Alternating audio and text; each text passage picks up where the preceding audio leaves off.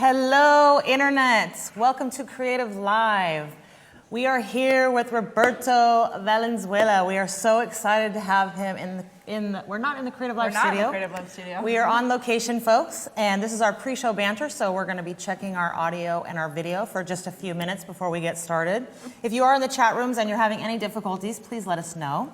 And my name is Susan Roderick. I'm going to be co-hosting with Miss Kenna Klosterman today. Good morning, everyone. How are you today, Kenna? I am great. We're at this beautiful, beautiful castle on the hill, quote unquote, is one of the things that they call it, south of Seattle. And you guys are in for a treat this weekend. It makes a lot of sense to go on location when we're teaching about, Roberto is teaching about locations. So this is really exciting. So let us know, if you can see us and hear us, let us know where you're joining us from. Roberto is going to introduce the students after we get going. So let us know where you're doing. Roberto. Yes. Welcome to Creative Live. Wow, thank you for having me. It's different being here than actually just watching it on the internet. That's right. It's a little bit. It's a little different. Now I know what all those chefs in Iron Chef feel like. What are you going to cook for us today? Well, today you'll be... What's the main ingredient? That's a great question. Chili, of course. What's Chili. that? Chilies. Ah, perfect, perfect. Spice it up a little bit. Of course, you have to spice it up. They never have chilies in that show, by the way. It's always like some random, like cream cheese or something. It's like, chilies sound so much more international. If you were to pick an ingredient, what would it be? Or actually, on a scale of 1 to 10, spiciness, what do you choose? I am like the spicy ninja master. I can take it all. So I don't 11. care. I don't care what happens. I can take it. I've been eating chili. I think my mom might have given me like chili breast milk or something because it was like, since I was like 3 years old, I've been just asking for habaneros and stuff. Fantastic. It's just nonstop. All right, so for everyone that knows about our Twitter prizes, I think we're going to have some great quotes today. And that was your first one, which was, what was it? The chili baby? What did you just say? I can take any chili, no matter what. What? Anyway. Chili breast Chili in milk? the breast milk. Oh, chili breast milk? No, I don't think that's the one I was going for, but we're going to have plenty of quotes today. Awesome. breast So, milk. Susan, where are people joining us from today? We have Poland, Roberto. We have Atlanta, Georgia, Kansas City, Missouri, Western Massachusetts, South Wales in the UK. We have Lithuania. We have Miami. We have Newfoundland. Thank you. I never say that right. Newfoundland, Canada. Phoenix, Arizona. We have Nuremberg, Germany. And hello from San Diego. Wow. Cool. So all over the world.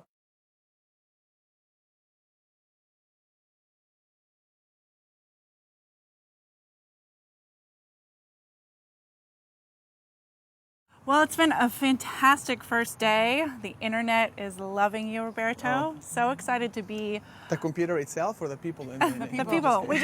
We just call them the internet. The internet. The interwebs. We want to give a huge, huge shout out. Thank you all for joining us from all over the world.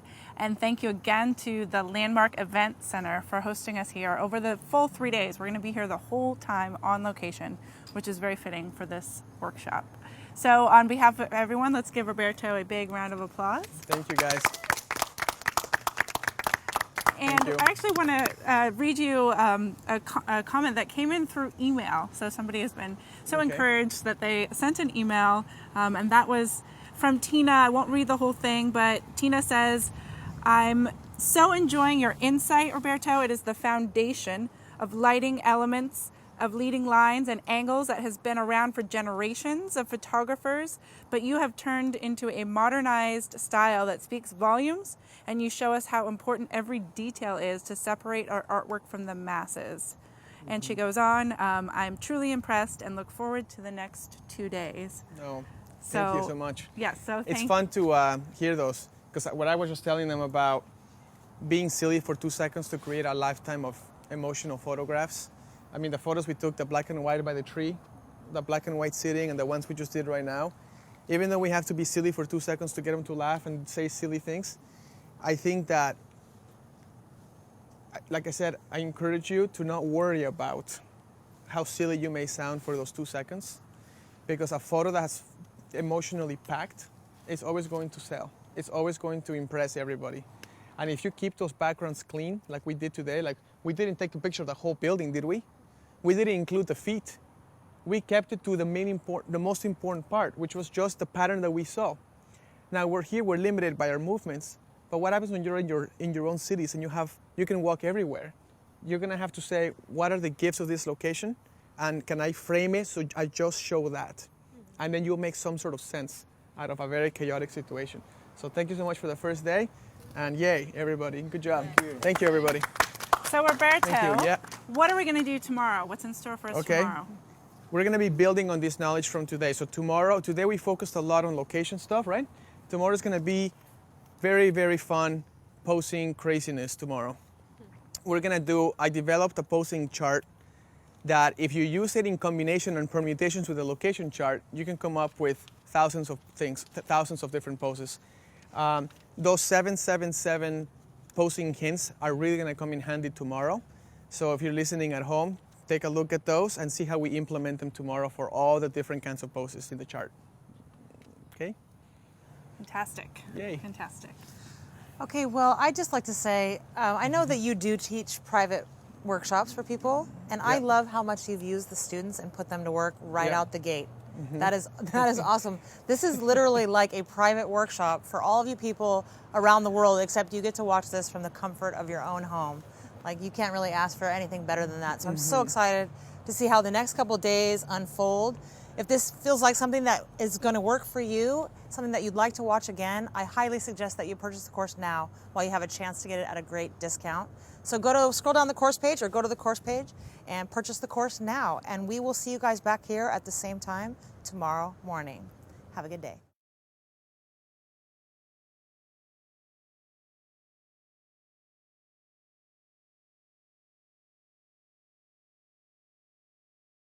First, I want to thank Mr. George Veronakis and Craig and everyone working here. It's an amazing production, very extensive. It feels like I'm at the Oprah Winfrey Show. You know, there's a lot of stuff going on. You don't see it, but it's going on. And I want to deeply, deeply thank them for inviting me to come and teach for you guys and share some knowledge. And my wish, my very, very biggest wish in the world is that after these 3 days, you guys feel so empowered and so ready to kick some butt. And I just want to expand knowledge and share it and help this whole community of photographers grow. I especially also want to thank my 6 awesome, super cool, super duper students in the live audience that came from all over the place. And you guys had to fly in, some of you just drove for 10 minutes. But thank you so much for being a part of this. As you know, I don't know if you guys know, when I'm teaching, I'm a little bit of a strict teacher, so having these guys as the live audience, they're very brave. So they're the brave ones. I wanted to basically start out quickly with an introduction of everybody so we can all get to know each other. Most importantly, when the live audience is telling you what their struggles are and what they just are tired of feeling this awful feeling in their stomach when they're about to photograph, or if you ever feel a sense of disappointment when you come back from a photo shoot, or do you ever look at somebody else's work and be like, why can't I get to that point? What do I have to do? I mean, I'm a human, I got arms, I got legs, I got eyes. Why can't I do that, right? And especially all of you out there who are struggling to pay bills or rent or mortgage or whatever, and photography is your job. That's the worst feeling in the world, and I have good news for you, which we'll expand on that later. But I feel like there's a solution to financial problems when it comes to photography. So I want to start with my good friend Fran, who I just met. And I wanted to basically ask you guys to tell me where you're from, tell me why you decided to do photography, what drew you into this crazy, crazy industry. By the way, I am from Mexico City, so I say crazy with an S, not crazy with a Z. Like, I can't even pronounce that word, so just bear with me, it's crazy, crazy. Okay. There's lots of stuff I can't pronounce, but I'll try. Okay. So tell me why you decided to be in this industry, and especially tell me what are your struggles, what are the things you want to achieve, what are the things that are inside of you just burning up and you're like frustrated about when it comes to your photography business. So this is Fran, everybody. Woo! Hi, I'm Fran. How's it going? Well, I started photography. My background's in counseling, and I was doing that for way too long, and I've been having a few conversations about that. Anyway, so I decided, where am I looking? I decided to get into photography because, you know when you're really passionate about something, but it's never at the forefront? I was sick and tired of putting what I was really passionate about in the back burner, so I decided that I was just going to step out and get into photography and just give it a shot, you know? You got to be in it to win it, so that's kind of how I started. In terms of struggling, I've been struggling a lot with the whole lighting aspect. I do a lot of on-location photography for the most part, and so your workshop's pretty spot on in that it's all about location and posing and so forth. And I don't work with a lot of models. I work with a lot of like aspiring models or just the everyday person. And so it's really hard to be able to direct people that don't have experience. And usually when it's like a first photo shoot, you find that they're really nervous in front of the camera. So the first like hour or so forth is usually nothing that you can use. And so I'm hoping that I can, you know, nail it and just learn from you. Yeah. That's really good. Thank you. Pepe. Hi, Roberto. From San Francisco area. Well, my name is Pepe Abarca, and I'm from California. I'm originally from Guadalajara, Mexico, which is the second largest city as opposed to the Mexico City. Yeah. And I've come from a criminal justice, sociology background, which I had been doing all my life. And about 4 years ago, I picked up a camera and started, you know, just doing it as a hobby. And then I did my best friend's wedding. You know, he asked me to his wedding. You know, he was in a budget, so I said, why not? You know, I'll give it a try. You know, I wasn't charged, you know, so I was like, you know, if I messed up, I messed up. You know, no pressure. And I fell in love with it, and I've been doing that ever since. I usually do wedding photography, on location photography. So, but I struggle a lot in posting. You know, most weddings are, you know, photojournalism type of shooting, but when it comes to the formal portraits, we have to, you know, try to pose them. I struggle a lot. So I'm glad I'm here with Roberto, which I met before, and I know she's a great teacher. So super excited to be here. So, we're happy to have you, Pepe. It's a good time. Yeah. We're happy to have you. Oh, thank you. Nikki. Hi. Hello. I'm Nikki Klosser, and I live here in Seattle, and I have been a social worker for the last 10 years, and I'm used to interacting with people and dealing with emotion. And what I was sort of finding is I'm passionate about working with people, but I was kind of starting to feel just down after 10 years of trying to solve people's problems. And I do quite a bit of traveling, and I would take photos, and I liked them, but I just thought I don't know, I just decided they weren't that great. And so one day I picked up my husband's camera, and I loved it, and I fell in love with it. So that was in December, and I was kicking myself for not doing this sooner. So in terms of what I struggle with, I mean, obviously there's always room for growth in every area, but living in Seattle, we have such amazing backgrounds and amazing locations to shoot, but clients often ask to shoot in really busy areas, really popular busy areas, and so I kind of want to make sure I'm using those locations in the best way possible without just having a background where I lose my clients in the background. So yeah, location, and also posing and execution, off-camera lighting. I mean, there's always room for growth, so I'm excited. I know you're an awesome teacher. Watched you at WPPI, read your book, so this is going to be great. Thank you. You said something really important. Losing your clients in the background, we'll discuss. Great. There's a really big misconception about beauty in the background and how you use it and how you incorporate it in a photograph. When you're photographing, it's a different story than when you're looking at it with your eyes. When you're looking at a scene with your eyes, it can be beautiful. When you're photographing, that scene has to have a purpose. And the purpose is beyond its beauty. It needs to play a role with your subjects. And if you don't make that connection, that background becomes a distraction because it's a pretty background, and it could be just as pretty as your subjects, and you compete. To me, photography is like so much fun. It's like a game because it's like competing with myself and competing with the surroundings and who's competing with my subjects. If anyone's competing with my subjects, I'm going to take them out. See what I mean? So there's no question, no doubt in anybody's mind when they see my work that my subjects are the star of the show. Nothing, no matter how cool the location is, they're going to be the star of the show somehow. And that's something, it's like a little science. We'll discuss all that later on. Hello. Hello.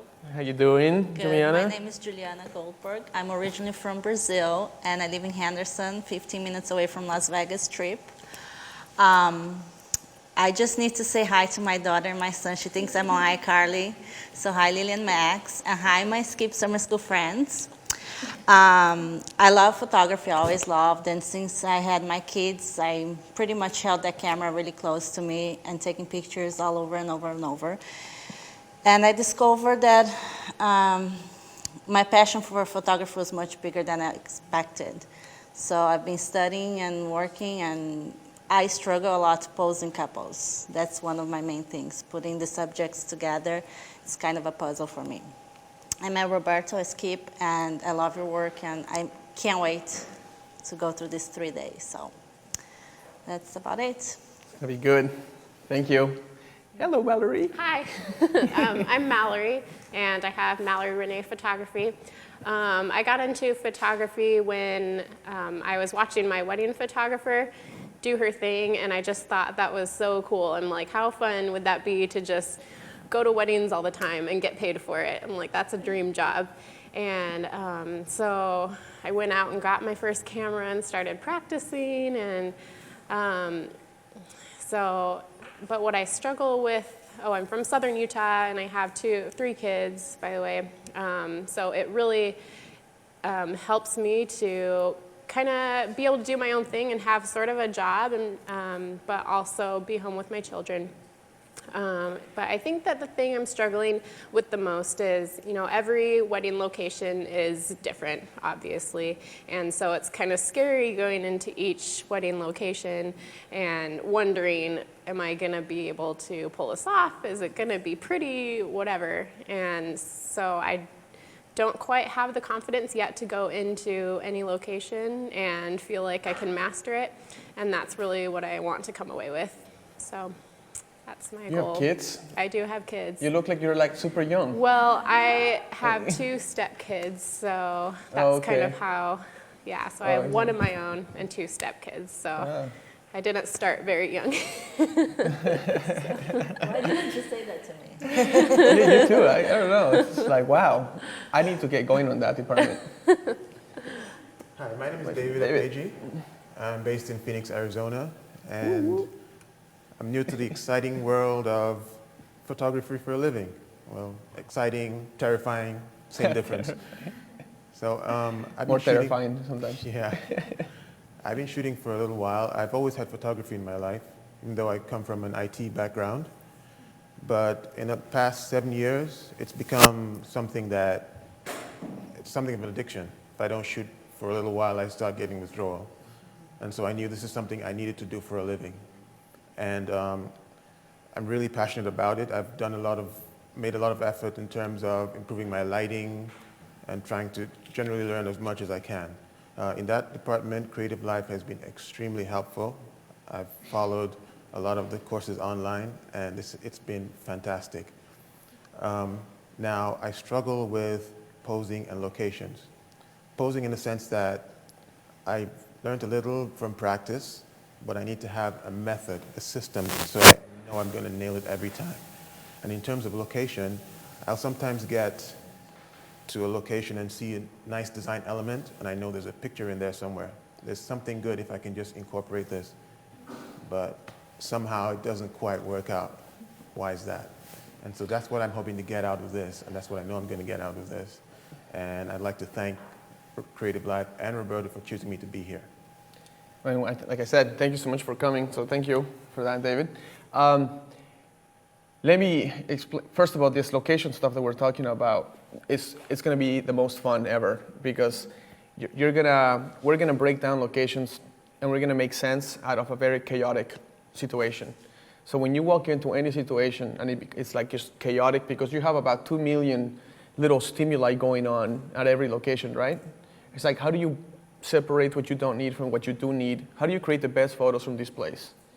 I'll talk about what I'm going to teach about next, but I wanted to introduce a little bit about myself. I'm Roberto Valenzuela. I don't know. I'm sure you already know that. I wanted to share a bit of a story that I usually don't share too much, but I think this is a good time to share it, just because of what I'm going to be teaching. And I want people to know where I come from more than just because the story is so interesting. Then you can see why there's so much drive in my head and why I fight so hard to do things and not. I try to be an excuseless person. I don't have excuses for anything. I just try to make solutions. It sounds cheesy, but I just don't have excuses for anything. If I'm failing, it's because I'm failing, not because of the economy. Does that make sense? When I was in high school, I was not quite an American citizen yet. Not quite is an understatement, if you know what I mean. But that's not because we came into the country or nothing like that. We came into the country legally, but things that happened while we were here turned us into, my dad put us in public schools. He wasn't allowed to put us in public schools. We were supposed to be only in private schools. And we were in private schools. But then we were put into public schools for some reason. And because of that, my dad broke the law, and that we became illegal right away. So we went from being allowed to be here to illegal. But point is, I was only 10 years old, so it's not like I know what illegal even means. But I was just kind of rolling with it. We came here for personal matters that I won't go into. But once we arrived, we were in school, and elementary school and junior high, and everything happened. And right around when I was in high school, I had really good grades in my last 3 years of school, my last 2 years of school. I really wanted my life to get back together. I was not doing well my freshman year. I was lost and not a very good person back in the day. And my junior and senior year, I really turned it around. And I turned it around because I joined the cross-country team, which is I've been in cross-country all my life, long-distance running. But the people that do long-distance running are usually the nerds, right? Like the geeks of the school. So they're all the smart ones, you know? And so I got surrounded by all these people.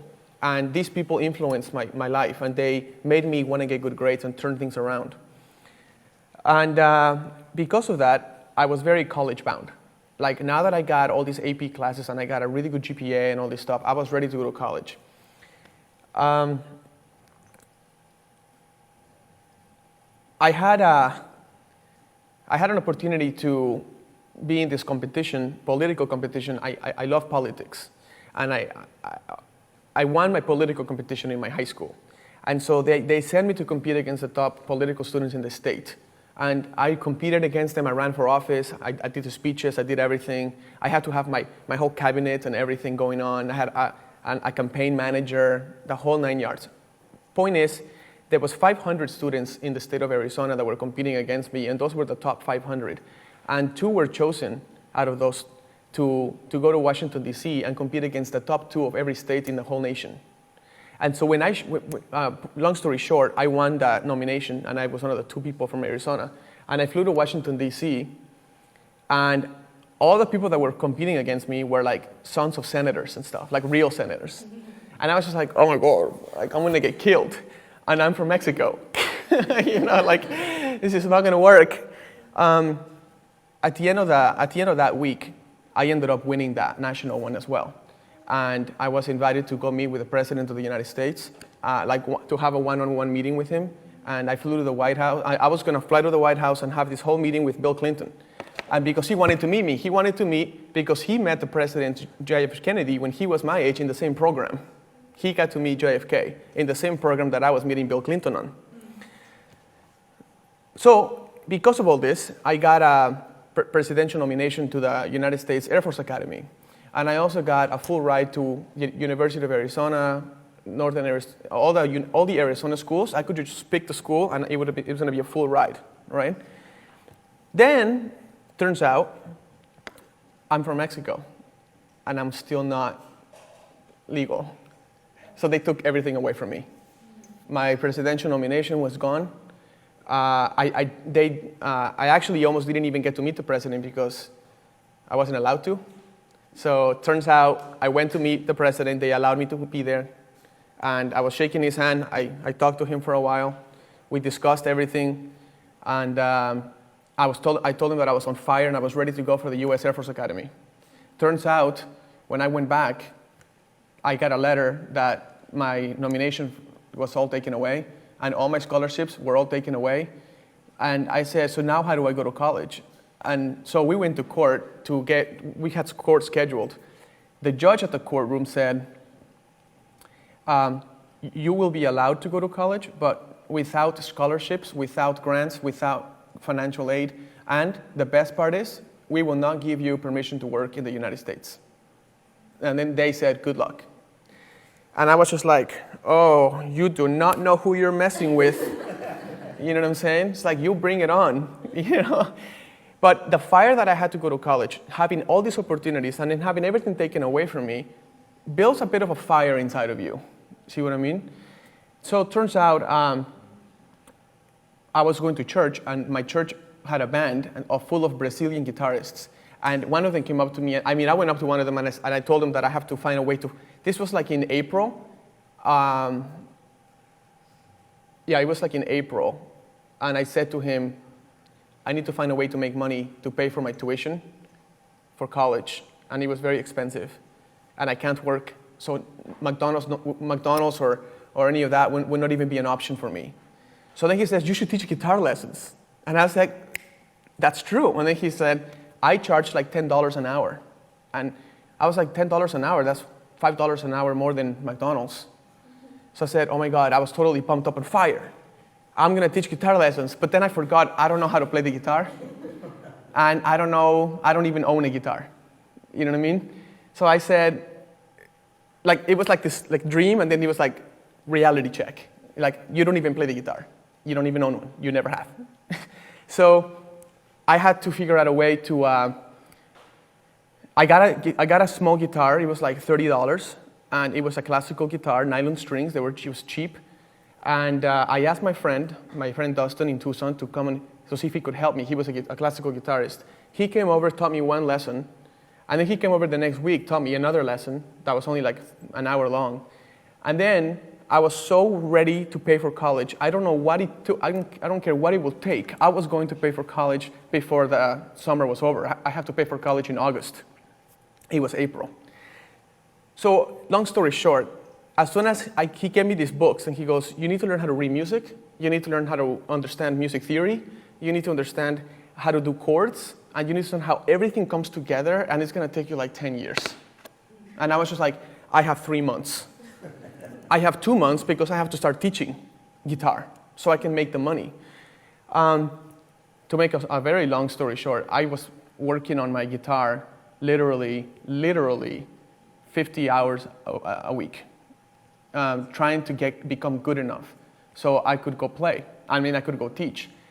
A month and a half went by. I went to a music store, and I was playing the guitar, and it sounded really beautiful. And the owner of the store came up to me and said, you are selling guitars, but just playing the guitar. You need to be teaching for us. I was just like, I do need to be teaching for you. And I decided to charge $12 a half an hour, $24 an hour, because I had to hurry up. I didn't have time to go for $10 an hour anymore.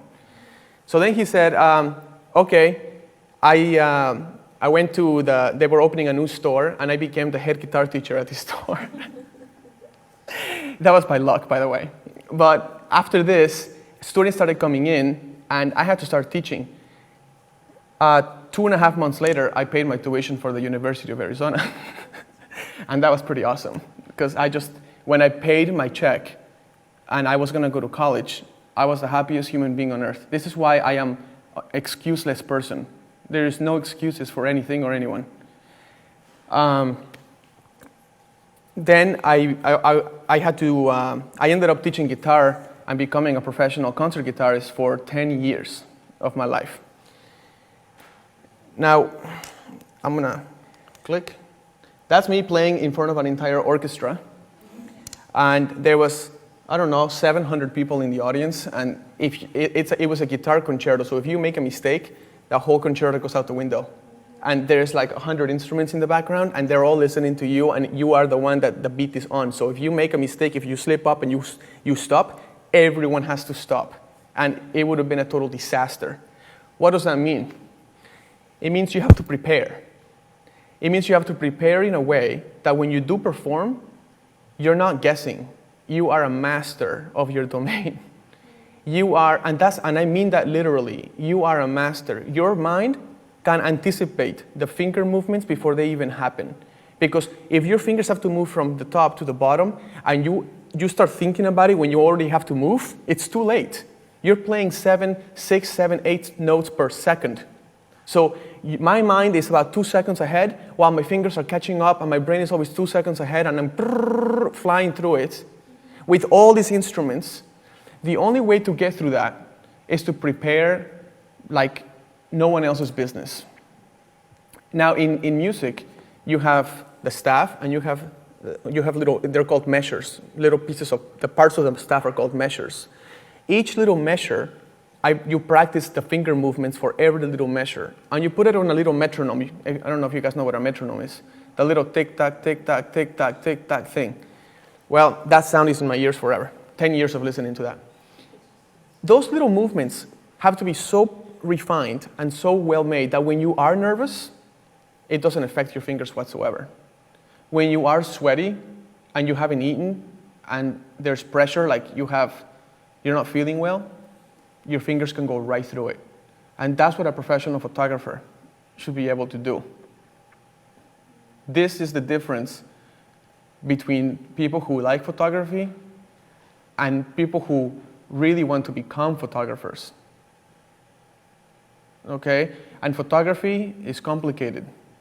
It's as complicated as music. There's no difference. And it hurts me, and it's the worst when photographers become photographers and they go to their jobs, and that's where they practice. Can you imagine if I got on that stage, and that was when I was starting to play my C scales? By the time you get to the performance, you're supposed to already be a master of what you do. It means when things don't go right, you have answers. See what I mean? And when things go right, you blow it out of the water. It means that we have to make a decision about how serious we want to take our photography. We all want to be good, but most of us don't put the time or effort to really what it takes to be good. And I have news for you and for everyone listening in the world. There is no shortcuts to photography. It is hard, I repeat, hard work. And you have to make a decision. Am I going to take that leap and I'm going to put the time and effort? Or am I just going to keep showing up at events and that will be my practice session? Because if that's you, you're going to be at the same level for the next 30 years of your life. And when the economy tanks and stuff, and you can't separate yourself from the rest of the competition, you are going to go out of business, and you will blame the economy because you don't blame yourself, right? We never blame ourselves. We blame something else. It's the economy that's really tanking. That's why I'm suffering. But if you were the best in your city, and your photos were black and white, not black and white in color, but they were just like night and day in comparison to your competition, people will not only pay you, they will do whatever it takes. They will need to have you instead of want to hire you. Okay, let me repeat that. The difference will be your clients will just say, I need to have Nikki Closer shoot my wedding. I need it. It doesn't matter what the price is. I need it. If I don't have Nikki, I'll postpone my wedding. I don't even want to get married. Or, by the way, this is not a wedding workshop. This is a posing workshop, right? It doesn't matter if you're shooting fashion, senior portraits, or anything. If your work stands out, clearly, you will continue to get hired regardless of the economy. I get hired all the time regardless of the economy. Who cares? And if people don't hire me in the US, well, maybe another country has a booming economy, and people get married there too, and they fly me there. When your work is so far out there, people will just hire you no matter what happens. But you got to put the time. Okay?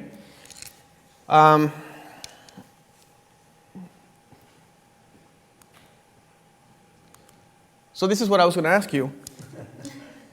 Are you sure you want to be a photographer? And what I want to ask you is, seriously, because now after what I said, it puts a different twist. Photography is not buy cool equipment and go out there and have fun with your new lenses. It's not just playtime, even though it is fun. You know what's really fun is when you do have a camera and you're also really good at how to handle it, and how to handle the scene and how to handle people, then you can really play. You see what I mean? Seriously, it's because everyone out there listening, I want them to ask themselves, am I serious about this? Because if I am, I'm going to have to put the work. There are no shortcuts, and I don't believe in talent. I wasn't even a photographer when I was a guitarist. How come when I was a guitarist, nobody told me, you are such a naturally born photographer? You know why they didn't tell me that? Because I wasn't a photographer back then. And when I was a guitarist, people said like, oh, you are so naturally born at the guitar. I was like, did you know that I practice 50 hours a week with my little metronome, click, click, click, going crazy all day long? Did you know that talent wasn't even in the picture? Yes, I have fingers. That doesn't mean I have talent. You know, we all have cameras. That doesn't mean we have talent. Talent doesn't even exist in my mind. I think it's there. You have some tendencies that are some easier for people than others. But talent, to me, is an excuse we give ourselves to excuse ourselves for not being as good as somebody else. It's like we say, he's talented, that's why I'm never going to be as good as him, because that's why I don't have to work hard. Because that person's talented, I'll never get to that point. So, I don't believe in talent. I don't think talent exists. I think hard work exists. And if you want to really learn something, you can. And we're going to spend 3 days exponentially increasing your skill level in photography. Exponentially. Because it's going to be tough. And this is going to be the groundwork for when you all go home to continue doing what we did in these 3 days and blow your peers out of the water, blow yourself out of the water, and best of all, blow your expectations and your clients out of the water. Okay? What does a photography mean to you? So, Nikki, let me ask you, when you have a job, let's say you have a job in 2 weeks, what does that mean to you? Do you have a job? Does it mean money? I have money now, I have a job. Does it mean I have a pretty bride, I'm going to take some pretty pictures? Does it mean what? Go ahead. First time on the spot. The first of many. You know, I think it's a combination of things. It's a challenge to make sure that I am giving my clients the best possible photographs that capture their moments and their emotions, and it means money, absolutely. I have bills to pay. It means that I have a lot of work to do to prepare for the job. It means I'm excited and I'm having so much fun and I can't wait to do it. I mean, it's everything. I think that you have to throw your life into your job if you're going to be the best you can possibly be. Yeah. That's good. It is a combination of different feelings. To me, when I have a job, like right now it's the 3rd of September. What's the date?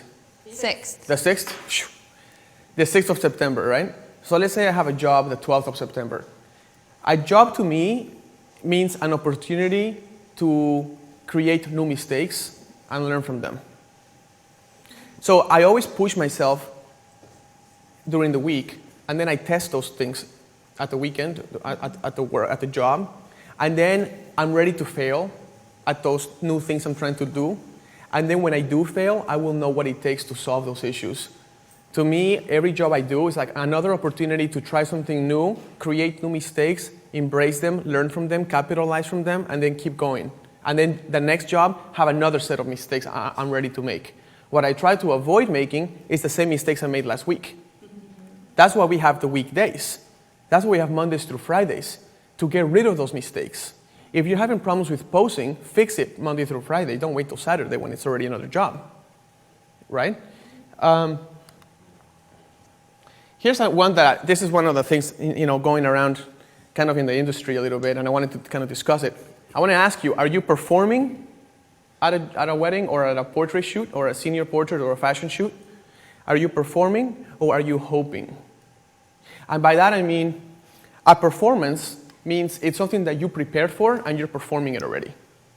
And hoping is when you're not prepared, but you just really hope something turns out okay, right? When you're just like, I have to do something, if I shoot enough frames per second, there will be 1 or 2 good ones in there, okay? That's not, so when I show up at a wedding, I have worked very hard to feel like I'm performing what I already worked on. But a lot of people, I feel like, show up to a wedding hoping something good comes out of it. And I don't hope. I know it's going to work out because I prepared. You know what I mean? I put the hours. I put the time. I went through my bad photos during the week that I took at my job, and I put them in a folder, and that folder is like my gold folder. Like that folder is like the seed to my new learning, because I made those mistakes because I have a lack of learning, a lack of knowledge on that particular area. And how do you know what your lack of knowledge is if you never look at your bad photos? Because when we pull the photos from a job, we look at the best ones, we pull them, we start them with five stars, we separate them, we Photoshop them, we clean them up, we straighten them, we color correct them, and then we send them to our clients, and we pat ourselves on the back, and we move on to the next job. And you missed out on the best part of the world. You missed out on all your bad photos, the photos where you screwed up on, because that's holds the key to your new knowledge. You do not want to let that go, because new knowledge means bookings, means improvement, means money at the end of the day, means who cares if the economy tanks or not? Who cares if Mitt Romney wins or not? Who cares? Because you're going to be okay. See what I mean? So during Creative Life, which is awesome, woo, look at all you guys. It's so funny. We're going to solve the problems that most photographers have. We're going to look at a location, and we're going to basically train our eyes, and I'm going to pick on all of you, and you in the audience, you can do the same. I'm going to pick on you, and I'm going to say, where are the gifts that this location is giving you? Every location has little hidden gifts, just like a scavenger hunt. I'm looking around this room, and like little gifts are popping out in my eyes. And I'm like, oh, look at that, look at that, look at that. See what I mean? You look at this room, and you may have other gifts ideas, or you may not see any gifts at all. Okay? Or you may go for the obvious gift, like there's a fireplace. I will pose the bride by the fireplace, because it's the easiest one, right? But it doesn't do anything. So we're going to break down locations in a way that is going to give you the tools to make sense out of any situation, whether you're indoors or outdoors, okay? The next, this is huge, body dynamics for confident posing. I'm not going to teach you how to pose people, because that means let's say I teach you 10 poses, then what happens when you want to get out of that? What happens when the 10 poses are for women and you're posing a guy? It doesn't, see what I mean? What happens if the guy is like a different body shape and those poses don't work? I'm going to teach you body dynamics, which means I'm going to show you how the body works. Doesn't matter what, as long as you have legs and a spinal cord and a neck and a head, we're going to study those body parts so we can build, not learn new poses or memorize them, but we're going to be building our own poses. That's the difference. We're not memorizing pose 1, 2, 3, 4, 5. We're going to be learning the structure of body dynamics so you can make your own poses, and now you have unlimited poses to choose from. Because you can just do whatever you want. As long as you understand this, it will always look good. Okay? So that's the best part. We're going to talk about, once you understand how to break down locations, and once you understand how to pose, and once you understand body structure and dynamics and all of that, then you screw everything up if you don't understand execution of lighting, lenses, and angles. The wrong angle on someone destroys a perfectly good location and a perfectly good pose. Okay? The wrong lens, same thing. But most importantly is the angles that you choose to shoot from. We're going to be discussing angles all the time here. I'm actually going to take photos of the models with bad angles just to show you how horrible that beautiful model will look. Okay? And in 2 seconds, we're going to fix the angle. We're going to make her look like a supermodel. Okay? And the best part, which is what Kenna said, we're going to go about how to learn. So when you get out of here, you're not stuck with only what you learned here. You can continue to improve on your own. Okay? So next time somebody says, I am a wedding photographer or I am a portrait photographer, people will respect you as a true professional, not as a person who just went to Costco and bought a camera and now you're a photographer. See what I mean? This industry will be much more respected because the level of work that we're going to provide people, when we call ourselves professional photographers, is going to mean something. It's going to be leaps and bounds Uncle Bob with a camera. Okay?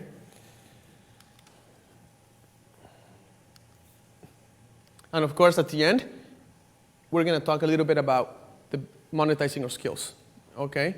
How to get all this and turn that into some sort of money to pay our bills and feed our kids. Okay, I wanted to add this because this is very important. The language of photography to convey what you want to say. I chose these words carefully. The language of photography because to me, posing is like vocabulary words. But without the grammar, you have no structure on how to use the poses. Does that make sense? So let's say, Pepe, you know 3 poses. It's like you knowing 3 words in Greek. And once somebody talks to you past those 3 words, you are now lost. When you have a person who you can posing and stuff like that, memorizing poses is not going to help you because it's like memorizing 3 words in Greek. You want to be able to handle the language in a way that you can create your own conversations. Okay? So, my goal for you, and this is going to sound rough, my goal for you is I don't want to inspire you. I could care less. Because inspiring means you're pumped up for like a short period of time, and then you go home, and everything goes out the window. But you were really pumped up for like 10 seconds. Right? Like when I go to the WCPI and I see people get out of the room, they're like, I'm pumped! And I'm like, and then like at lunch, they don't even know why they were pumped for. They're totally like, they were inspired for like 2 seconds, they cry and everything. It's very inspirational. And then when they have a photo shoot in front of them, they're like, oh man, that didn't do me any good. What I don't want to inspire you. I don't want to inspire anyone watching online. I don't care. I want to encourage you to take action, to make something during your weekdays, to give you the encouragement, like just the heat in your heart that says, I want to do this. I want to go out and try this. I want to make new mistakes. I want to look at my bad photos and learn from them. I want to know where I can be in a year if I do this. That's encouragement. That's why I never care for inspiration stuff, okay?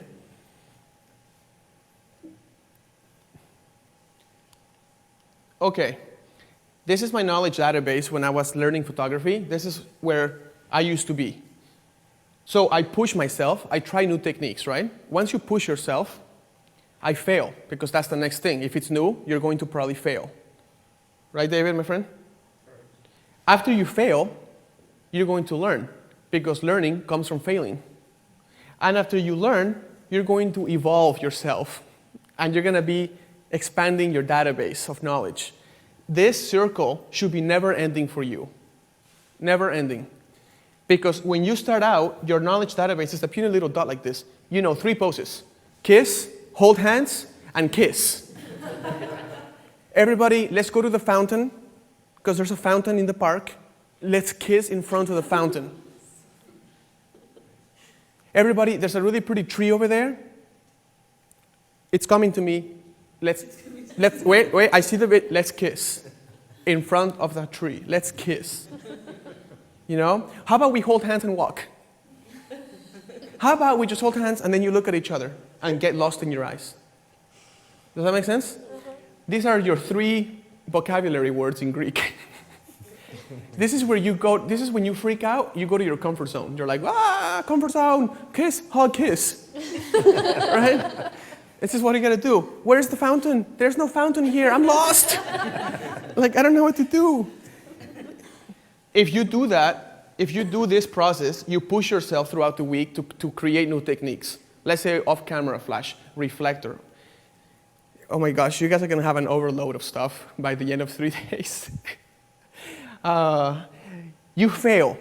When you fail, you recognize where the failure is. And you write it down. You make a note. Why did I fail here? You're going to learn and you're going to evolve. And if you do that, your knowledge database is going to get bigger.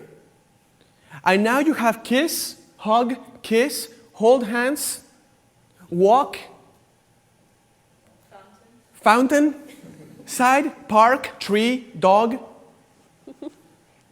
fireplace, piano. Go like this on top of the piano. Right? And then you're going to push yourself. You're going to fail.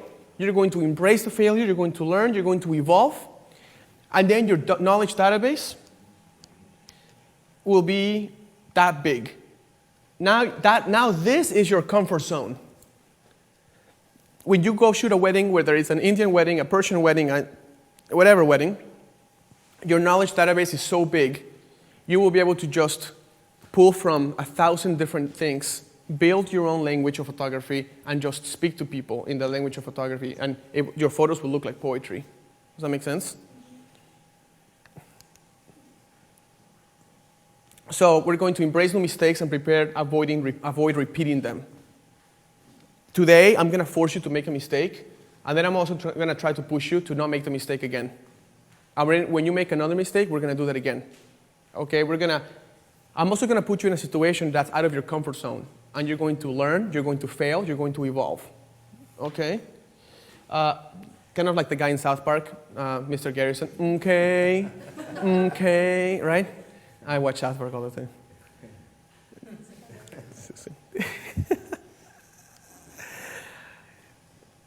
Take a look at this real quick. The English language has approximately 750,000 words. Now, what if you knew the 750,000 words? Do you know what to do with them? If you don't know grammar, you have no structure, right? You just have a bunch of words. So the structure of the English language comes from 8 parts of speech. Within those 8 parts of speech, you can put all those words, and now you have sentences. Now you can talk the language, right? Look at all this stuff. This stuff here is the structure, the architecture of where to place those words in what order to create a sentence. Does that make sense? When you go out, or even here, when you look at this carpet, when you look at the floor, when you look at the walls, these are all words.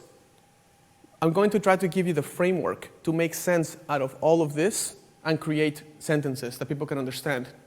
Because if you look at a photograph that has a lot of stuff going on, people won't understand, and they won't pay you for it. Okay? When we start out with photography, it's kind of, this is obviously an analogy, right? If we start out with photography, we start out speaking in slang. Like, this is how you talk, in kind of slang terms. After you learn the structure and proper grammar and you know how to put the words, you start speaking with complete sentences because you know what the words are. But it's only when you know what the words really mean, like the true meaning of a word, and you master those words, that you understand, and now you can create poetry. And when someone speaks English that's so refined, it sounds like poetry, doesn't it? Doesn't it sound so beautiful? You're like when Barack Obama speaks or something, it's like, oh, just sounds so good. Whereas when Mitt Romney speaks, it's like, bleh. Just kidding. Susan's mad at me now for bringing in politics. Just kidding. Okay, so we're not going to be satisfied speaking in complete sentences in photography. We're going to be satisfied when we can create poetry. Okay? That's what we're going to do. When your photos look like everyone else's photos, it's because you're just doing complete sentences. But when your photos look like a work of art, you're creating poetry with photography. Check out this guy. The music framework. All the music in the world, well, not really the Eastern world, all the music in the Western world was created by using just those 12 notes. That's it. If you combine those 12 notes and you put them in different order and you make them in different lengths of time, you can create all the music in the world. Or, sorry, in the Western world. Because in Asia they have like microtones and you don't want to get into that. Okay?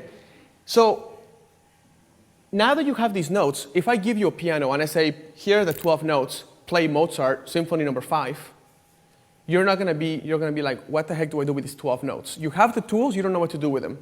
It's like saying, you have your flash, you have your lens, you have your camera, you don't know what the hell to do with them.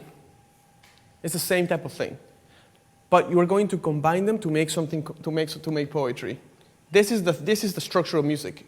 Once you have those 12 notes, you're going to have theory, you're going to have structure of how the notes are going to go, you're going to have harmony when you have 3 notes or more, and you're going to have an architecture that's going to make the notes sound like music. Just like you're going to have your cameras, your lenses, and your flashes, and your reflector make music in a pose, okay? These are all the types of music that you can play. Even music like blues and classical, I mean, these two could not be more different from each other, all came from those 12 notes of music, which means with the tools that you can have with photography, you can create your own style of photography. You don't have to copy my style or copy this other photographer's style. You are going to have the tools, and you can make, you want to play new age, you want to play jazz, you want to play blues, you can do it with the tools, but you're going to do it really well. You're going to do it like poetry, okay?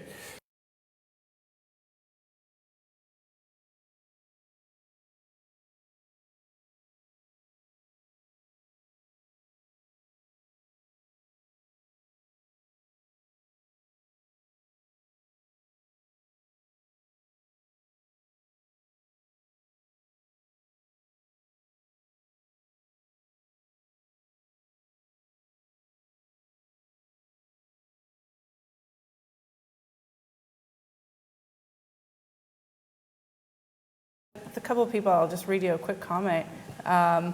This is Jill Adams. This is fabulous. I bought your book several months ago, and it has been transformational. I've been practicing and rereading and loving my improvements. This is great. I will buy it at the first break. Oh, that's nice. I have a question from Thank Jackie. you for reminding me. What's that?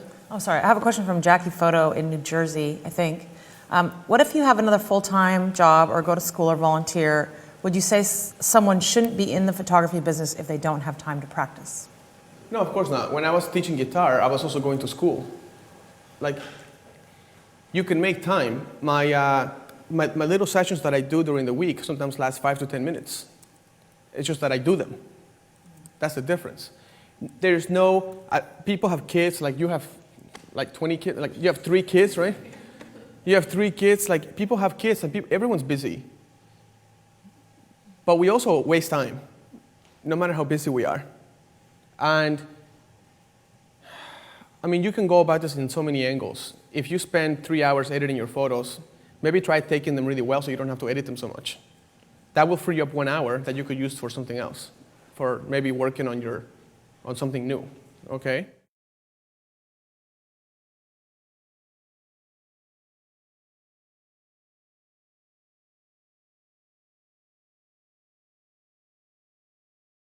When I was learning photography, I couldn't make sense of locations. Locations were all different. What do you see in front of you? In front of me, a fireplace. A fireplace. Good. Pepe, what do you see underneath your feet? What is this called? A rug? What is this? It's a rug. Fantastic. What happens if you go to a new location and they don't have a rug? Improvise. Right?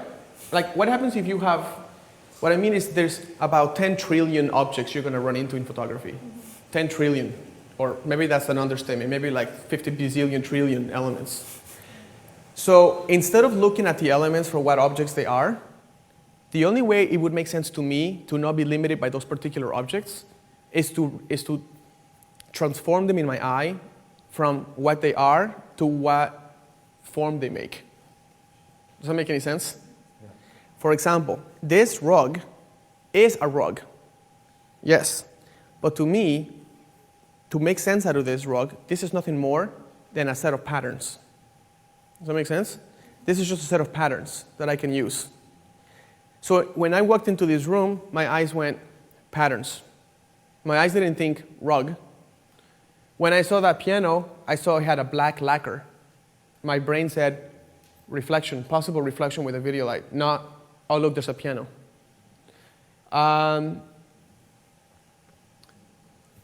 when I saw the fireplace, first of all, this is like a fake fire. Like, I'm not getting any heat from this whatsoever. Right, nothing. When I saw this fireplace, I saw a square, not just a fireplace. When I saw that mirror, it wasn't just a mirror. That mirror has a frame, and that frame is full of rectangles, and look at all the rectangles this mirror has. So what can I do with that mirror? Well, nothing, because it's too high. But if it was lower, I can do stuff with those rectangles to create something out of that mirror. Okay? You see that wall over there? That wall next to that curtain, that's not a wall. That's a single color background. It's monochromatic. If you have a single color behind your subjects, are you going to distract from your subjects? Absolutely not.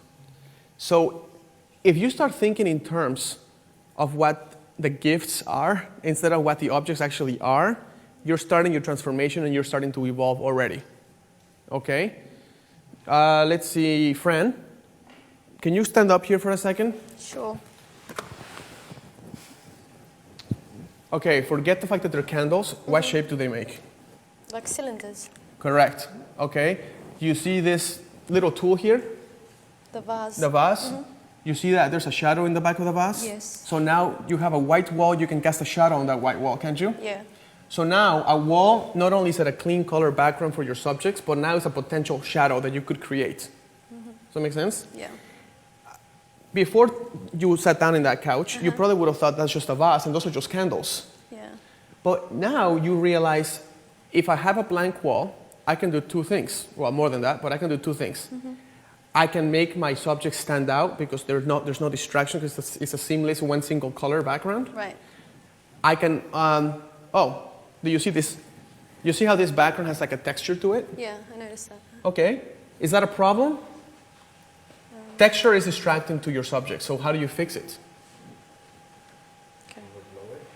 You change your aperture. You go further away, So you put your subjects here, this becomes a creamy white because it's all blurry now. blurry. Does that make sense? Yeah. But the wall can also leave behind this shadow, and it can leave behind its color, which is what you want because it's a seamless color, Right. right? You have a couch here. The Yes. couch is made out of a neutral pastel-y color. Yeah. If you're going to be shooting details and stuff or anything like that, this is going to be a good background for you because it doesn't have any crazy polka dot patterns or anything like that. Does that make sense? So it's not distracting. It's not distracting. So it's also an opportunity for you to put the person sitting down on the floor and rest their back. You can do a lot of different things with this. Right. You look at that wall over there. You see that shadow by that lamp? Yeah. See how it just starts to go endless? Yeah, it does. That's why it's important to look at locations not for what objects they are, but what forms they make and what gifts they can give you. Okay? Okay, thank you, friend. No worries. So this is where all this comes from. Now I'm going to go through them real quickly because I don't know if people can read this online. But this is talking about geometry of things. When I drove into this place, I saw there was like geometry everywhere. Okay? Now remember, don't look at the driveway as a driveway. Look at it as some sort of form, geometric form you can use. Okay? Balance is complicated. Chapter 2 in my book, by the way. Balance with objects. There's balance with objects, and then there's balance with people. For example, I'm going to draw in my little whiteboard.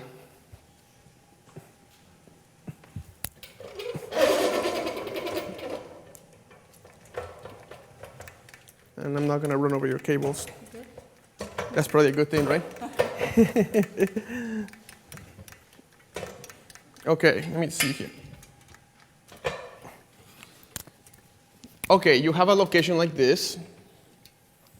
You have a really cool door here. There's a little door. The door is red. This door is a rectangle. The door can be a frame.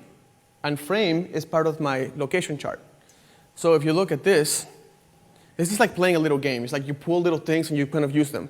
You're like, this location has reflection, symmetry, color elements, frames, walls. See what I mean? Now, what can you do with all these things? Thousands of stuff. That's the problem. That's why it takes a long time. Okay, frames. You have a background like that.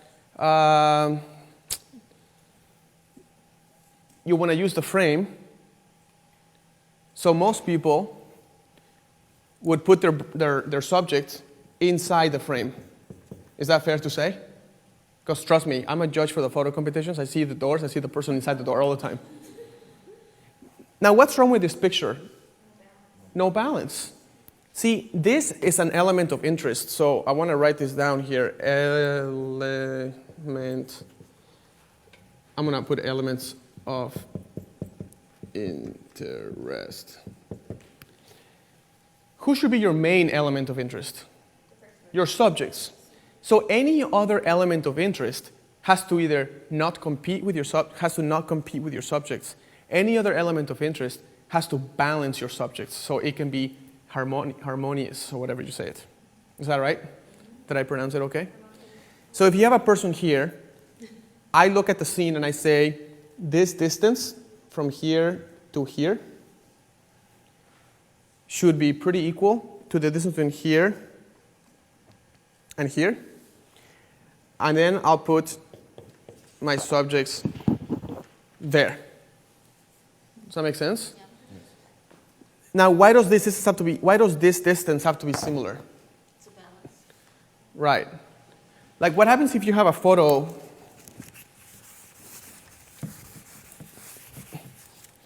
What happens if you have a photo like this, and this person is right here, and the other person is right here?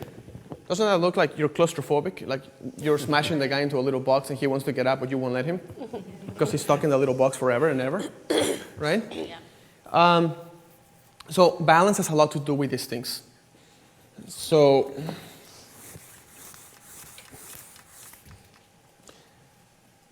once we get out to do the photo shoot, you always have to ask yourself, if you have multiple elements of interest in a scene, which you always do, which interest point do you choose to balance with? And my solution to that is always, what's the brightest, most distracting element of interest? And for example, if you have a scene and you have a door and this door is red, that's the brightest. So let's say you have clouds and you have a tree. I mean, that's not a tree, that's a person. You have a tree, you have little branches, it's happy, okay? But the tree is brown, and you're like in a park where there's all their brown colors around. To me, that tree kind of starts to blend in, and it's no longer a threat to my subjects. But that red door is screaming, look at me. Don't look at the subjects, look at me. I am the door, and I am red. I demand attention. See what I'm saying? So if you ever have that, ask yourself, what's the brightest, most distracting? If you don't have one that's really bright, then ask yourself, what's the biggest? Okay, and if you don't have a biggest, then you're in big trouble. Actually, the other one is, what is repetitive? Like, which one is the brightest, most distracting? The next one is, which one's the biggest element in the scene that's going to be distracting? And the third is, which parts of these elements are repetitive? They're repeating each other.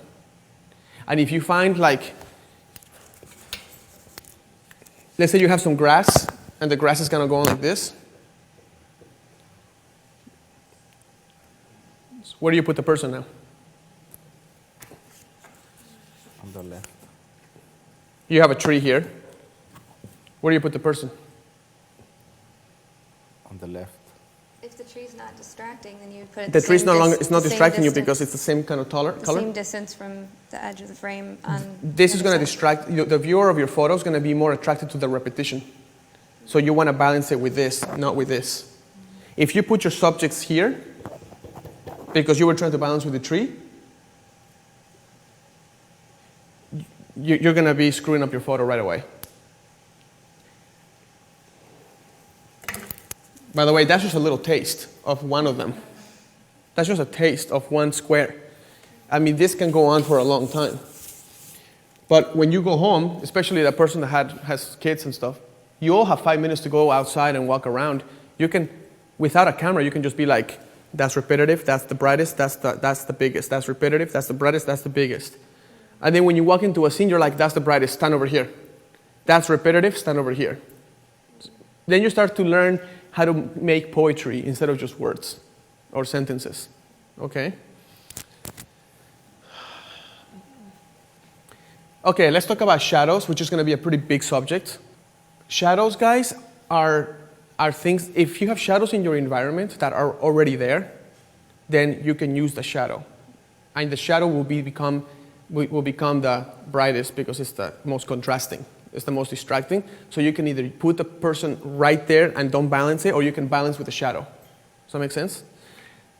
You can create shadows. Like you can use...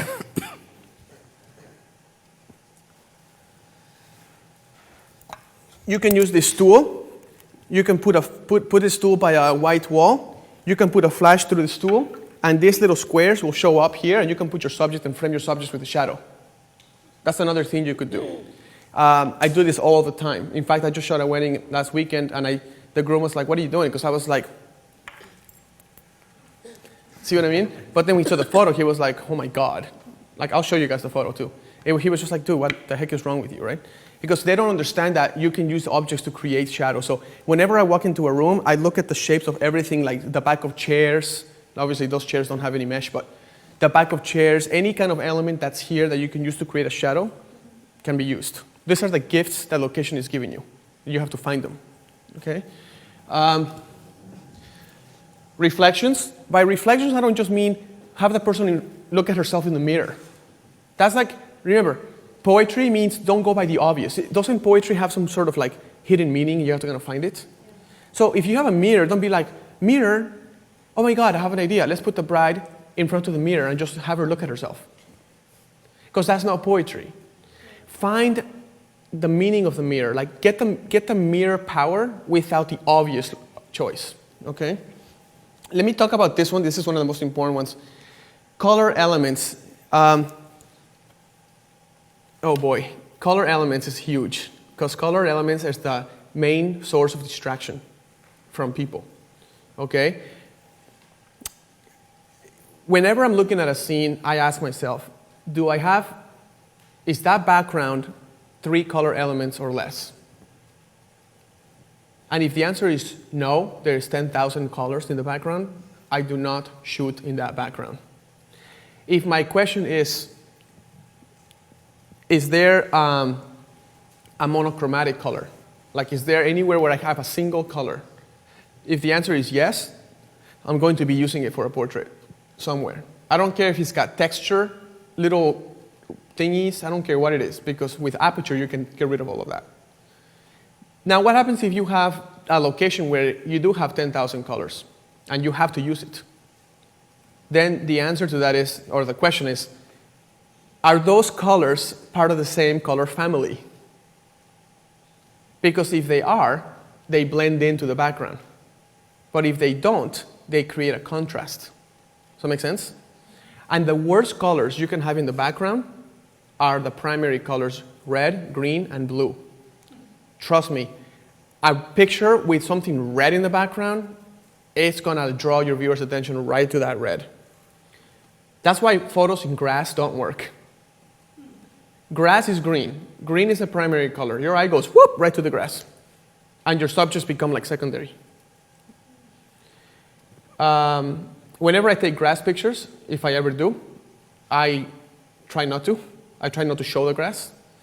But if I have to show the grass, I tone it down later. Make sure that the green is very muted. Okay? So let me repeat what I just said. The same color family is colors that are all going to blend in together. Let me give you an example of this place here. Let's see. Could you pass me that pillow behind you? Does that pillow come out? No. Okay. There are some little colors around. There was some pillows. Solid color or? Here we go. Okay. If you went to Photoshop and you put your little eyedropper into this, there's going to be about 10,000 million colors here. Is that not right? Oh, even better. But are these colors all part of the same color family? Yes. are they all different shades of brown? Therefore, when you take a picture, because it all will become part of like a mesh of neutral colors that don't distract, it's a good choice for a background. Now this one, same thing. This won't distract you, even though there's a lot of colors here, because they're all part of this crazy, whatever you call this type of color. What is this?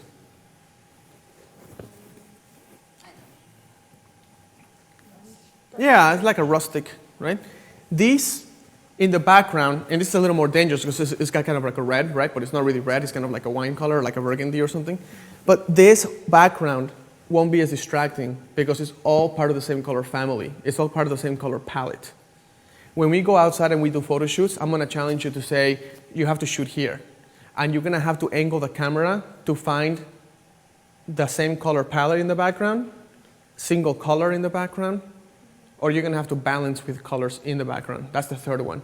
The third one is, if you do have colors and they're not part of the same color family, can you find a way to balance those colors with your subjects? And if the answer is yes, you can shoot there. If the answer is no, it's gonna be distracting. It's not gonna help you, okay? So, thank you. The next one is, let's talk about this one, patterns and repetitions. When we go out there, you see why when I entered this room, this rock became a pattern, and the pattern repeats itself. You see that? You can use this as a background because it has patterns and repetitions. That's the gift of it. If you look at this thing here, okay, you look at this, pine cones. These pine cones make patterns and repetitions when you put them all together. Therefore, this is not a distracting element. Patterns and repetitions, your brain kind of like throws them out.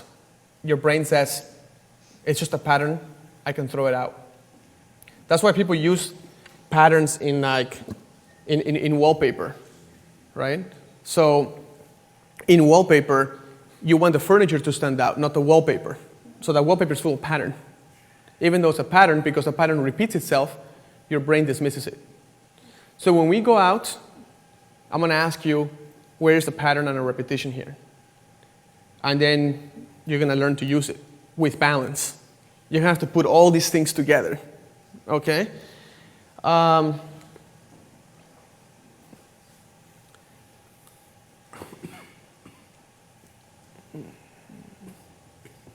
Let's talk about contrasts.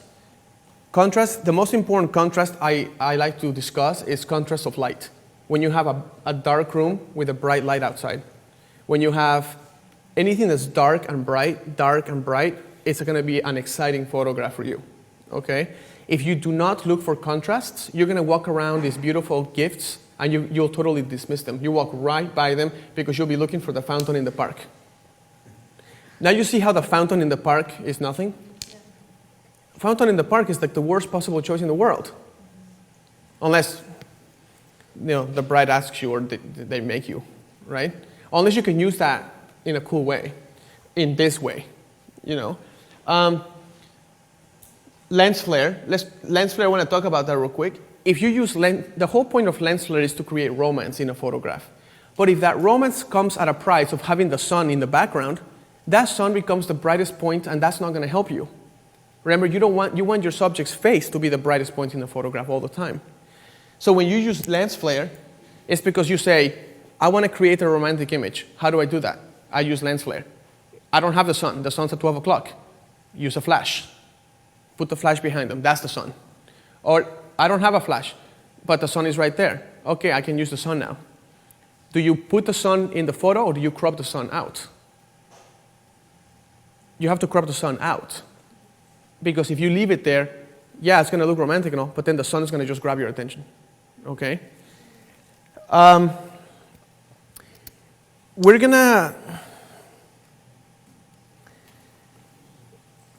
going to go on break, and I talked about some of those most important ones, like the frames and the repetitions and all this stuff. When we come back, we're going to start doing the photo reviews by everybody. And I'm going to discuss these little anchor points for posing, which became like my grammar for posing. This, I call them my lucky sevens because it's 7, 7, 7. This is what I do all the time. 7 points here, 7 points here, and 7 execution points.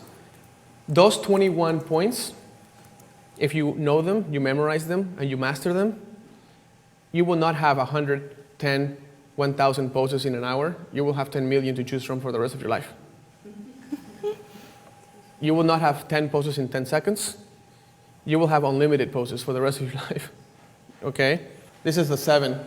And we'll discuss them, okay? Straight spine, position head tilting by... This is going to sound very complicated. We'll do this when we come back from the break. But you can take a look at them right now. Roberto, I'm so excited to have a million, billion posing techniques. It's 1.25 million. Oh, okay. Yeah. Let me reel that back in a little bit. We want to make sure we keep it understated. You know, it's 1.25. What I mean is it will be pretty hard for you to run out of ideas. Yeah. Okay. All right, guys. Amazing. So you want to take some Q&A before we go to break? Yeah. All right, let's ask some questions. Do we have any questions in the audience? Oh, we do? Earlier you said you could use this rug as a background. In general, how would you make a rug a background? Like just shooting from above, mostly? Yeah. Okay. I mean, if you cannot stand to get a good vantage point, then you can use a 16 to 35 millimeter, which is going to make it look like you're 20 feet up in the air. You know, if you zoom out to 60 millimeters, if you do point and shoot, you will develop this crazy depth. It's going to look like you're 20 feet up in the air. Of course, remember what I said. No matter what photo you take, no matter what you do, your subject's face has to be the brightest point of the photo. Like, fix that somehow. You know? I mean, we're going to be talking about how to create equal ratios of the body. I mean, it gets pretty heavy, which is why you can always review this, rewind and play it again, and rewind and play it again. You're going to need to. Practice. Okay? You're going to need to practice. Yeah, you're just going to have to go over it a lot of times. We have more more questions. questions. Yeah. Okay. Ask away. All right, a couple people have asked. This Elvis Say had asked how to balance the colors of the background with the color of clothes. Which ones are better? And Andy Martin had also asked, does this color theory apply to the clothing the client wears? No. The colors that your client wears doesn't have anything to do with what I was talking about. I was talking about the colors of the background. Whatever's going to be in your frame behind your subjects is what I was talking about. Okay? Remember, just red, green, and blues are dangerous colors to have in your background unless they are a single color. I did not know that. Yeah, it comes from watching. I get very obsessed with studying photography. I don't know if you can tell. But 10,000 bazillion photos afterwards, you start to realize, why does this photo not look very good if everything is so nice about it? And then you realize you can't enjoy the photo because your eyes all over the place, because your brain won't let you. Right. It's like, here's red, here's green, here's blue. It's like, you know what I mean? Here's a frame. It's like the picture's very weighted on the right.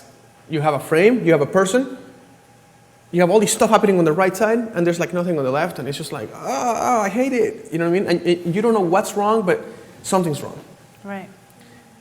One more question for you, maybe, before we go to break. No, yeah, ask away. Okay, yeah. cool. So a couple people asked this, Debbie and Cece Liz and Alana Damron, who's saying, how do you practice if you don't have a subject to shoot every day? And say if you are a wedding photographer, do you set up fake weddings or do you practice in other ways? Okay, if you make your practice sessions complicated, you're never going to do it. Like what I said earlier today, you don't have to have anyone except your eyes and take a 5-minute walk and try to identify these elements in the scene in front of you. Like you can say, there's a pattern, there's a circle, there's a wall. What can I do with a wall? I can make a shadow there. I can put her as a background for a single color.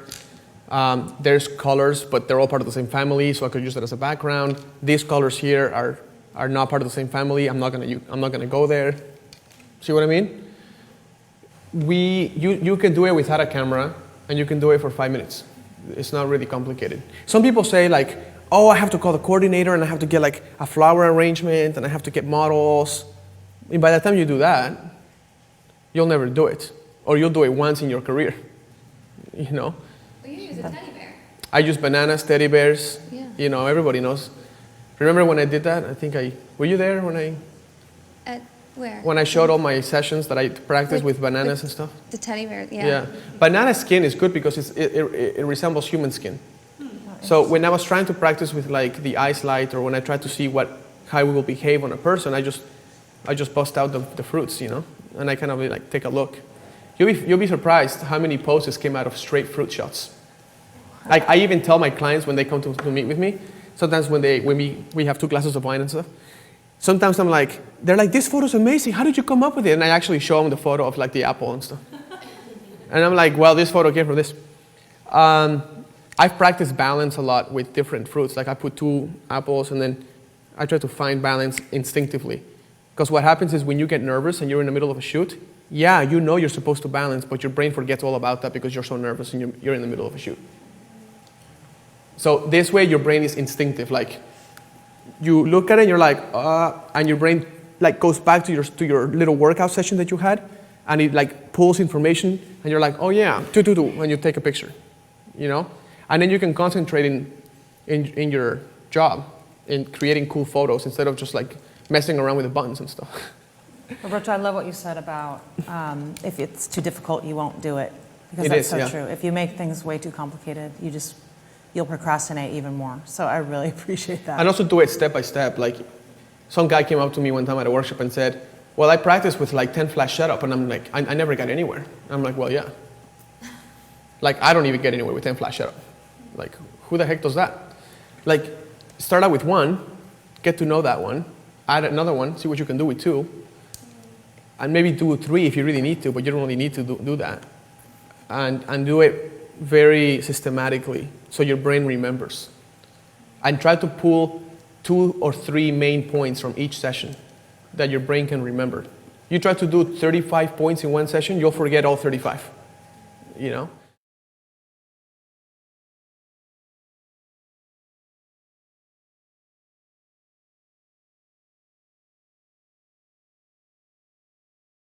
This is going to be the fun, really interesting section. We're going to go, and I'm going to be teaching the lucky 7 points, 777, based on photographs that I asked you to bring. Now, for everyone in the audience, let me just make it very clear. I asked the live audience members to bring me photos they do not like. Okay? Let me repeat. I asked them to bring me photos they do not like. This is not by any means their top work or their best work. This is photos that they feel that they're struggling with and they will like help with, okay? I'm gonna be talking about all these 777 points through these photographs. So this is where a lot of attention should probably be paid and notes and stuff like that because it gets pretty heavy here, okay? Before I start, I'm gonna go over some of these simple points. Because once I start talking about the photos, I want to start repeating these 777 elements, okay? Before I start, I also want to say, this is my interpretation of how I pose and how it has been successful for me. This is, after all, artwork, and it's open for interpretation. You can feel free to agree or disagree with me. I'm just giving you what has worked for me, okay? So I hope that's really, really clear. I, by no means, think this is like the way it should be. It's just really good stuff that has worked for me. When you're posing someone, and when you judge photos all over the world, I noticed that the person's spinal cord is never straight or partially bent, which means that if you are posing, no matter if you're laying, sitting, or standing, keep eyes on that spinal cord. If they are at all like this, you got nothing. But if they are like this, you got everything. Does that make sense? Another thing is the color, and I'll explain this later, that when you do have your couple or your groom or your senior portrait or whatever you're photographing, and you have them look down with tilting the head, tilting the foreground of the forehead, tilting it straight to the ground. So you're pivoting around the top spinal cord point. Do not by any means have you have like a short bride and you have a groom, don't have the guy go like, if you hunch your back, it's over, okay? If you do have to have him look down, it has to be through a pivot of the bone, of the head. You pivot this way, not this way. Okay? So that's what I mean. Position head by tilting, not by slouching. Also, if you want the energy to be mutual, you need to magnetize their heads towards each other. So if you have a boy and a girl, they magnetize their heads towards each other. Avoid, this is a big one. Avoid 90-degree angles on the arms, on the wrists, and on the legs. You have a question? I was just going to ask what you mean by magnetize heads. So if you have a boy and a girl, if their heads magnetize towards each other, it looks more believable that they're actually feeling something, love, whatever. If the girl is tilting towards her and the guy's kind of like tilting away, there's some sort of negative energy going on, which could be a good thing. Doesn't necessarily mean a bad thing. You can create tension in a photo. But in general terms, magnetize the heads towards each other. Avoid 90-degree angles on the arms, wrists, and legs. Now, why the heck did I choose 90 degrees? Exactly. Do you know why 90 degrees are so bad? Because when you're trying to hold up something or give something strength and structure, you use 90-degree angles. Like in architecture, you have the floor and then the columns create a 90-degree angle. When you're flexing for a muscle company or something, you do 90-degree angles. When you do a lot of stuff that requires any kind of strength, you do 90-degree angles. How many times have you seen a pose that looks beautiful where the wrist of the person is like this? Right? 90-degree angle. Or the leg of the person is not, see, when I'm sitting, I look kind of like relaxed and chilled. But what if I was in a 90-degree angle? Does that look natural to you? Does that make sense?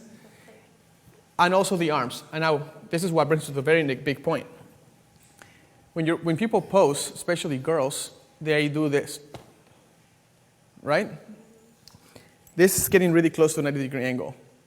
So it looks like you're trying too hard, and you are, because it's a 90-degree angle. Turn it down a little bit, you fix everything. You can go up on a person, so if you have a... Can I bring the models out, please? Matt and Kisia. Everybody. Master Kisia and Master Matt. If you have models and they are... can I just move things around? Yeah. Here, get close. If you have this 90-degree angle, okay? 90-degree angle symbolizes strength and structure. It's not flawless, romantic, beautiful, delicate. Okay? All you have to do is change it to a sharper angle, and you fix the problem. Okay? Or you can do something like that, and that's a longer angle. You fix the problem. So, does that help a little bit? Avoid 90-degree angles. The wrist, if the wrist is like this, which happens when people get nervous, 90-degree angle, photo's ruined. Doesn't work. Okay? So, thank you. Next one. Oh, you guys, I'm gonna need you like the whole time. Sorry. Come back. Soften fingers. So you have your senior portrait, your fashion model, or your bride. It doesn't matter. This applies to everybody. And the fingers are, go like that. How does that look to you? Does that look really cool?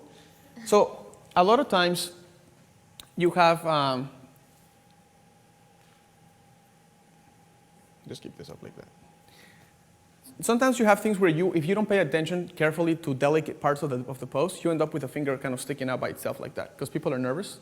Or there's 90-degree angles going on the fingers, like they're kind of bent in a 90-degree angle, and it looks like you're about to claw them. See what I mean? All you have to do is soften them. Now, by using the word soften the fingers, your brain just like releases all the tension out of them. If you say smooth out the fingers or something, it's kind of like, they are smooth, I put cream on. See what I mean? So you want to be like, soften the fingers. If there's any kind of tension and you say soften the fingers, it just softens up, just like that. That make sense? Okay. Give the hands something to do. Let's pretend you have a pose and the bride is standing like that. What are the hands doing? Nothing. Now, right now she's standing in a cool, like she's shifting her body weight and all that, so obviously that looks nicer. But trust me, the arms just hanging down like this, it's not gonna help your pose. So give your arms something to do. Put them somewhere. Sometimes I see them like together.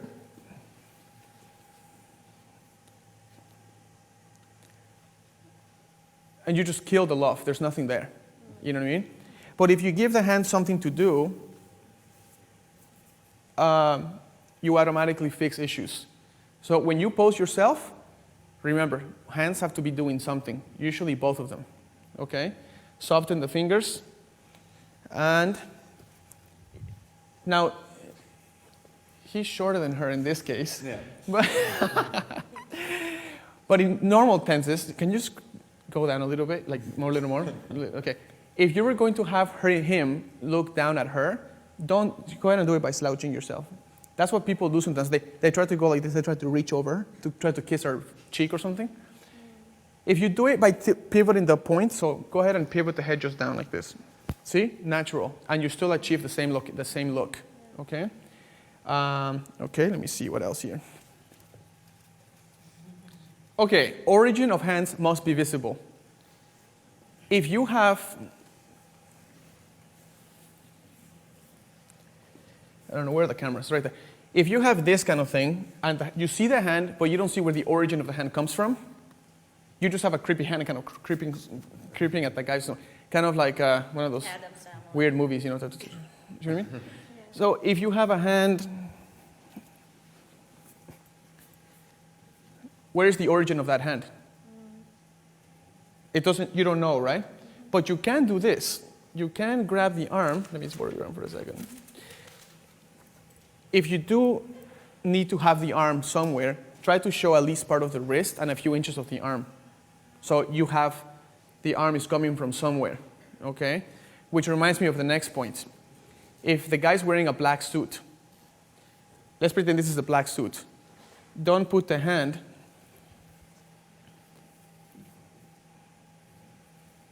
underneath the black suit, because now you have black, a creepy hand, and then black. So it's like a beautiful backdrop for a really creepy hand. See what I mean? You don't want to draw attention to the distractions, right? So, oh, this is a good one. Near equal ratio of subjects' bodies. This is important. Let's say you have the groom standing there, and you have the bride. Can you go behind him and just kind of hug him from behind? Okay. Take, right there's good, and turn to the camera, that one. So pivot like in a turntable, like a Lazy Susan. Just turn your bodies, like keep turning like the other way. Wait, yeah, okay. So can you guys see that clearly? Mm-hmm. How much of the body do you see of the guy, of Matt? Whole body. The whole body, 100%? Mm-hmm. How much of the body do you see of her? 15. 10%? 5? Something like that? Mm-hmm. If you're shooting and you show tiny little bit of the bride and everything of the groom, it's gonna throw you off visually. All you have to do is tell the bride to step to the left a little bit, and the pose becomes a lot nicer. Now her arm is stretching and it's creating a 90 degree on the right side. And because we're here, we're fixing it. So, grab the arm, bring it around, and you fix the problem. Does that make sense? Yeah. Okay, now you don't have a 90 degree angle. Now you have more of her body, so it's showing up, this much is showing up, and he's showing up this much. It's more equal ratio. Does that make sense? When you see photos, if you spend hours and hours like I do looking at photographs, you start noticing like that ratio's wrong, that ratio's wrong. Like you see a piece of the bride and the whole groom. Or even worse, the whole bride and a piece of the groom. And it doesn't look very good, okay? Okay, part 2. The collarbones have to be at an angle. Now, this is not a rule. This is just a suggestion that I follow, and I break this rule all the time. Actually, I break these rules when I feel like I need to, but these are good guidelines for me. If the collarbones are facing the camera, you widen the person, right? All you have to do is a little tilt. So if you're the camera, Nikki, a little tilt of the collarbones changes the whole perspective of the person. That's it. If I'm standing like this and I'm taking the photo this way, it's just gonna look very broad. Unless you're trying to do that photo where the bride and groom are standing next to each other and they're just kind of facing the camera. That's where you break it, okay? But in general, if you're trying to create finessed photos, you normally want to turn the collarbones to not face the camera. Just a little bit of an angle will do the job, okay? Shift the body weight is what she's doing right now and he's not. Okay, so if you want to, posing starts on the feet and it goes up. If you shift the body weight, they both look more relaxed and it looks better. If you have, can you stand again, Kisia, just like totally straight? Just nothing, even drop your arms. It kind of looks like just dead boredom, right? Nothing's going on. Now look what a quick, just shift your body weight real quick. Look at the hip movement that it creates. So now you go from this like skeleton to like this more glamorous looking pose. Then you lean towards the groom without bending the spinal cord. So turn towards him and lean towards him using your whole back. You lean this way and then you can put your arms and get your arms engaged, right? Now that looks good. Now what happens if you do this? Go ahead and pull back. Now lean towards him using your stomach, like actually slouch over. That's what I see all the time. What about that hand? Do you see the origin of that, of the arm? No. So Pepe, how many problems do you see here? At least 3. Give me the main ones you see. The main ones is she's not shifting her body, and then her spinal cord is not straight. Yeah, it's bent a little bit here. And then I can't see the origin of her hand. Of her hand. And the arm just straight. You get the monkey arm going on. Yeah. Just kind of like sitting there, right? Okay.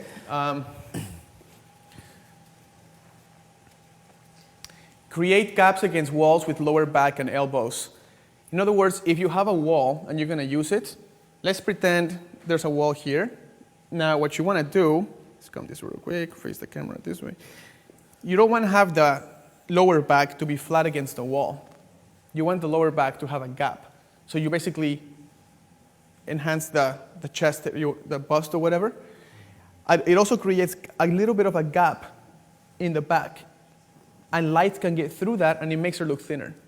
Same thing with elbows. You want to create a gap between the elbows and the waist. Because if Kisia's looking at you this way, of course she's got like the perfect waist, but okay, right there. You just gave her 3 inches each side of her body, right? A little bit of a gap, now light can get through and it makes her a lot thinner. So when you're posing, you're like, how can I keep track of all this? Well, that's why you have to do it a little bit at a time. Like, bring some friends over and just pose and just concentrate on the gaps of the elbows and the gaps of the lower back. And little by little, it will become second nature to you, okay? When I'm posing people, these little red flags just come up, and I know exactly where the red flag is. So I just fix it. That's why you can have unlimited poses, okay? I have a question. Yeah. About shifting body weight for a man. I know how to shift the body weight for a woman, but how can I shift the body weight for a man without looking feminine? You don't have to, because if the guy is just sitting, let's say you're trying to pose him in front of a wall. If he just shifts his body weight, leans his back against the wall, he's going to look good. Okay. The only problem is in a guy, if you tilt the head towards the high shoulder, you're going to make him look feminine. Yeah. Very feminine. I mean, look at this. I'm going to stand this way, right? I'm going to tilt my head towards my lower shoulder. I look like a man. Now I'm going to go like this, and I look very girly. Does that make sense? Yeah. So these are the kinds of structure. This is like the grammar of the English language. This is what I'm talking about. You put all these things into this little grammar, and you can do anything you want. Okay? Thank you. One hand higher than the other, avoid mirroring. So, let's say they're facing each other, and she's got her arms around his waist, and he's got his arms around her, okay? How many of us have done this pose? Like freaking everybody, right? If you do this, you're creating a mirror between each other. So the girl is mirroring herself, and it doesn't look very realistic. If you're trying to hug, keep turning like pivot table, it looks very prom pose, like it looks very contrived, like you're trying very hard to just put them together. It looks very forced. To soften it, put one hand, get closer to each other, put one hand higher than the other, and it turns the whole photo around. You see that? Now, all you gotta do is keep rotating. Put her body this way. Yep, this way, this way. The reason why I pulled her arm more is so I could see the origin of the hand. If I would have done this, now you have a perfect backdrop for a creepy hand. Okay? So I pulled her arm just to show a little bit of that wrist. A few inches will do the trick. But look how much more romantic this looks than just stand like a skeleton and hold them together like a mirror. Like this is mirroring this side. Okay? Try to create contrasts with the body, with the hands and stuff. So one hand is low, put the other one hand high. When the girl has the hands over his shoulder, the groom has the hands in his pockets. So you have this up and down thing going on. Okay? Thank you, thank you. Oh, question. Yeah. And in this post that you just had here, with the hands, it worked really good. But I could only see like her face. Do all these points, do you have to put them in every pose, or can you pick and choose which ones you're working with?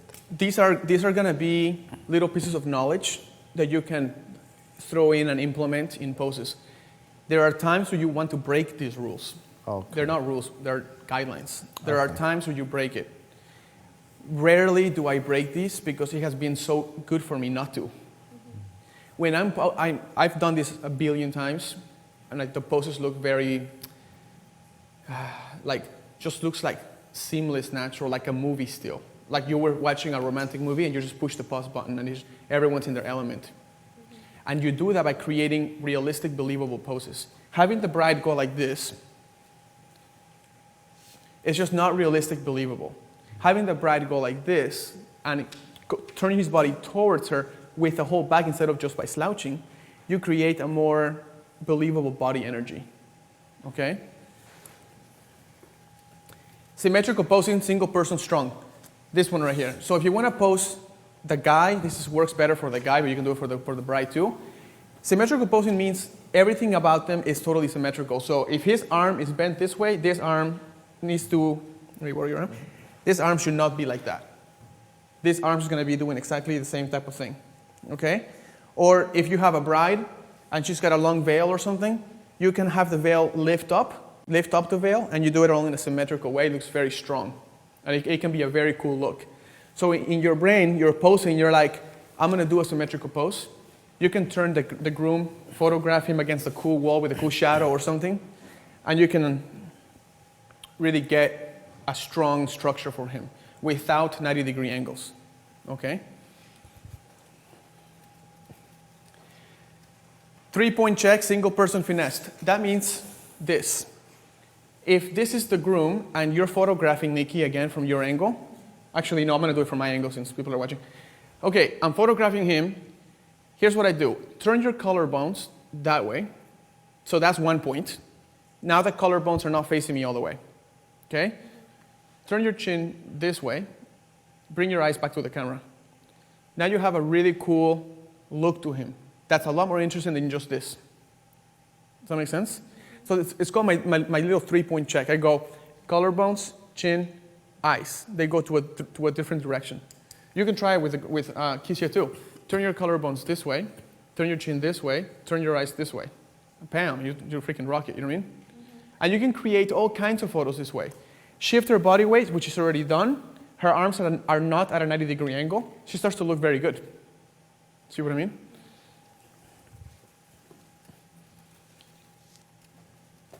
Oh my gosh. Okay, this is the hardest one to explain.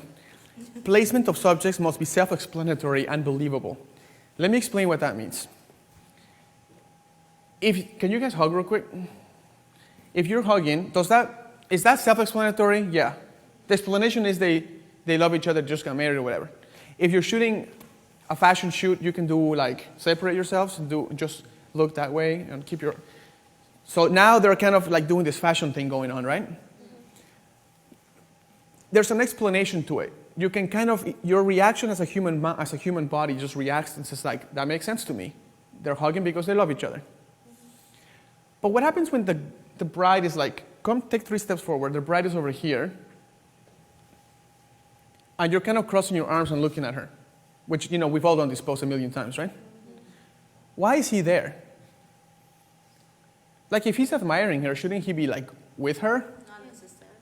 Not necessarily if you want to create depth photos. But that's selective focus, and we don't do that. We show the whole thing. Like, we show everything. All the context is there. There's no, if I was to crop just the heads and I was to focus on her, he would go out of focus, and he can be kind of like a cool, like he's kind of creepy looking at her, kind of cool. Well, if they love each other, it's not creepy, it's kind of neat. To make it less creepy, you could have him turn that way while she's looking at the camera, and he's out of focus. But that creates a feeling that you capture a photojournalistic moment. Like, you just focused on her, and he happened to be looking over there because he was talking to Uncle Tom. So that's believable. But when the guy's just looking at her with his arms crossed or whatever, and you show everything in the frame, you're removing any mystery, and you wonder, why is he there? Like, it doesn't make sense.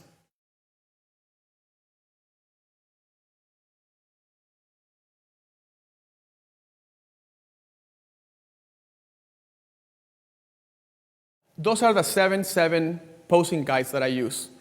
These next ones are stuff that I hardly ever break. These are like my studs of a building, per se, okay? Pose the eyes, crucial. I've seen so many times we post a beautiful picture and the eyes are in the wrong place. Let me give you an example. This is going to be a little awkward for you guys. Get your noses about an inch from each other and look at him in the eye. Does that look really creepy? Yeah. Does that look like, why are you in my personal space and why are we looking at each other? Now, turn your head down, Kisya, and look at his shoulder. And Matt, look at her lips. Okay, does that look better? Mm-hmm. You totally took that tension away. Yeah. When you're on somebody's personal bubble, people don't look at each other because once you enter personal bubble, you become vulnerable. Looking at each other, it's like going against the grain. Go ahead and look at each other again. That looks really weird. Yet I see this happen all the time. When I see them really close, like they're looking at each other, I'm like, why? Why are you doing that? Like, it's so weird. Why not, like, keep that position? Why not, like, look at his shoulder over here, look at her lips, smile at that shoulder and make it look, it's really funny. And see, look, smile at her lips because she's laughing really funny. And take a picture and it looks super clean. When you enter personal bubble, the eyes have to be opposing each other, one higher than the other, kind of like the hands. Okay, so thank you guys, thank you. Yay. Pose there. Ooh, invisible plane angle check. This is like the coolest one ever. So, where is my camera? I don't have one. Okay. So here's my camera, and I'm gonna take a picture. Can you turn sideways to me? Can you lean your body like this against me? The other way, so back to, yeah, that way, there you go. Okay, here's my camera, and I'm gonna shoot this invisible plane, and this plane's gonna shoot out of my lens. The goal of this invisible plane when it shoots out of my camera is to hit the person's eyes first, okay? Don't hit the person's knees and shoulders and love handles and all these other things. Like, the goal. And by the way, you can't always do this, but you can try your hardest. That when here's your camera, here's your lens. So you take a picture, click, and you go boom, and you're shooting, and this invisible plane comes out, and it shoots, and it hits the groom. And it's about 9 inches away from his eyes. 9 inches is a lot of inches. You want to fix that right away. You want to make it like 4 inches or less. So turn your body towards me, and then turn that shoulder this way, just a tad. Right there, not that much. Right there. Now look at this. Camera, shoot, shoot, boom, boom, boom, boom, boom, boom, boom, boom, boom, boom, boom, boom, boom, boom, boom, boom, bam. Right on the chin, I'm about 2.5 inches from the eyes. Now let's mess this up. Bring your chin up like you're a gangster, totally gangster. There you go. Okay? Take your camera, shoot, boom, boom, boom, boom, boom, boom, come on, come on, come on, come on, come on, come on. And you hit the groom. Now you are 4 or 5 inches from his eyes. You made him look like a gangster by separating. He's like mad dogging you or something. So how do you fix it? Bring the eyes back towards me and lean your body slightly towards the camera. Boom. See how much better it looks? Now look at this. I'm going to be, let's pretend I don't know what I'm doing or whatever. I'm going to take the angle from here, okay? I'm going to shoot, and I'm going to just shoot this invisible plane, and it comes out, and it comes out. And this is about 4 inches. It's pretty acceptable, okay? Any more than that, it starts to become distracting. So what I would do to get the ultimate attention on the person you're trying to shoot, choose the angle that's going to hit the eye first, or try to. You can't always do it, but you can try. So here's the angle. Let's see. So it's right here.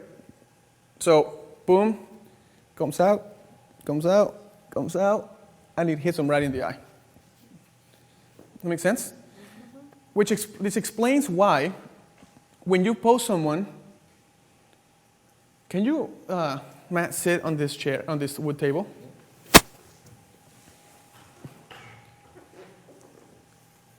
See how they're sitting back and they're kind of chilling, leaning? Yeah. Go ahead and do that. Just lean back. Okay, like that. Okay. You're photographing, you're becoming an expert photographer. You're going to know how to pose everything you want. What angles do you choose for this? He's leaning against the camera. So if I was to shoot from here, and I was going to shoot it this way, I'm going to launch this little invisible plane, and look, it's going to hit his knee. How many inches from his eyes is his knee? Like 30 inches now? That's a horrible angle. So what you want to do, come this way, shoot it, and now you get rid of the knee, and you hit him in the eye, and his knee is now out of focus. So it's no longer the center of attention. That makes sense? Now lean forward. Now that he leaned forward, now you can lower your angle. You don't have to shoot it from up here anymore. You can keep it this way, and I can now stand here, lean forward a little bit more, just like that, chill, shoot, and success.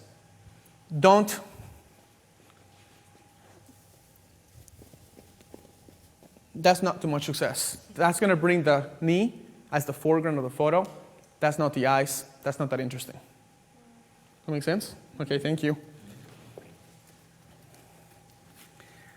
This is the one we're all going to work on today, pretty heavily. The face of your subject should be the brightest part of the photo. You can't always achieve that, but you can always try to at least match the brightness level. If you have a cool background and it's really bright and you put your subjects in there and you don't line them up separately, they become equally lit as your background. You're giving no separation whatsoever. Does that make sense? The face of your subjects should be the brightest point. When we photograph today, we're going to take photos. We're going to light up their faces first. We're going to think about that first. Okay? Nose. The X factor for the nose. Pretend that Kizia here has like a little pointing, like 10 feet long nose, okay? So the nose, imagine this little point that comes out. If you look at the groom again and face each other again, totally next to each other, that little point is actually matching his point. That little invisible line is matching his invisible line, and they're going against each other. They're kind of hitting each other. You want to change the noses so the little line and his line creates and connect somewhere. It creates like an X. So, Mallory, try this. Come up here. Just change the direction of their heads to make sure that the little invisible line out of the noses become a cross. You can touch them all you want. You can also instruct them, and they can probably. Oh yeah, and then take your head opposite way. Okay, there you go. Looks a lot better, doesn't it? So whenever you have the noses pointing, it's going to be better. Now here's another one that comes up a lot. You try to get the noses to be crisscross each other at some point. If you do this pose, it might look a little on the cheesy side. Let me explain. Bring your nose, Matt, and point your nose towards that light. Now, let's make the nose lines parallel to each other, and you'll see how cheesy it looks. And I love cheese, don't get me wrong. All kinds of cheese, especially the Spanish oily ones. But this is like blue cheese. It's like too much. You know what I mean? Turn your nose towards that light again. More? It's like, oh, it's like looking at your unborn children together or something. See what I mean? Doesn't that look a little bit kind of like too contrived and kind of like you're trying to pose too much? So if he's looking that way, maybe she can look down at his collarbone. Maybe she can tilt her forehead against his upper cheekbone. Maybe he can tilt his chin down a little bit.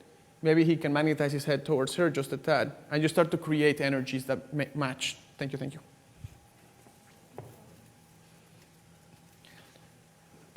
Subject emphasis is probably the most important bullet out of all the bullets. Okay? Let's talk about that real quick. If Keisha is your subject, you have 3 ways to create subject emphasis. The first way is through light. Make her the brightest part of your photo. The second way is through size. Make her the biggest part of your photo. And the third way is through selective focus points. So you do selective focus. So you focus on her and everything else goes out of focus. So 3 ways. When we do the photo shoot today, I'm going to ask you, which of the 3 ways are you using to create subject emphasis? Okay, thank you. Be specific when you pose. Don't say things like, can you look out the window and look happy?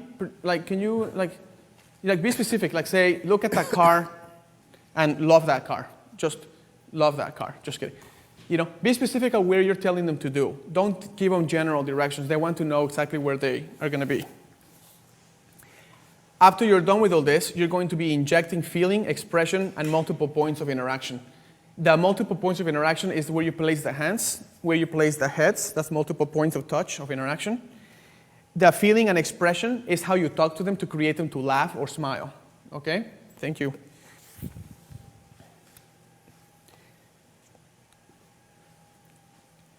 Take a look at Keisha real quick. Now bring your eyes, Keisha, to the left. Just your eyes. Yeah. Does that look like she's a bit annoyed? Mm-hmm. Now bring your eyes down at the rug where my shoe is and smile at the rug as I am. Good. Now smile a little more at that rug.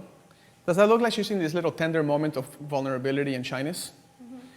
Now look up and to the right and smile with your like that. Does that look like she's a bit surprised and like she was taken off guard? Now, I don't know what camera we're looking at, but look at her eyeballs, look at her iris, and move your eyes, just follow my finger with your iris, move them. You see how you see like 90% white eyeball and only 5% iris? Mm-hmm. That's like the ghost image, it's very scary.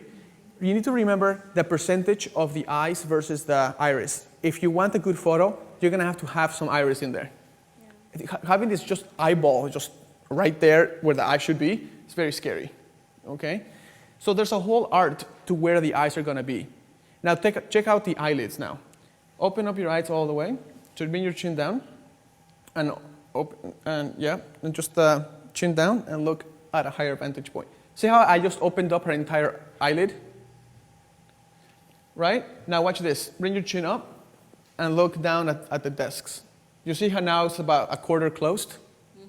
Now look, chin up more, and look at something. Now you see how it's 3/4 closed? Mm-hmm. Now look at my hands, or close your eyes. That's all the way closed.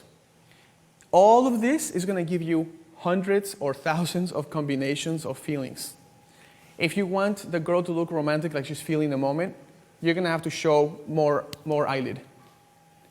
If you want her to look surprised because he kissed her on the cheek and it's like a fun, energetic pose, you're going to have to open up the eyelid and turn the eyeball to the top right or top left. This is the problem. We have a pose and we don't think about the eyes. We cannot let the eyes fall wherever they may be. Okay? We'll go more over this tomorrow, okay? At the end of the day, you want to know if your pose is believable or not. Now that we know all this, let's go through these photos real quick. We're not going to be able to do all of them, but we're going to go through some. okay? I want to remind the audience that these are photos that they are not happy with and they need help with. So by no means think that this is the work that they're proud of. Okay.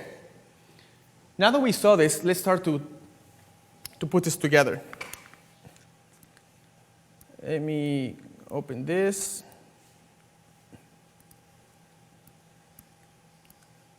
Are the subjects the brightest part of this photo? No. Are they inside the obvious frame? Yes. Right? Now, there is a bit of a balance here. This section here is the most contrasting section of the location because of these dark plants with these white walls, right? If the couple was closer to this, it would be much, much more left heavy. But because the couple is more this way, it created a little bit of balance, okay?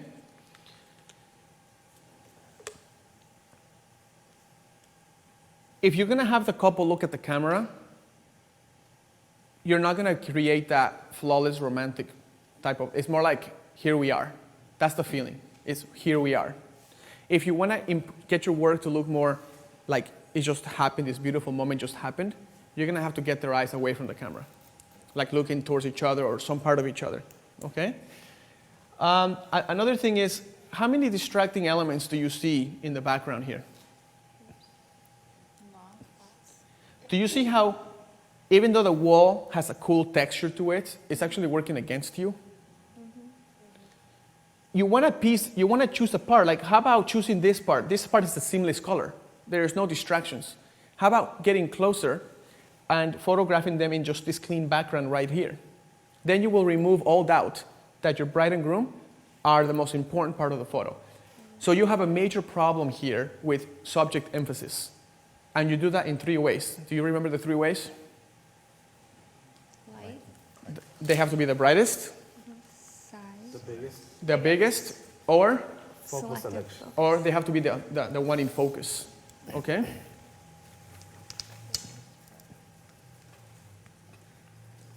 Let me... Okay, Juliana, let's talk about the hands. What do you see in the hands that could be fixed? The hands Yeah. be a little bit softer on the bright. You see his knuckles? Oh. You don't see it, but his knuckles are close. They're having like a 90-degree angle going on in this hand. What's going on here? We don't see much of the arm showing. You don't see where the The origin of the origin hand of is the coming hand. from. You see how all this starts to come out? Okay, you see this creepy crawler hand just coming out of nowhere. You have no arm. Okay? Right. Also, she's actually slouching her back to get to him. She's not standing so straight, which is creating this entire like problem in her left prop, you know? Okay? It looks like they're kind of looking at each other and they're inside a personal bubble. Personal space means they don't. If somebody's in your personal space, your natural reaction is to be shy about it and you look down and smile. Okay? Looking at each other looks like, what is he looking at? He's looking straight at her. It's kind of weird. It kind of makes you look, okay?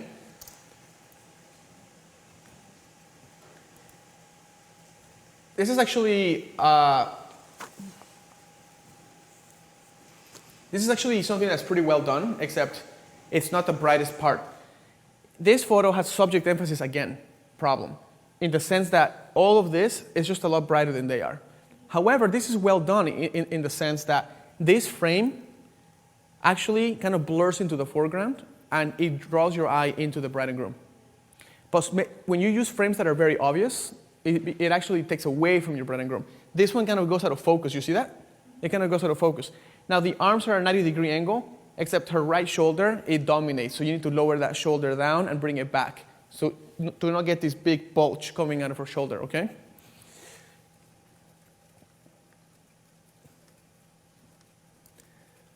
Okay, what's the brightest part of this photo? The sky. Also, do you notice all of these little spotches of sun and shadow? Those spotches become, your eye wants to kind of go to this to see what that is. It's trying to figure out, is that like some sort of obstacle, like do I have to watch out for that obstacle? Like if I walk by that, your brain gets cautious when it sees something like that. So whenever you have spots of sun and shadow in the grass, don't you show the grass, okay? It's kind of like wearing a striped shirt when you're doing a family portrait. Like the stripes just distract you from what you want because your eye goes right to the shirt. Does that make sense? This is like the striped shirt in the background. I'm going to talk a little bit about this later, maybe more tomorrow, but you have the 3 sections. Section 1, which looks really beautiful. Section 2, the brown section, is kind of like totally in the way. And section 3 is the grass section with the stripes. What's the best section out of the 3?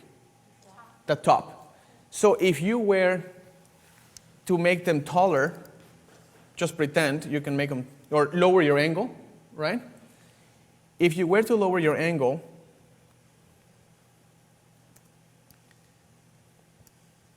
this, obviously, I cannot do it correctly because the pose is, this becomes the more attractive.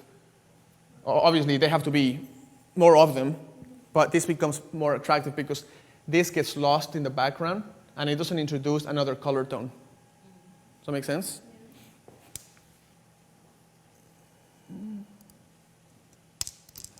Okay. Remember the invisible plane that we talked about? Okay, what's hitting the couple first when you shoot this invisible plane towards the couple? The first thing you hit is the arm and the leg. You see how that draws your eye into that part of the body? Is that what you want? Not at all. How could you have fixed this, Mallory? Shoot, like you said, where the plane is hitting the eye first. Right, so if you could have kept the pose and just raised your angle so when you shoot that invisible plane, it hits the eye first. See, David, what I mean? Yes. And it becomes a lot more emphasis on the eyes. The background is pretty good. Why is the background good? It's 3 colors. 1 color.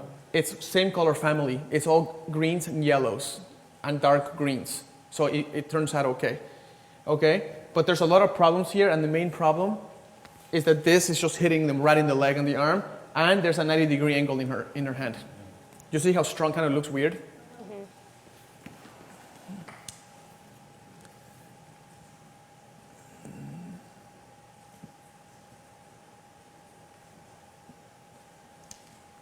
Oh, look at this one. What colors pop out at you? Red. Green and blue. Red, green, and blue. Do you even, it's almost, because this photographer chose the angle properly, you can still see her eyes, right? But if this angle wasn't properly done, it would just be a big smudge of red, green, and blue, okay? One thing that helps me understand how this works, I open the photos in Photoshop, or I blur the photos. I go to filter, I go to, I go to blur, and then I go to Gaussian blur. Now you can see how distracting the colors really become in the frame. So now you see the green just dominates, right? And the person is just kind of there.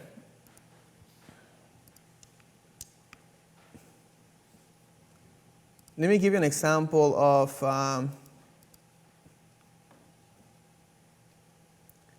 let's look at this is a pretty good one. Now let's blur this. Now you can get rid of the good-looking guy, and what's left? You see this big square of white going around? Now if you have that, how can you fix it? This, to me, is extremely distracting in the photograph. The way you can fix it is by putting even more light on his face. Make his face the brighter part of the scene. Right now, this is winning. Remember I told you how locations are like, it's like challenging you all the time. It's like, oh, and you have to kind of beat it, okay? On the other hand, his elbows are bent, his body shifted properly, right? The pattern on top. And yeah, and it's a clean pattern at the top, correct.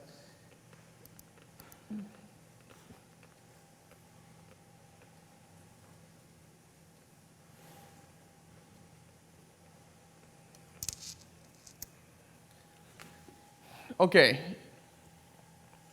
They're inside their personal bubble, aren't they? And they're looking at each other. First problem, it looks too forced. Second problem is, because he's so much taller than her, for her to look at him, she has to basically like break her neck to do so. She's kind of like really, that's not natural and finessed and elegant. So work with your weaknesses and turn them into strengths. If she is shorter, have her embrace his chest and have a moment where she's kind of looking down. Does that make sense? So you have him going this way instead of trying to look at his eyes. If you're this close to each other, you don't have to have them look at each other. It looks really weird. You see the arm is totally straight and it's not bent at all. It just looks like monkey arm. So you have monkey arm going on the left, and you have creepy fingers coming out of nowhere, and you have no origin of those fingers. I tell you this over and over, so when you do the photo shoot, you're going to be like, creepy fingers, invisible plane, the weight is not shifted, they're too close to each other. I'm not going to have them look at each other because it's going to look creepy. If I'm going to have him turn his head towards her, it's going to be using the pivot point of the spinal cord, not hunching over. Okay, all of these things.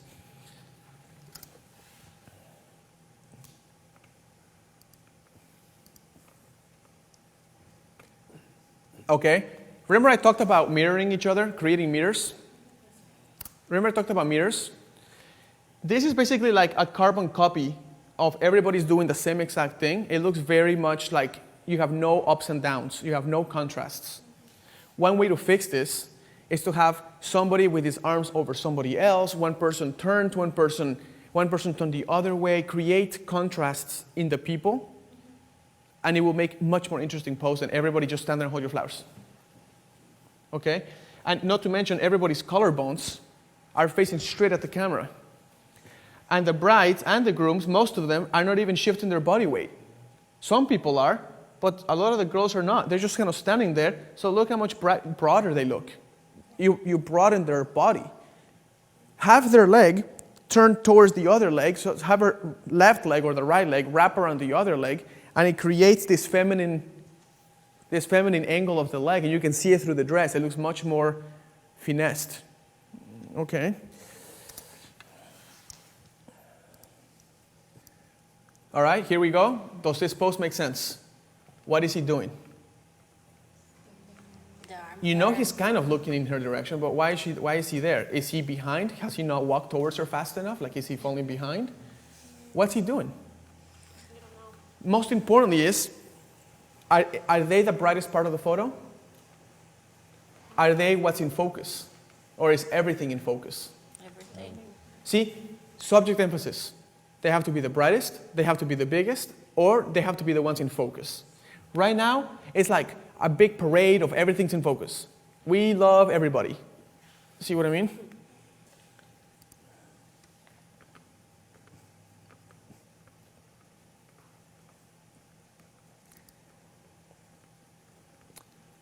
Okay, if you were to shoot, David, the invisible plane out of your lens, what hits first?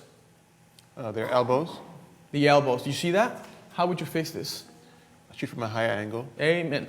Good job. I like it.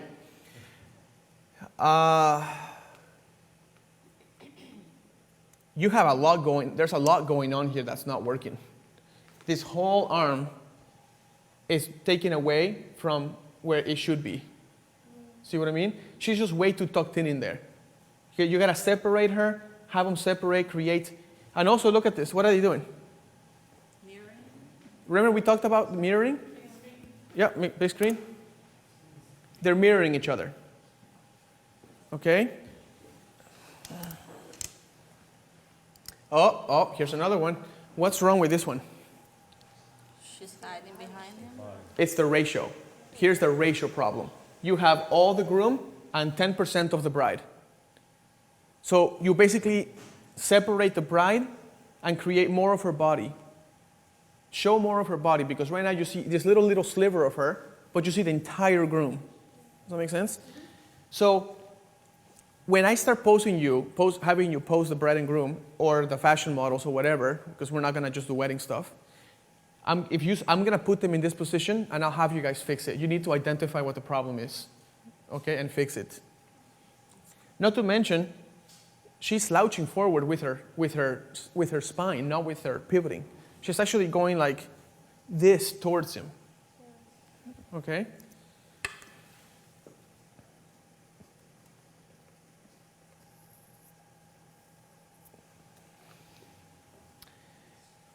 Expression-wise, how could we have improved? This is a beautiful photo, and they are looking at the camera like saying, yes, we are here. Now that you achieved that, what's another variation of this you could have done with their eyes? Or turning their heads or whatever? What would you do? Nikki, go ahead. She could look at his shoulders, or he could look at her lips. Exactly. Why not her eyes? Because they're in their personal space bubble, and that's uncomfortable and weird. It's only a problem if they're both looking at each other in the eyes. You can look at the eyes if you want to. I say things like, look at her lips or look at the left eyebrow to make it kind of funny. Right. Does that make sense? Yeah. If you tell somebody, look at the third hair of the left eyebrow, they're gonna laugh. See, you're laughing right now. Right. But if you say, look at her eye, they'll just look at the eye, try to be models. Right. Does that make sense? Yeah.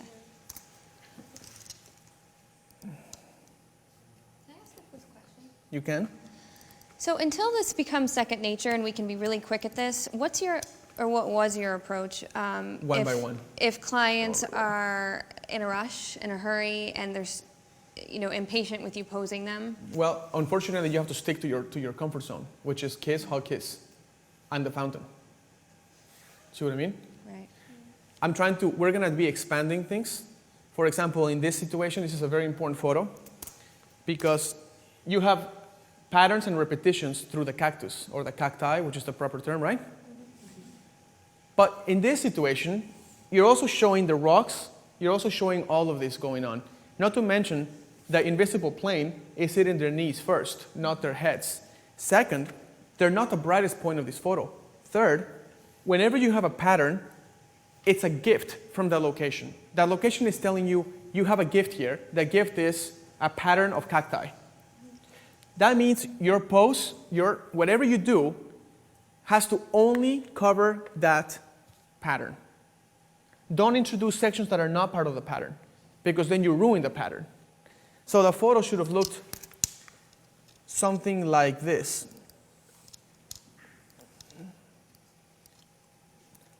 The photo should have been cropped something, obviously that's not the way I would crop it, but if I was shooting, this is what you want to introduce. You only want to introduce the pattern, and you want to make that more out of focus. So choose a more shallow depth of field, but this is a cleaner image. Like, they stand out against the green a lot better than with all of this going on, especially because now your attention kind of goes to this area, not to their eyes. Okay? Is this helping you guys a lot at all? Okay, if you're going to have someone sit on someone's lap or do a sitting pose, remove context. Let me repeat that. Oh my gosh, let me write this down. Remove context. Okay?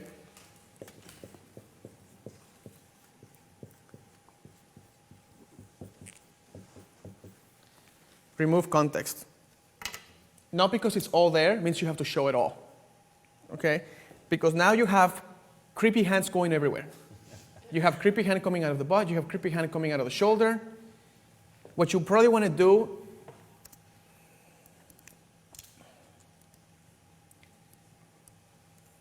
you can have her not look at the camera. You can have a moment with each other and crop it all out so the attention's right on their expression, right on their face.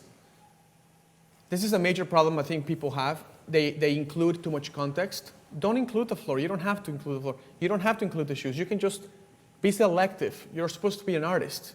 Be selective on what you want your viewers to see.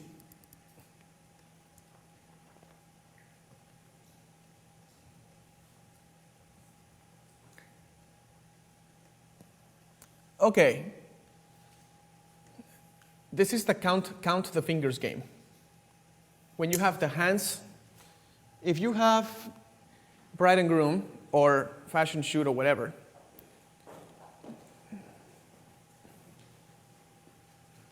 Can you come right over here?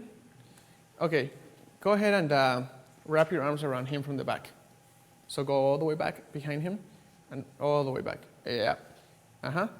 How many fingers do you see right now? You can kind of handle it, right? But now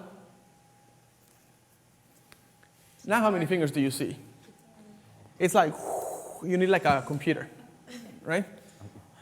So how do you fix it? Remove something. Oh, sorry, that's the guy's hand. Remove. Remove.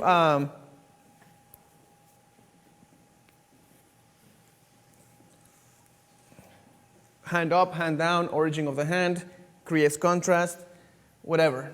You fix a lot of this counting the fingers game. Okay, thank you, thank you.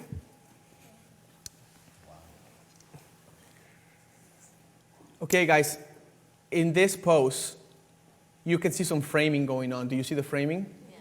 But the frame is in focus, and so is the couple, and so is the background. Now, where is the gift of this pose? Let's look at the gifts of this pose, of this location. Go ahead, Mallory, give me a shot. The framing. You got framing, right? Fran, give me another one. The background, the color. The background is single family of colors. Yeah. That's colors. excellent. What's the element of interest in this location? There's the framing is one, but there's another one that's very obvious. Just the door. Oh, the door. Right? The door's right there. So should they be in front of the only and the main element of interest? No. You want to use the door on the left and put them on the right to balance it. Does that make sense? Yeah. Are we showing too much context? It's like the floor showing, the shoes are showing, like everything is showing. Okay? What are the gifts in this location? David, go ahead. Repetitive background. Can you come up and show where's the repetitive stuff that you see? Right here. That's it. So when you're posing, you put the bride by herself, you do whatever it takes to just show that little gift. Okay? If you start showing the sky and all this stuff, you throw away all the gifts that you had. Now, what else is going on with their arms that's not very good, Pepe? They're too straight, and No, they are it's too stiff. I mean, close, but they are. 90 degrees. They're mirroring. Oh, They're both doing the same thing. It looks like you're forcing them to pose. It looks tacky. You have to make it, clean it up. If one's hands are this way, you have to switch it over. Okay? Now, what's properly done in the face expression, Juliana? They're looking across each other. Their noses are crisscrossing, Yeah. so it looks a little more believable, but the expression, I don't believe it. The eyes, I feel like, are posed right, but it doesn't match the expression. He looks like he's just following directions. So how do you fix this? You have to inject a burst of energy into them. That's when you say, like, tell me what that skin smells like. Smell her skin and smell her skin and tell me what it smells like. And then he'll be like, what? And then he'll start laughing, you know what I mean? And then she'll be all shy because he's smelling her skin. So then you create this, the position of the heads are perfect, but then you have no injection of energy here.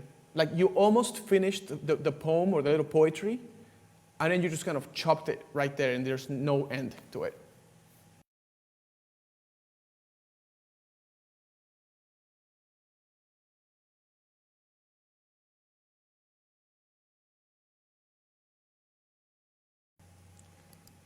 What's wrong with her arms? 90-degree angles. Is she the brightest person in the frame? No. So what are the three subject emphasis elements we're going to do? Focus. Selective focus. Light. The lighting, they have to be the brightest, And the sides. or they have to be the biggest. Here, she's obviously the biggest, but it doesn't really help you. Like, you need to have the rest. Yeah. See what I mean? Not to mention, there's a 90-degree on the arm. She looks like a structure. Okay?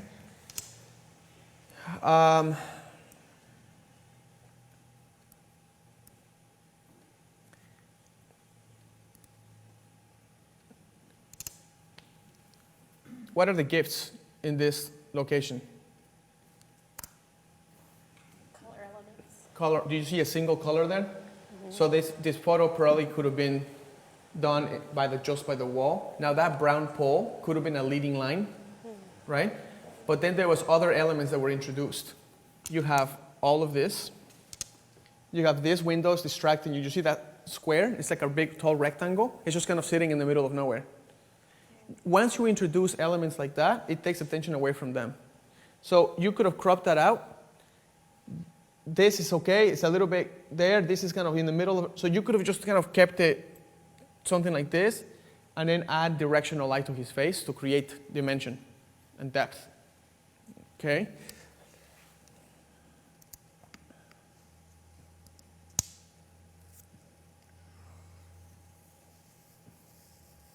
What's wrong with her arms? 90-degree angles. Is the pose believable? Like, what is he doing? Right? Now, if you look at the background of this scene, there are plenty of places. Is that the most obvious frame, the one in the middle? The green. No, the frame. There's a frame here, right? Wow. Yeah. So you're framing them, but the tree is the element of interest. So you should have balanced the tree.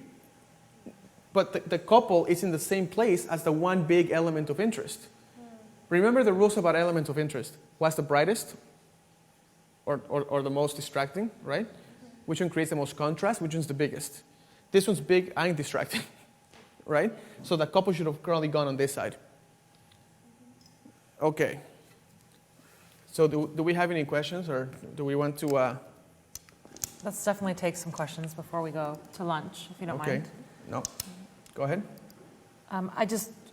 So great that you guys are showing your images. I know it's hard, but honestly, to get your images critiqued is the best way to learn. So I'm really enjoying this. And so thank you for sharing all of those.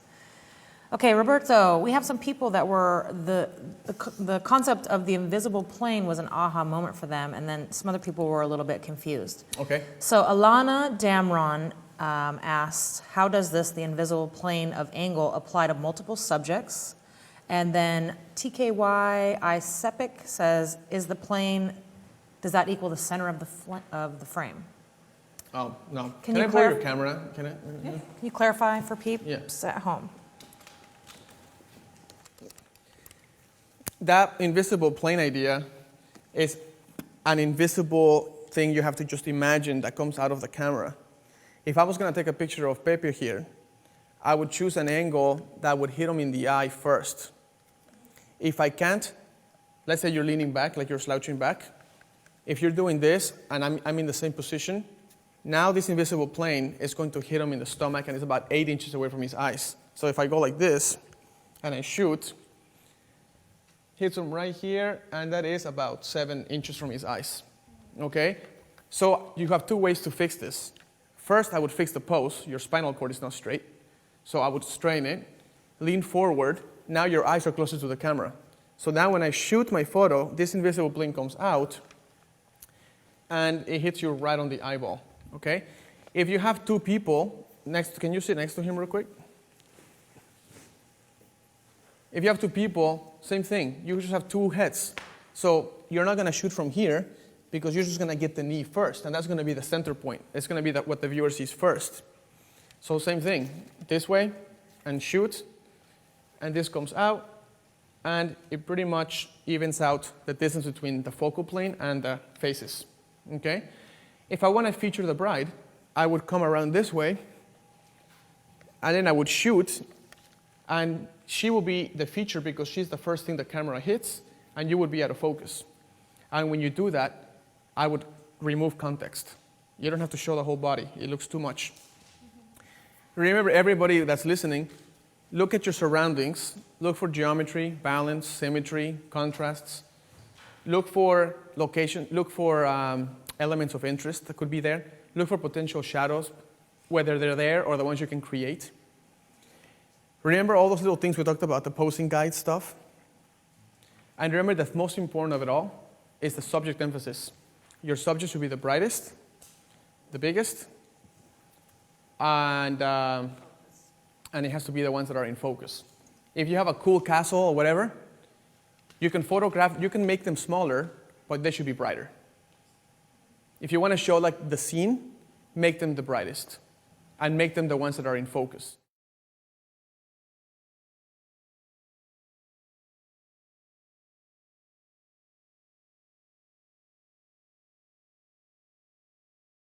Photo shoot session. So this is the part where probably a lot of people like to go to, but it's no good unless you build a framework, which we did for the first 2 sections. This is not the type of photo shoot where we just try to make pretty photos. We are going to have a very clean structure that will help everyone out there, no matter what level you're at, be able to make sense of any place. So that's why we had to spend so much time building that framework, so it can all make sense now. I have my 6 awesome audience members, which they're gonna get totally picked on. And we're gonna have a lot of challenges for them. And we're gonna start fixing them based on the stuff that I spoke, the 777 elements that we discussed. We're gonna be looking at small details, the hands, the weight, how the weight is distributed. We're gonna especially focus on breaking down locations in this segment, but we're still going to apply all the principles of posing that I spoke about. Tomorrow we're going to focus on posing more heavily, but today we're still going to implement it so it's repetitive and it sticks in your mind. We're also going to create subject emphasis through lighting, through size, and through focus, selective focus. And I'm not going to let any students take a photo unless they have one of those 3 in their mind or 2 of them in their mind. Because from now on, they're going to take solid photos. Nothing where they blend in with the environment. The bride and groom or the fashion model, whatever, are going to stand out, and there will be no doubt. We're inside this library, so I don't know if you can pan the camera around, but it's a library. So we have wood, carpets, floors. We have a couple of windows. We have some paintings with some glass, with some frames. We have these stools to lay on or sit on. We have all these chairs. We have a bunch of books. We have small little lamps, windows, chairs, and this little dome light going on in the ceiling. The reason why I say that is because if you're listening at home, I want you to start looking around the scene and try to see if you can find 3 color elements or less, seamless colors. If you try to find balance, symmetry, if you try to find a way to make shadows, find patterns, repetitions, balance, symmetry, you name it. And especially the lighting tools we have, our window light. We have my Canon 600 flashes. We have Jerry Gionis's ice lights available for us to light up the models. And we have reflectors and diffusers. So to my awesome audience members, your tools to create subject emphasis is going to be your window light, the diffuser, and you're gonna have to use it creatively somehow, and I'll help you. Reflector, ice lights, and flashes. Okay, so we'll go ahead and get started. Do you guys have any questions? Nope. No? All right, we have Matt coming out. So, here's Matt. We're gonna have Keisha come out and join us in a little bit. She's still putting on makeup. So I'm going to basically pick on my very first student is going to be David.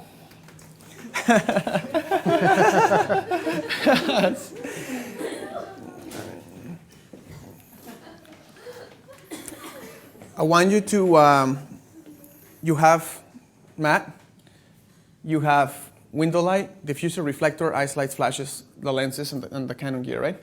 Okay. I want you to start by using the room's items to create a photo that has contrast. Okay. Contrast.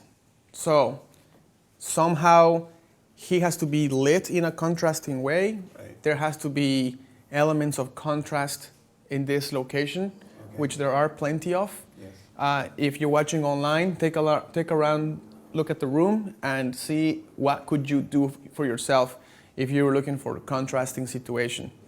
Okay, so take a look, David, and see what you want to do. Study the light.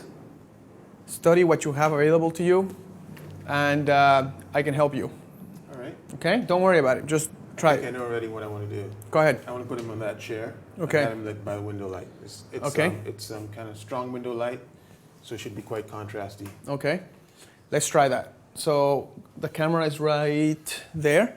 Right. Now, you use Canon, right? Or No, Nikon? Nikon. Okay. So we're gonna have to use.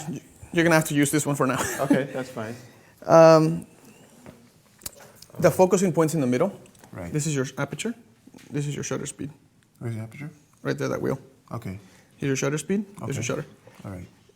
The focus right now is through the shutter button. Okay. So if you push this halfway, you will lock it, and then you can recompose. All right. Okay. So Here you go. I'm just going to put this down for a moment. Yeah, and take a just- look. And just pose him. Yep.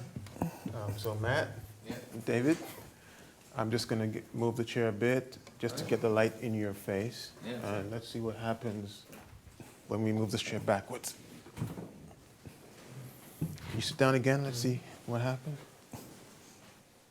All right. Lights in his face. Could you turn that way a bit? Chin down a little. Okay. Go ahead. Can I get some help with a reflector, please? Yeah. I'd like to get white just to balance the light on that side a little bit. So I want to get some light, a little bit of fill. It's not. We can try the other one. Yeah, maybe the silver.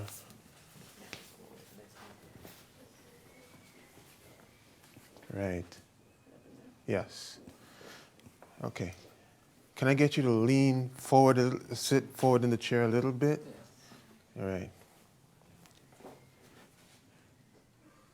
And I like his expression and the way he's looking, so I'm just gonna go with it. Before you shoot, what is going to happen in the background? Take a look at the background and tell me what could be a potential problem for you. The lamp could be a distraction.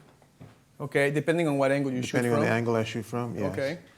I'm going to go from above so that my plane of focus, my imaginary plane, yeah. hits his eyes first. Good job. Awesome. Okay. I like the way his elbows are bent. We don't have 90-degree angles. Okay. And let's try it. Yeah, let's try it. Let's see.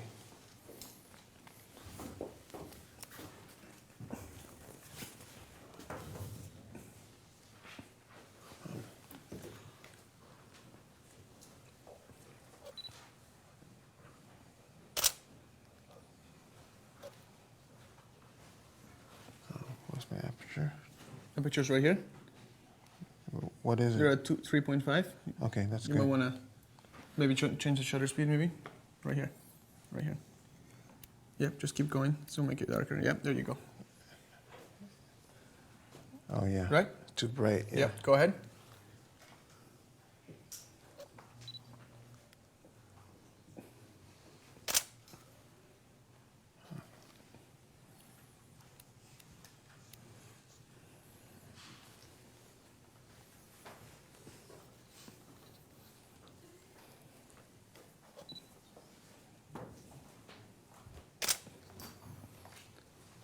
Okay. Okay, so you can go ahead and put the camera down. That sounds great. Okay. Thank you so much. Okay. Let's go ahead and discuss how we can arrange, how we could have turned this into a more dynamic, cleaner background, okay? Okay. The first thing is, if you're gonna go for the contrast, that fill light was good, but Right. it evens out the light, Okay. right? It would just even it out, which is fine.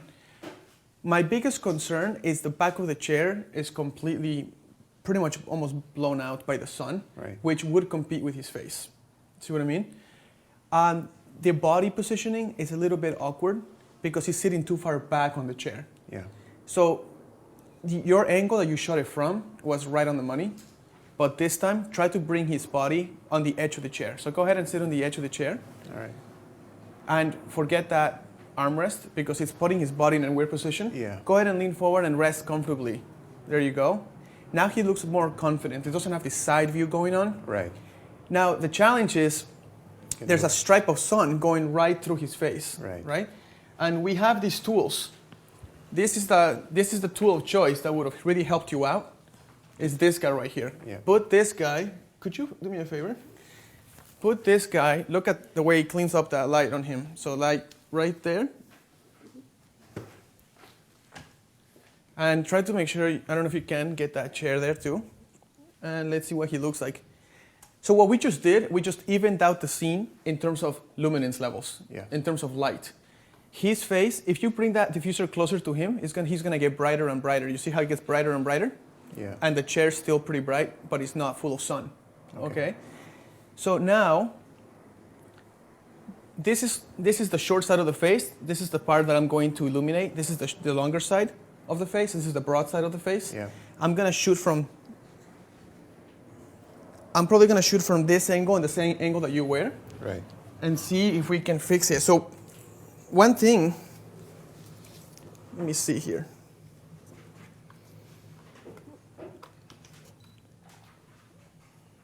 All right, Matt, where are you looking at right now? Take a look at, let me see, let's try different eye positions.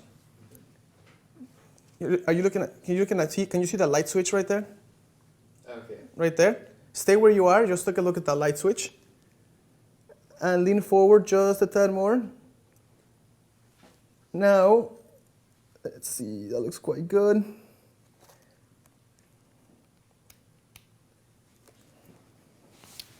Lean forward just a tad more. I'm gonna focus on that eyeball closest to me. And then, on the eyeball that's brightest. And then I'm going to snap this. Good, let's try one more time.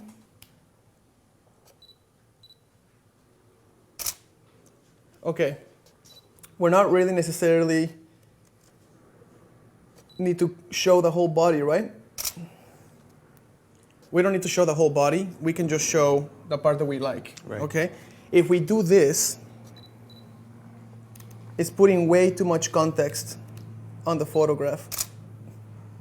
See that? It's just putting way too much context. Now you have bright spots all over the place. Right. It's just not gonna work. But I will actually like to see that the back of the chair has got that wooden frame. Yeah. That's going to be a problem because it's going right, it's like a horizon line and it's going right over his head. Okay. Does that make sense?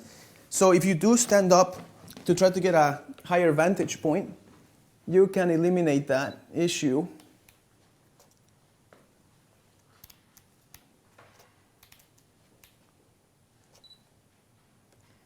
Can you smile at that light switch? Yep, that's very good. Take a look at me. Turn your camera, chin down.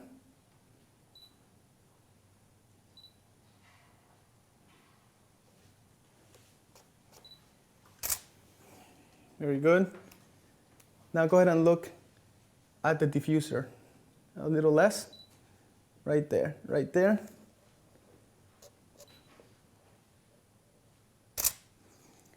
Another thing I could do is turn the camera to a monochrome, put it in black and white, and then you can really get a reading of what the light looks like, which is pretty cool. And create a really cool photograph. See that portrait? Now you see that sunspot right there? Right. That's causing me problems. So you don't want to show that anymore, so I'm going to crop that sunspot out. And then you have something like this going on. Can you bring your nose slightly to the right? That way that nose doesn't cross over the cheek, and it doesn't elongate it. Tilt your head, your forehead down a little. Right there, right there, right there is good. One more time. And last one.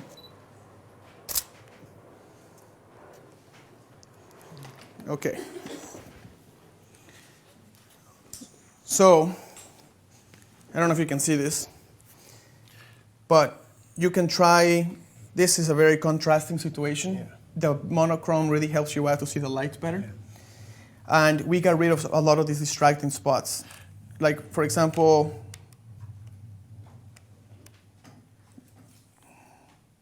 You see all these competing elements? Yeah. You're gonna get rid of this. All this is competing with your groom. Right. See what I'm saying? You just wanna get something more like that, along those lines. And kind of fill from the other side. You can do that, but if you wanna remove the contrast, right now this is like a contrasting situation. The only thing that's not helping is the wood part of the chair is going right over them, right over him. But that's why we switched angles by getting a higher vantage point, and you can put that above his head. Right. You see what I mean? Yes. And it looks a lot interesting. So, good job. Thank you. Let me see. Next.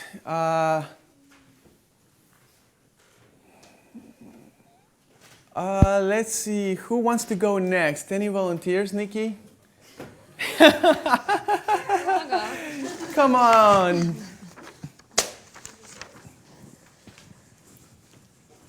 Nikki, take a look around the room.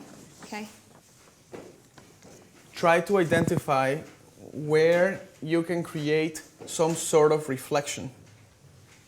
Okay? Reflection. You're going to create some sort of reflection with the elements that you have.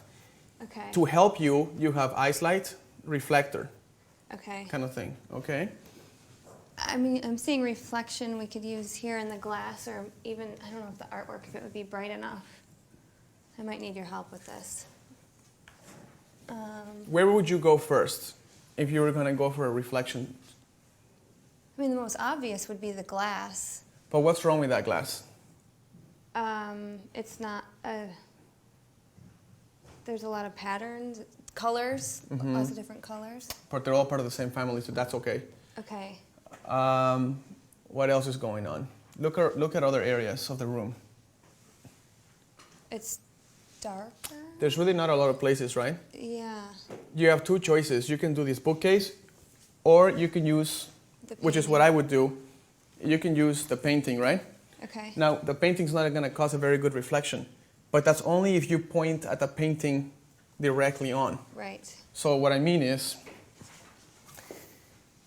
if you put Matt here and you point at it, it's going to give you the boat. Right. Right? But if you point this way,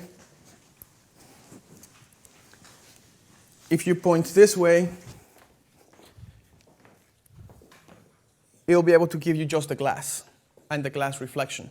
Does that make sense? Yeah. So you can try that. Okay. So right now I can see you, see you. and a reflection of you because I'm going at it from this point of view. Does that make sense? Yeah. Absolutely. Okay. Now, of course, to get this to work perfectly, which if you were doing this, I would have to tone down the window light and then use an ice light to illuminate you. Okay. So let's see if I can get an ice light out. Do we? And we can get an ice light, and then you can go ahead and put Matt over here.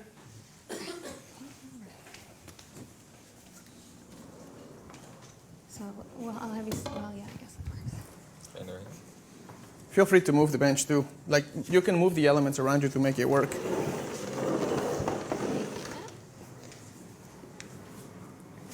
Okay. Can you see the reflection there? Yep, so come a little bit closer. Okay, so relax your hands. Thank you. Yeah, that actually looks really nice right now. You can illuminate me. I'll if you wait, want. his weight's on one foot. Do you want the light? The problem now is I can see the reflection of the light, so we'd have to move it around. So you just have to go at Or a higher just vantage point. yeah, Right? right. And I wonder if we could turn that light off, because I can still see the reflection of that light. Would it be possible if you do this, would that help it? No. Would you remove Well- that background? Oh yeah, if I cropped him just You can do right whatever you need here. to do to make it work. Yes, Does that that would work? work. So this needs to be a little bit higher. Can you hold that for me for a second?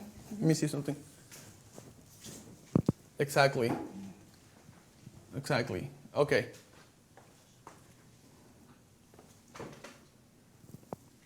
So obviously the white side is going to give you better reflection than the boat part, right? So you can shoot it from here and you'll have a cool thing. Now, what is he doing with his hands? Nothing. Okay, so they're His just in the hands in his pocket. pocket. Maybe he's tying the button. Maybe he is, let me Looking see. at his cufflinks or something. Yeah. See, now he's looking at the light, the reflection looks a lot better. Okay. If you turn his face this way, see what I mean? I can't see the reflection. You can, but it's just not It's working not right. as- You always okay. kind of want to turn your body towards the light, right? Right. So he would have to be adjusting his tie or something. You don't have to show his eyes either. You can just crop from the lip down. You can be creative on your crops. You don't have to say, here's Matt, I'm going to show the whole Matt. Right. You know, we don't need to show the feet because this is the only place we can actually get the reflection. Right. Okay? So go ahead and take the shot. Let me see. Can you? Okay. I've never used a Canon before, so you might have to help me. Okay, so here's your, I can help you with this. This is your shutter Focus. speed. Okay. This is your aperture. Here's your shutter speed. Shutter speed. See, changes. And there's your shutter. The focusing is on the shutter button. Okay. Thanks. Be creative on your crop. Make sure there's nothing brighter than him Right. in the background. And I'm going to turn this around because of this little flap. You see this? So right there. Okay. Just tell me how you want to pose. So foreign, it's on my camera. Okay, so look towards the light. Hold on, I need to say something. If you say look towards the light, they're going to look at the light, and it's going to hurt their eyes. Okay. Tell them to look in the direction of the light, so tell them to look at the bears or something, so then Okay. his eyes go through the light, but they're not looking at the light. Okay. And yeah, that's perfect with your hand. Actually, you could relax your fingers a little bit and bring it up about 2 inches. Yeah, about right there. Just a 90-degree angle on the arm, almost. Oh yeah, that's true. Lower his arm, so actually tell him to button his jacket with one hand. Just with use one. Okay, use so the one hand button, yeah. See how he looks all GQ now? You think? Yeah, just he looks like he's got this. Try it out. Crop from the lip down. Okay. I'm looking at your light meter here and I'm trying to, it's Okay. just different from mine. Oh, there we go. Okay. Okay.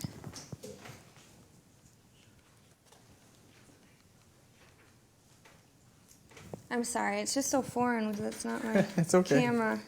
If you don't like the hand, put it down in the pocket. That's fine. The other one. Yeah. Okay, I'm sorry, bear with me with this camera. Okay. Okay, can you tilt your, actually we'll just try it. I kind of cut off his face. Can you tilt your chin down just a tiny bit?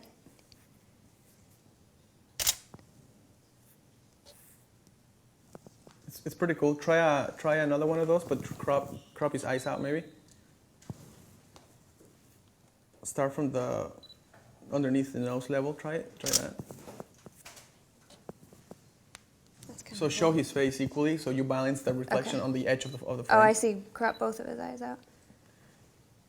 Balance him and the reflection. So that's pretty balanced, right? But Yeah. this time actually show more of his eyes again. Go ahead. And then let's try that also without the diffuser in the back and see what that looks like too. Yeah, that's just, yeah, that's So a try little that, see if that distracting. works. Oh, that's not very balanced.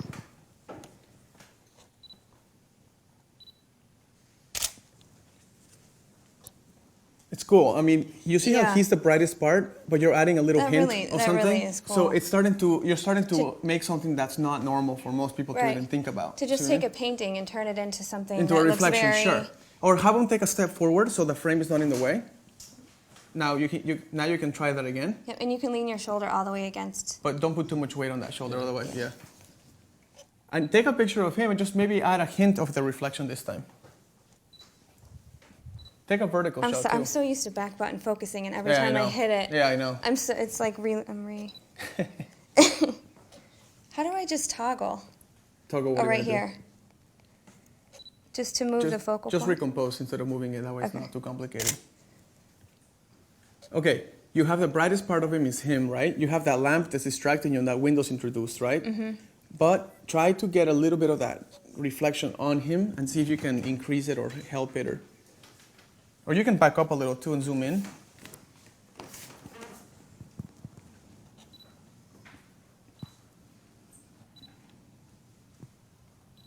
Oh my gosh. Okay, so at one of the first shots you had a little bit of his reflection, but it was more like a portrait of him, right? And that looked really good. You're using the painting, which to people is just a painting, and you turned it into an element to create interest in the photograph. Right. Okay? And with some finessing, that can look really neat. See what I mean? So Absolutely. That's awesome. let's go ahead and step down. Let me see. We have Kisia now, right? Look at her. Oh my goodness. Transformation. Awesome. Yeah. Before we move on, could we just, a lot of people are not familiar with the ice light. Oh, sure. Could you just talk about that for a Okay. minute? So, Thank you. by the way, everybody that's watching, you're gonna get one of them. One of you guys is gonna win one of these ice lights. This was designed by Jerry Gionis, as you all know. It's basically probably the best light I've ever used for indoor lighting. It's white. It's daylight balanced perfectly, so it's like carrying window light everywhere you go, and that's why I like it so much. It doesn't have that tungsten yellow feel to it. It's got a very window light clean feel to it, so you can go anywhere indoors, and this will make it look like you have a window next to your subject. So it's really great. Thank you. I have a question. Can that be mounted on anything? You can mount it on a tripod. You can put an adapter and put multiple together. You can do whatever you want. Cool. I have 2 of these, and I use them religiously. I use them all the time. Okay? Okay. So, let's see. Blah, blah, blah. Mallory, come over here for a sec.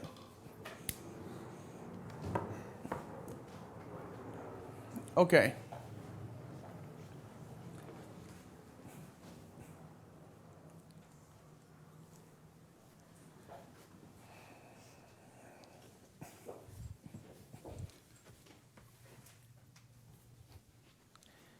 We're going to transform this room a little bit for you. Okay. We're going to turn this into a moody night shot. Okay? Do you still have your necklace? Yeah, you do. Okay.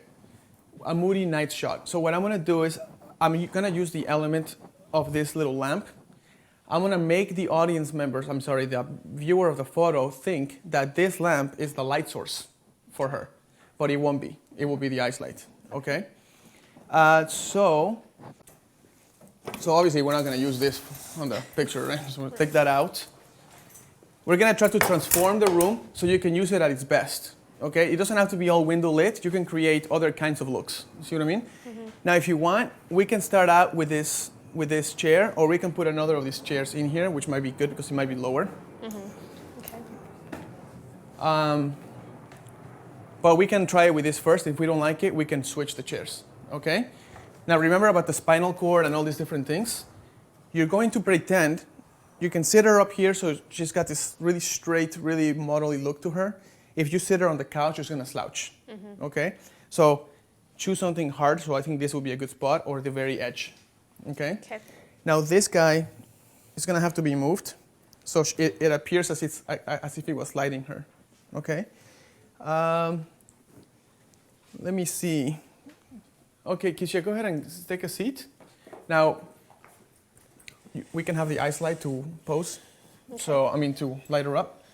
But right now, that light's obviously not doing anything, but we're going to help it, okay? And you might want to maybe even turn that seat that way so she can angle herself from the camera. Can I move it back? Yeah, Also? of course. Where will she sit now? Where will she sit? Yeah. On the edge of the chair. Okay. On the very edge like that. Very nice. I guess if I could get the... Okay, take a look at the angles that you're going to shoot from, because if you shoot from there, you're backlighting, right? Right. If you shoot from here, from where I'm at, you have that green curtain, which is a softer tone. Does that make sense? Right. I see what And you're that's saying. more balanced. If you shoot from here, if you shoot this way, you can still tone it down because of that. So choose the angle that you want. Don't go for the first obvious, which is the front. Okay. Casey, will you look? Yeah, more towards me. Okay. Back. More. Maybe can I try... Don't forget her hands. Right. I do need a... Let's try the ice light on this side. Yeah. Keisha, will you look at me? Just a tiny bit. Yeah, I like that. I think that's pretty. There is some shadow right here on her cheek, which I'm not sure if I like or not. Can you move it over a little bit? That's too much, a little less. Maybe right there. Oh yeah, I like that. Can I stop you for a second, Mother? Now, you're using the chair to sit on, but the chair has other uses too.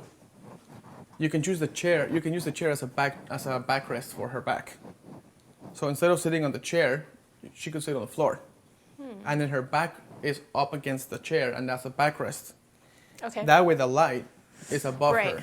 Because right now the light's like right at the same. I want to try that without the ice light. Okay, yeah, let's try sitting on the chair. Thanks, Roberto.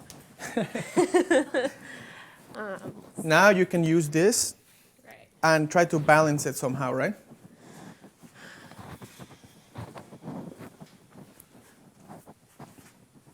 Can I see that ice light real quick?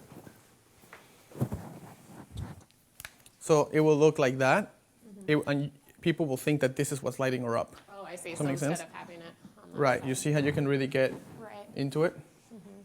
Okay. Here you go. Okay. All right. Can I get the camera? I'll let you Yeah, borrow that's it. where he was. Okay. Maybe up a tiny bit higher, and yeah, right there, over a little bit. Yeah, that's good.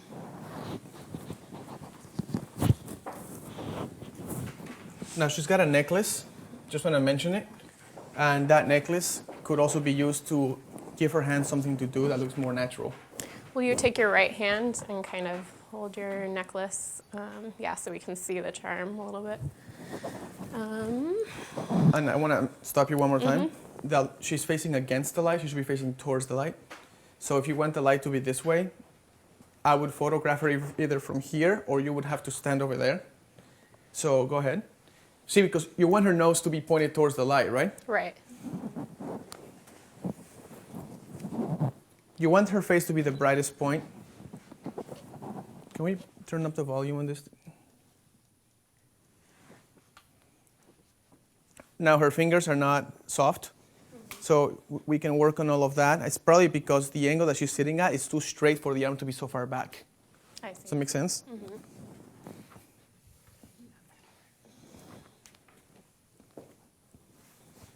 No, you don't have to use the necklace. I was just saying, it's a tool that you can use to give the hand something to do. Okay? Let me see what I...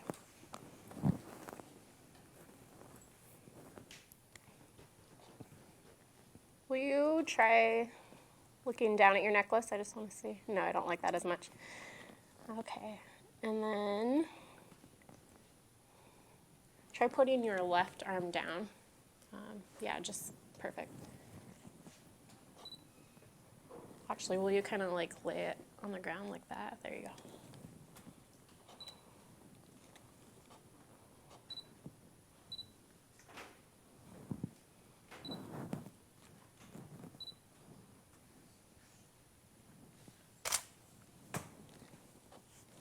That was too dark. You use Canon or Nikon? I use Nikon, so this is all Okay. backwards to me. So here, you can, here's your shutter speed, it's slowing down, see that? Oh, okay. And here's your aperture, you can make it go to 2.8. Okay, And if you want, we can make your ISO 1250, that was a lot brighter. that'd be good. Okay, go ahead. You might want to speed up the shutter speed, that's going to be too bright. Yeah.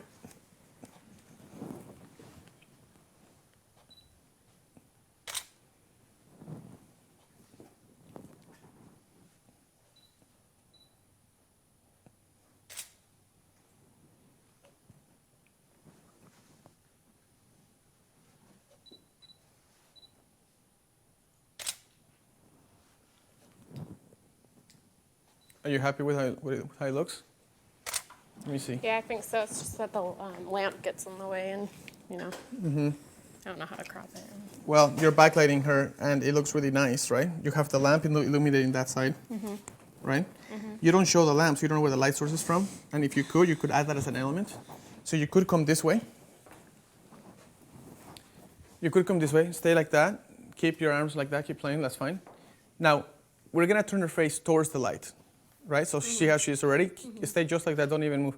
Now you see the ratio of the eyeballs and the iris is a little too much white. So bring your iris a little bit. There you go, and then down a little bit. See right there? Or you can try chin up a little to get that light to really like fill her up, and then close your eyes. Good. And put your hand over the other hand and straighten your back. Right. So put her hand like over like you're like this, protecting it or something. Chin up to the left. Sorry, to your right. Right. Close your eyes. And now, can you put let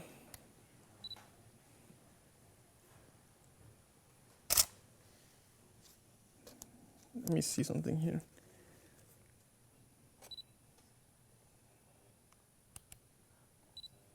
Go ahead and look down. Look higher up. And then look more that way, like come across this way. Right there, right there.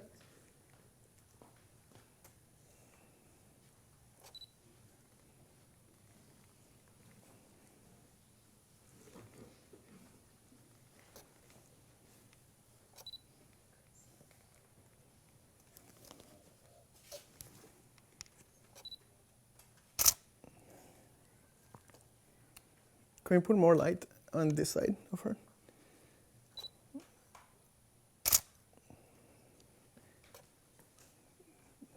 Look straight at the camera. Straight at it, yeah. Chin down.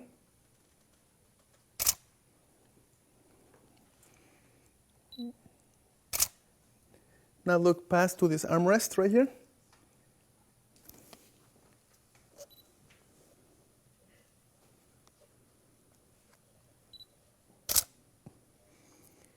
Kind of bring your hands down, slightly soften them. And with your hand, grab the left side of your hair and just straighten it a little bit. The other side, I'm sorry. Yeah, that's it. Yeah, that's it. Slowly. Chin up. And turn your chin this way a little more. There you go. Just keep looking in that direction. Okay. Let's see. Okay, that's very nice. I'm going to probably do one more here. Okay, let's look at this real quick. When I introduced, so first she's definitely the brightest person in the thing, in the place, right? Mm-hmm. Did you see the chair is distracting? Mm-hmm. I don't know, so how should I point this? The person is distracting. This part of the chair is pretty bright, but it's not as bright as her, so it takes away, okay? But it's fine. If I introduce the light bulb, which is something I tried, It's too bright. it becomes a distraction and it doesn't work. Does that make sense? Right. This whole room was transformed by turning off the lights and using that video light and the lamp. Okay, now that lamp is giving her that yellow, beautiful tone, but the ice light's giving her that window light. So it looks really nice and contrasting, right? But this photo's obviously not working because of that. Right.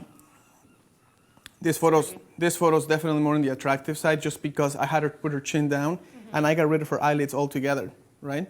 And you have all these contrasting rooms. Now, because she's sitting on the floor is what makes this pose look like that. If she was sitting on this chair, she would be at a too high of an angle and it wouldn't look the same. Can you sit on the chair for me for a sec? Thank you. If you were to do that, turn this way and chin down. I'm going to actually speed up. This is not going to work. It just changes everything about it, you know what I mean? Look at this, compare it to the portrait right there. Okay? So, cool. Give me tiger. Give me tiger. Okay, good job. All right, so what you learn from this is probably that the chair is a chair. Yes, but you can use the chair in so many different ways. Like, it was used to sit on. Look at the way she's standing now. Her arms are resting. You could use it to sit on the floor and rest your back on it. Remember to look at the objects not for what they are. Like, a chair means you sit on the chair. Right. But it doesn't have to mean you sit on the chair. Right. You can do something else with the chair. The lamp doesn't have to illuminate her. It can give her a contrasting light source to give her that orange feel to it. So you can just paint with light. You know what I mean? these bookcases here are all part of the same color tone, Right. right? There's also a sense of balance because there's 3 bookcases. So if there's 3 bookcases, this would not be distracting at all because the colors are all pretty much the same family. So it's not like you have some random bright red somewhere there, you know? Let's have, this could be a cool backdrop for the groom. If we can have him sit here. But then it's a little too low actually. So maybe we can do it through not sitting down. So let's have, let's see here. Okay, Matt, come this way. All right, Juliana, come over. I know you want to come over. I want it. I've been like, why didn't he call me first? Hi. Okay, you have Matt. Yeah. You have books. Yeah. You have bookshelves. Yeah. You want him to be the focus point, right? Right. You do not put everything in focus because it's going to throw off the whole photograph. Right. What do you think you should do? You have reflector, you have diffuser, you have ice light. Huh. I think it should be.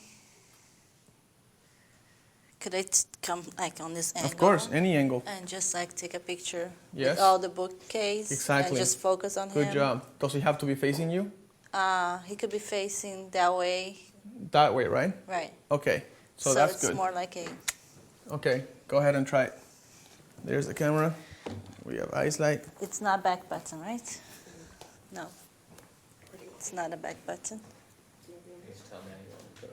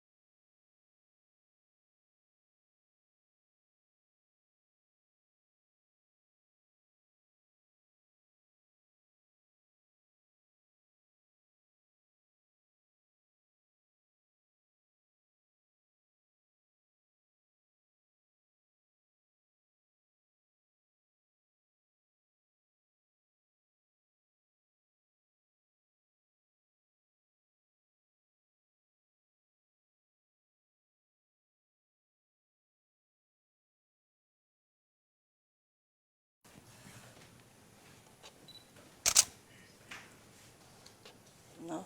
Increase the shutter speed.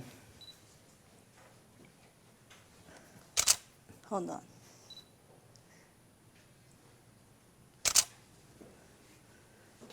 You're a little slow on the shutter speed.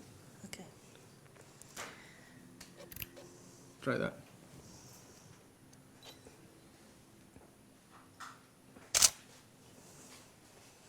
That's really dark.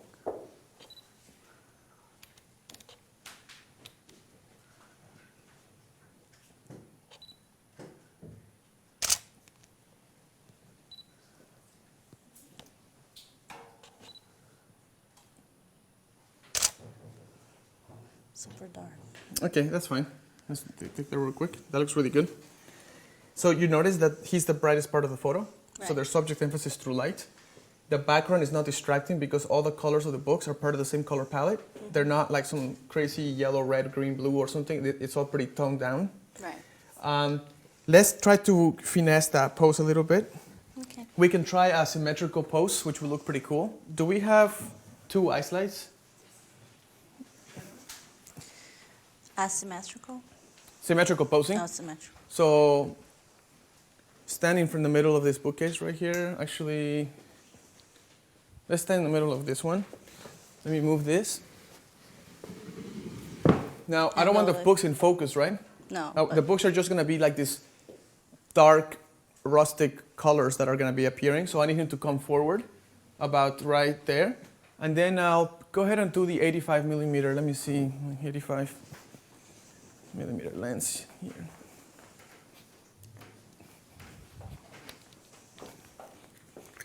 The reason why I'm going to 85 is to really get those books out of focus. Does that make sense? Because I can go to 1.2 here, although I'm not going to use 1.2, I'm going to go to 2.0.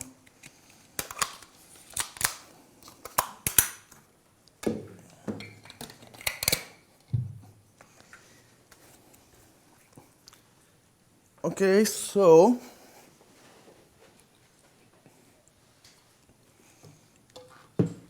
stand with your weight totally even.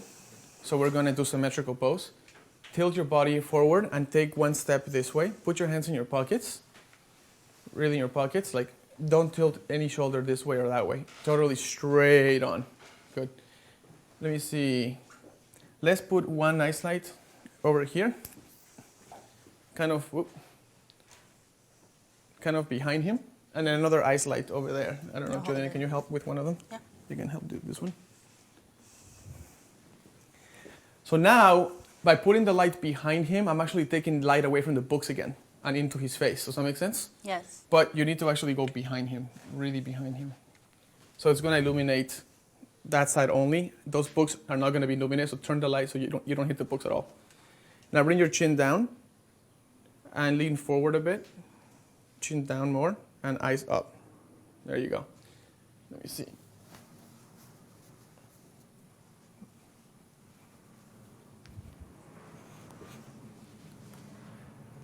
Okay.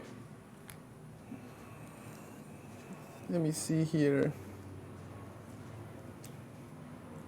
Okay, guys, take a illuminating. Take a step away from him. This direction? Bring that shoulder more this way, Matt. Yeah, right there. And chin down a bit. And just stay right there for a second. Good. Hold on a second.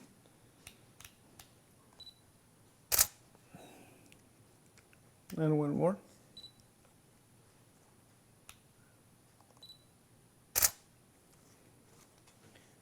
Actually, Julian, take a step this way. So those lights need to be equal distance from him. Okay.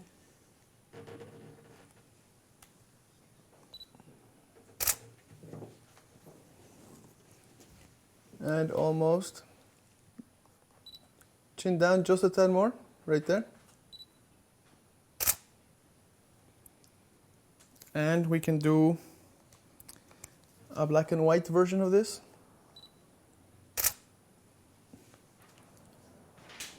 And go back to color. And I'm going to come in a little closer. Chin down a bit.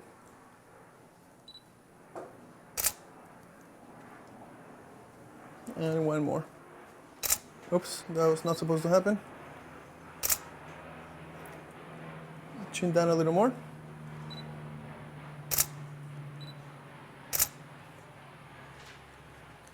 Let's see. His nose is illuminated on this side, but not on that side. So what do you want? Bring that light over here. That way I can get his nose equally.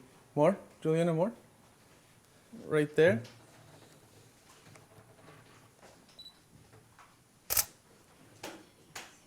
Bring that light further back. More. And closer to him. Now do the same. Further back, closer to him.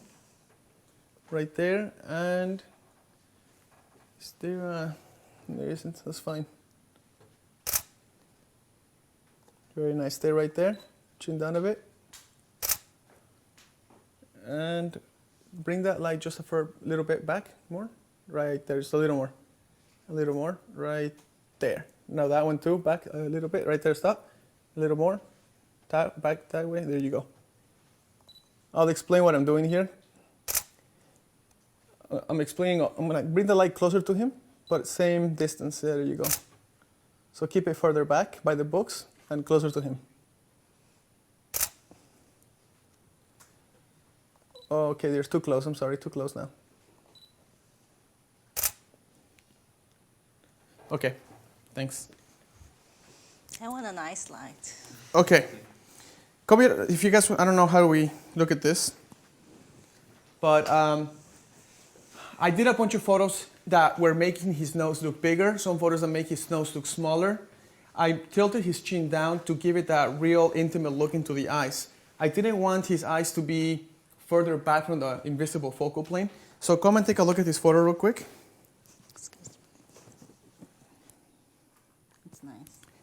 So you see all this balance and stuff, it's just like really working. And even those crossing his head, it's so far in the background and it's so continuous that you see it as a pattern. If that was the only line over his head and you wouldn't see the other ones, Right. it would be a problem. So then you have the pattern. You have a pattern, so it's okay. Look what happens if you illuminate too close to his nose. Now you look at his nose, it looks humongous. Right. Okay? Guys, go ahead and take a look at this real quick, if you're an audience member.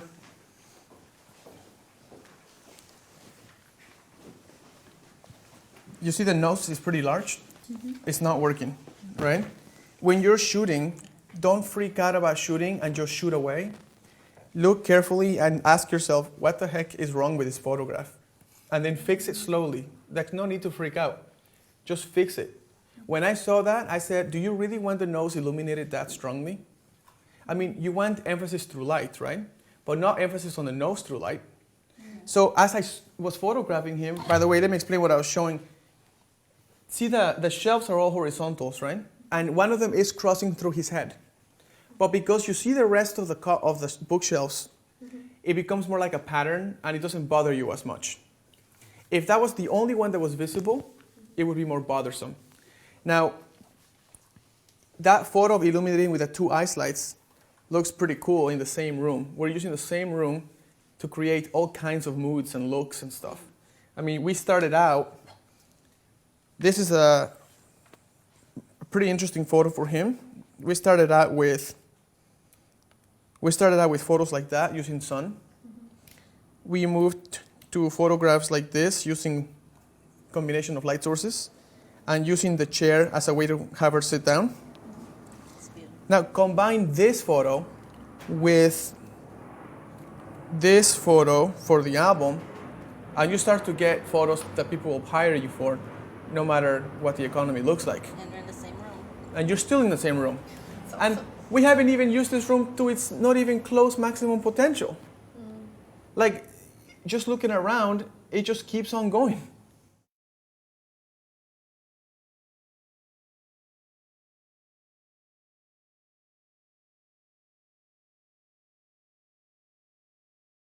Before we do the photo, let's look at the obvious. Okay? The obvious here is what? The chair, table. Okay, so you would sit her there and you would take your photo, right? Mm-hmm. Is that gonna give you economy-proof photos? No. Economy-proof. Where we have more elements. If you look at the chart,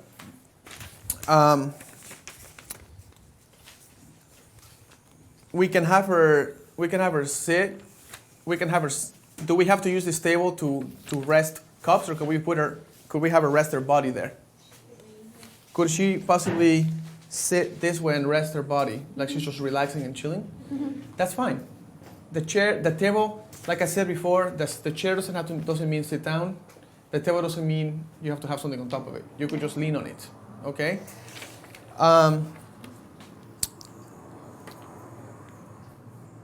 We have frames. Do you see them? Where is it? There. Where else? Right here. You see this frame? Yeah. Now, we can try to add depth to the photo. So we could have her sit, the lighting here is pretty good. Their light's coming from there, right? Yeah. But it's not good enough. We can always make it better, okay? So we will have Kisia sit there or lean here or put the table there. We can have her look towards the light. We can put a nice light there or a flash or whatever you want to do. And we can shoot this photo from the inside out. So now you have a frame on top of it all. Best thing is you have color elements of only one color here. You have a single color background. And this chair has a green earthy tone, just like the wall. So lots of things are working on your favor here. So first think, what's the obvious choice? Sit her, take a picture of her, right? Now start adding location elements to it. So let's try it. Let's see. Who hasn't gone yet? You haven't gone, right, friend? No. All right. Let's see. You know you said shooter from inside. Did you mean like framed through the window? Of course. Through the window? Shooter from inside through the So window. this will You be the frame. frame, right? Of course, you don't show the number. Yeah. And then you shoot in this way, and you illuminate her, turning her face towards the light. Now that light is not good enough. See, if you look at the way he's lit, you have some light, but it's not amazing. Okay, so we have to make it. We have to improve on it. So Okay. that's when we use The reflector or the ice light. Now The the lightsabers? table and the chairs can be moved according to what you want to create. Okay, so you can move her. You can move the chair there and put the table there and just take a little shot, and she will look beautiful looking that way. Okay. She doesn't have to be looking at you. It's a little too obvious, but you can if you want. No, yeah. Okay, so I'll just move this, I guess. Okay. Here, Kisha, come on out. Please. Sorry, guys. Excuse me. So again, for the sake of remembering what we're doing, we're using the frames, right? We have single color background. We have the table, which is part of the same color tone, and we don't have to use it as what it's for. You can use it as a leaning device. You can do whatever you want. Okay. Yeah, so I was like putting it. Would here be okay? Yeah. Or But should I move be over? careful a bit? with that. Be Yeah, careful that's with what that. I was thinking. So what would I do? Should I just move it? Of course. So I'm really nervous. Yes, do whatever you need to do. Okay. Well, thank you. Just leave it there, it's fine. It'll be out of the way. Portrait, right? Yeah. That's what I'm intending on anyway. It'll be out of the way. Hey, babe, I'll get you. Okay, Kissia, go ahead and do whatever Just lean? friend you want to do. Oh, God, I'm so nervous. Yeah. Uh-huh. Okay. Excuse me. I'm just going to fix you. Can I shoot your hair? Yeah. Sorry. Can't help it. All right, there you go. Okay. I kind of want her to look look that way, because she's got really nice eyes, and I like how the hair is. Okay. Is that a bad idea? Beautiful. Okay. You want to use the frame to add some depth, Yeah. right? If you take the normal photo, here, take this one. If you take the normal photo here, Sorry. Yeah, from that side. You okay? if you take a photo, it just looks just like what it normal. is. Like, ooh, Yeah. if the economy hits hard, you're going bankrupt. You see what I'm saying? Yeah. That's a good Okay. way of putting it. If you come over here, you want to choose the angle that's going to. Here, take this. Choose an angle that's going to give you the frame. So.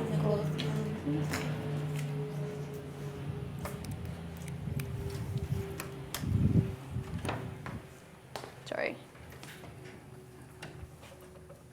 What if the door was Keep this open? open. Yeah, Keep what this if the open door was halfway. ajar and use that as the frame? Would that work? Yeah. See, you have this. Then she's now framed by the doors, and then you have this as another portion. See what I'm saying? Obviously, this sign. We'll remove it. We'll put it back. Okay. Now, what's wrong with her? Her posing? The light. She's got a shadow on this side. Well, we need to fix it. We so need that the lightsaber. The What's light. it? Ice light.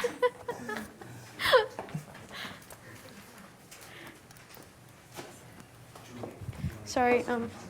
That's my shutter speed, right? How do I? 2.8 Shutter is speed? okay. Yeah, 2.8. Yeah. Shutter speed. It's at 8, so you want to make it a lot faster than that.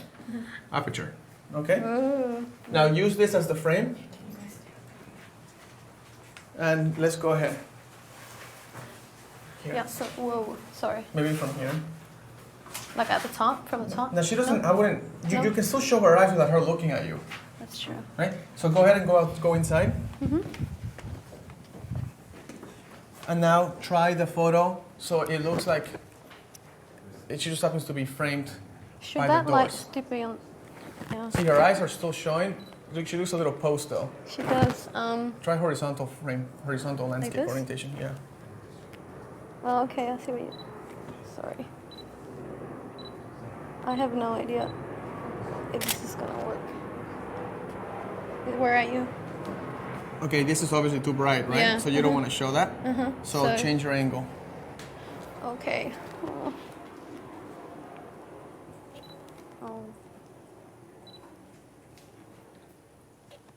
You did notice that yourself, right?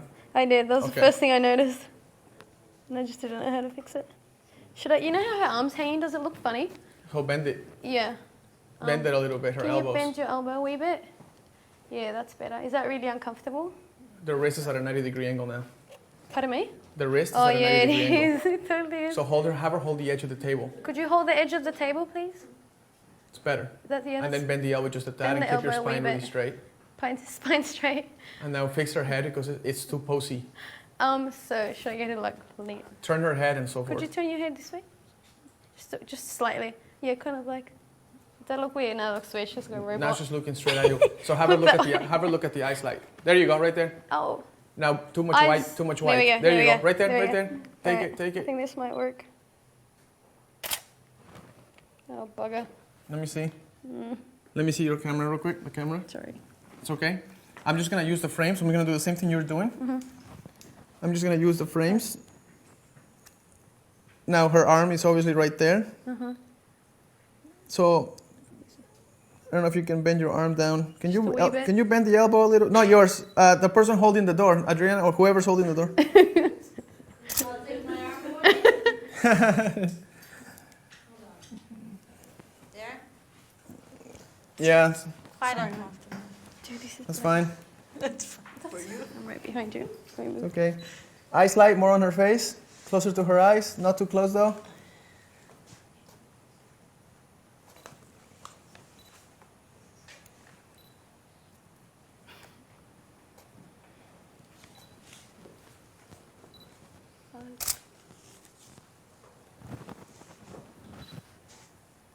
Yeah, it looks better. So you can adjust the pose, right? You can keep going with the pose. I think if you do something along these lines, you start to get more framing and stuff. Let me see. It's okay, really. You can relax if you want. I'm trying to just keep balance, that's all. Oh, is it falling? I think the further back you go, maybe. Okay.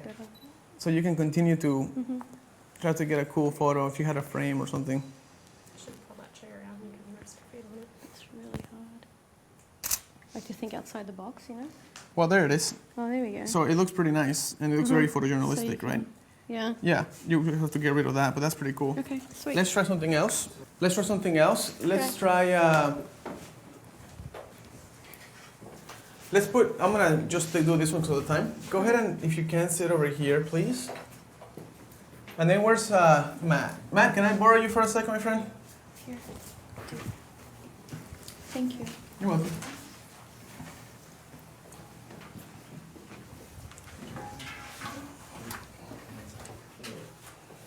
Do we need the reflectors to get some Okay. light? We're gonna stay out here, okay? Give me a second.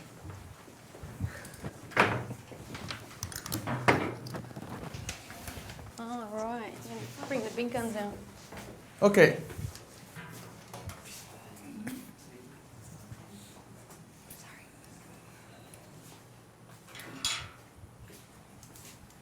So let's try to build this, and as long as we have the elements that I talked about, should be good to go. So let's go ahead and move this back. I'm gonna put the 50. Okay.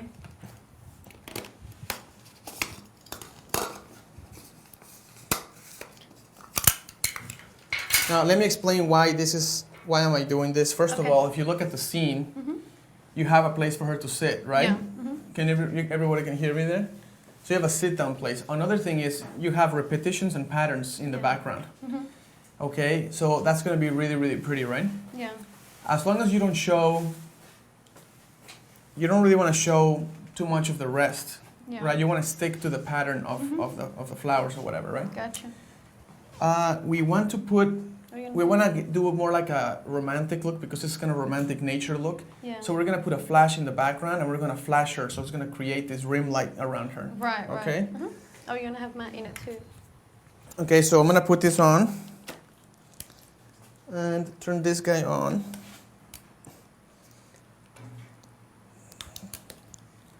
Okay, so first of all, this is going to go to master. It's also not going to fire. I don't really want this to fire. Okay. It's just going to be the trigger, okay?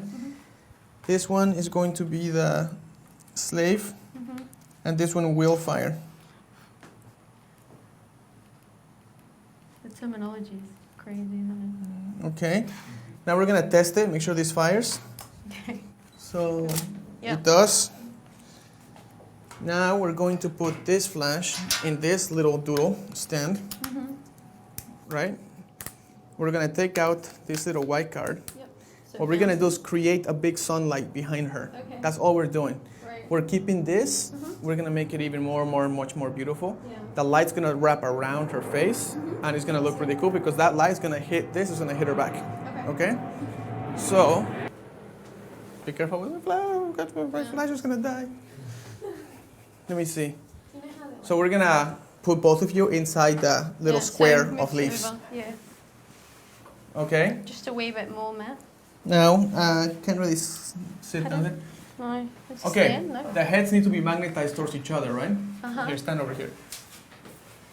The heads have to be magnetized towards each other, right? Yeah. Her eyes should not be looking at his because if they do, it looks cheesy, like Yeah. cheddar cheese, but much sharper, like the most sharpest of all cheddar cheeses you've ever seen. Wow. So what you want is to have her eyes looking like at his knees or at his elbow. You see what I mean? Yeah. He now can be turned towards her, so your body can be turned and tilt your forehead against hers. Okay? It looks weird though when he's looking like that. Should he be looking? You can do that. And also, let's do a point of contact with your left arm. Kithia, bring it up and bend it like around his chin. The other side of the chin. There you go. Yeah, okay? So now we have a point of contact. We're just getting the portrait, right? Yeah, also look at Kisha's spinal cord now. Now it's slouched, right? So you have to raise it. And now you have her hair covering her face. You see all these little details we gotta do? Yes, I am. Okay, so you have a point of contact. We're going to... Just put it behind her ear. We're gonna do something like this, and then the flash is gonna illuminate this hair. It's gonna look really pretty. Gotcha. And are we gonna see this? You won't. That's why it doesn't matter. So Now the collarbones are straight towards the camera, so we're going to turn them. a wee bit, yeah. Turn them a little bit, like that. Keep that spine really straight. See how much better that looks? Yeah. You have point of contact there, Her hair. and this hair. You guys are doing Seriously. really well, by the way, considering it's just me. You almost look like you're in love. Okay. Just gonna be embarrassed. What about him? Like, where should he be looking? Because now he looks weird. He does, and we'll fix it. Okay. I reckon, like, at her chin. Matt, can you look at her chin? Is that better? What do you reckon? You can look at his. He can look. Bring your chin this way more, Matt? Yeah. more, right? And Yeah, then that looks heaps look at better. her right shoulder instead. Look at her bottom elbow, and then when I say just laugh and breathe in. Laugh and breathe in. Okay, hold on a second before I do it. Hold on a second, let me make sure. This is gonna look really neat. So you're gonna laugh, and as you laugh, you're gonna smooch. breathe in. That worked. Wait, she's hunching her back. Sorry, can you put your back straight for me? Good job. Thanks, love. Sorry, your arms a bit. Can you bend that wee bit? Thank you. Close your eyes, Kisha. Smooch. That looks better. Looks nice. Yeah, it looks heaps good. Just can't stop giggling, eh? Put your foreheads closer together. Just push each other. Yeah. And turn your face more, Kisha, so I can see more of Can your I face. move her hair? Good. Chin down, Kisha, just a bit, and smile. Ready? Tender smile. 1, 2, 3. Come on. Oh, that Okay. looks so much prettier, eh? So let's go take a look inside. All right. Be Thanks, careful. guys. Be careful Thank with you. my Can you Oh, get yeah, I it? get it. Get it? You got it? Thanks, Rebecca. Okay, guys, I don't know if you got to see that, but take a look Thanks, at that. guys. You did awesome. So we did patterns and repetitions because of the leaves outside, remember? And if you look, so we have the flash firing in the back, illuminating all this even more, creating this romantic look. And you can pose it however you want. You can zoom in, but you can do something like that, and that will look really cool. Does that make sense? Yeah, thank you. But what I'm doing here is the patterns in the background, it's all one single beautiful natural mesh. There's nothing crazy. There's no red stop sign. There's no parking lot. No apples. No apples. Okay. The point of contact was right there. The chins are down. They're not looking at each other. So good. So it basically has a lot of really nice finessing going on. Okay. Once you're done, if you want, you could have turned the flash and you can make the background a little bit darker. Mm-hmm. But in this case, you kind of want it that natural. I kind of want to make it look like natural sunlight coming through the leaves, so it would be bright. Mm-hmm. But they're illuminated beautifully anyway. Yeah. I could have made this. I could have put a reflector on them, and it would have made them look even better.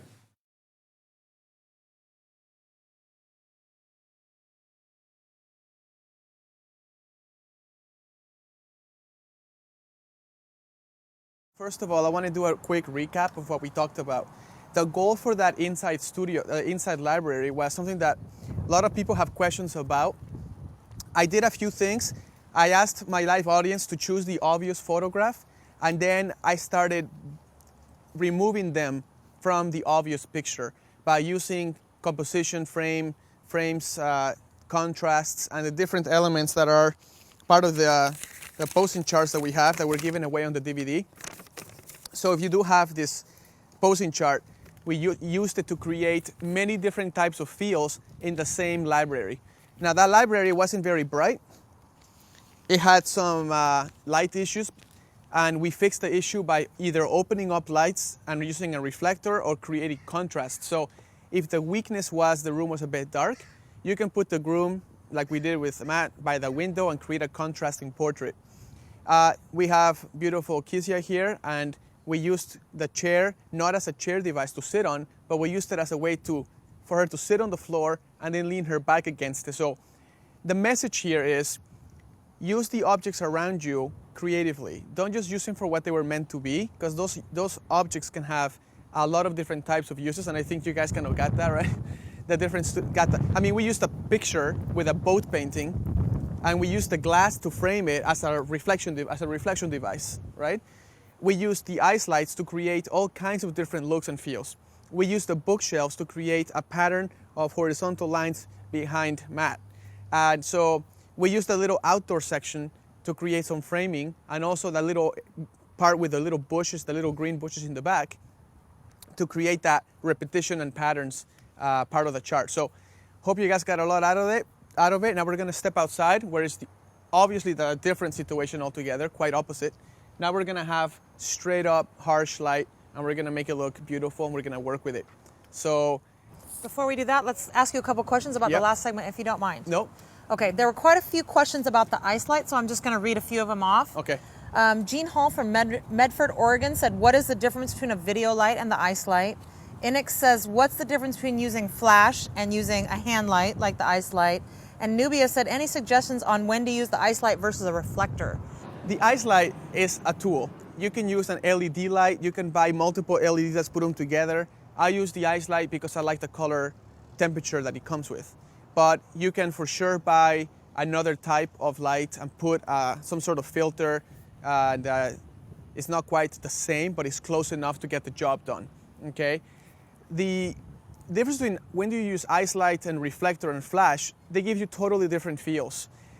If you want to create the sense that there's a sun behind the couple or behind the model or whatever, the flash will be your best bet for a sun. If you're trying to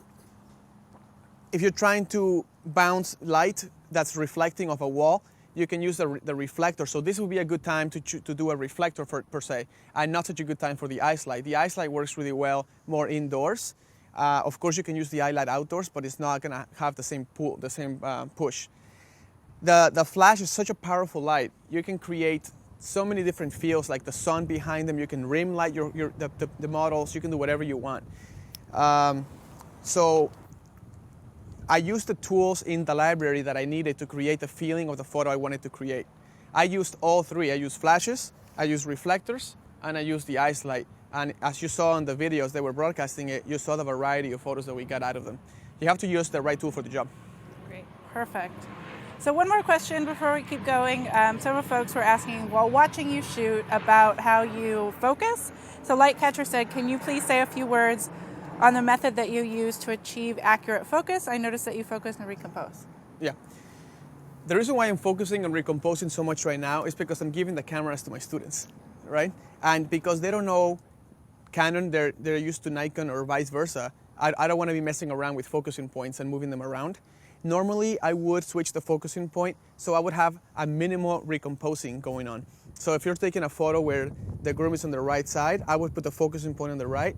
That way I can just focus right on his eye and not have to recompose so much. If you don't do that, you have to put the focusing point in the middle and then recompose to get that negative space to show up. So right now I'm just doing that because of the class setting, but otherwise I pretty much use all my cross points, focusing points. Awesome. I use my camera like crazy. The white balance is all custom. Right now I'm not trying to complicate things too much. I'm trying to focus on the locations, so I don't want to get too bogged down with problems with that kind of thing. So I'm just Perfect. going to stick with a middle focusing point. Perfect. Thank you for clarifying. And back over to you. Yay! Okay, location outside. Let's rock it. So many of you are in a situation where you have to shoot your senior portrait, your child, your bride and groom, your super fashion model, doesn't matter, and you have this lighting situation. And you have a beautiful parking lot behind us. Look at this location, take a look around, because we're gonna use this location to create a variety of looks. And my students are gonna basically get what they learned, and they're gonna start implementing it, and we're gonna finesse the post, we're gonna create beautiful photos. So let's go ahead and get started. I would like to probably start with the first photo just to kind of get the ball rolling, and then we'll move on from there.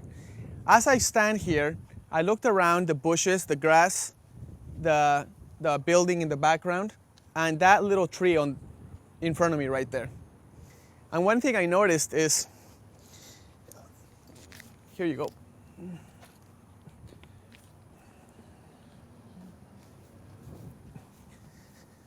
One thing I noticed is there's a little gap right here. Do you see that? That little gap is an exact excuse to give me a blurry frame. Right? Remember we talked about that.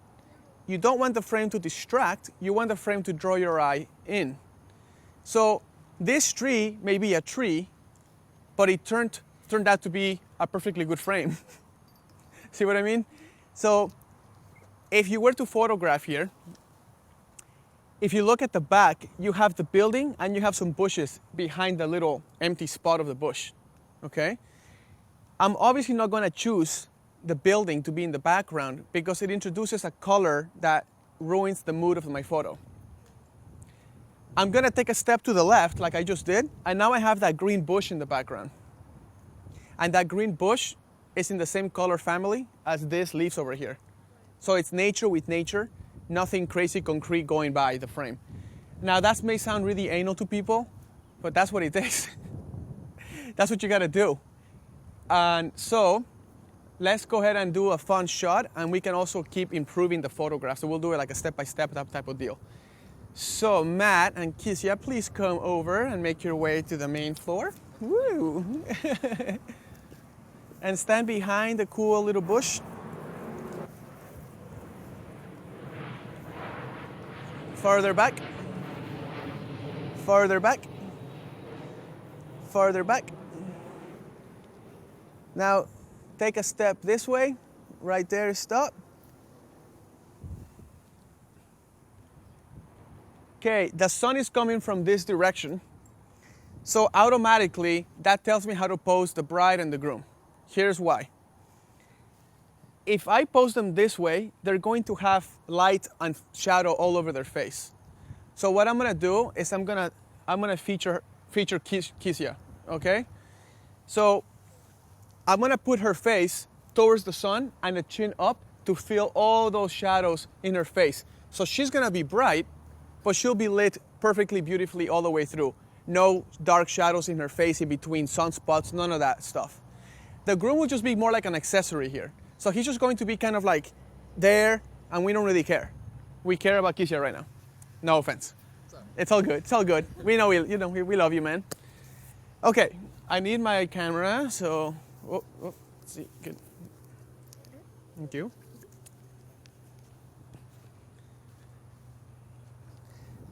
Now I'm gonna build this photo little by little.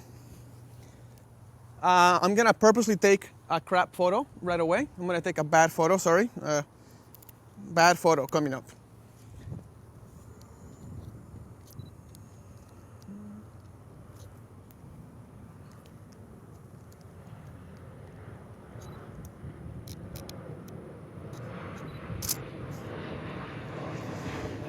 Okay. In this photo, you see the tree.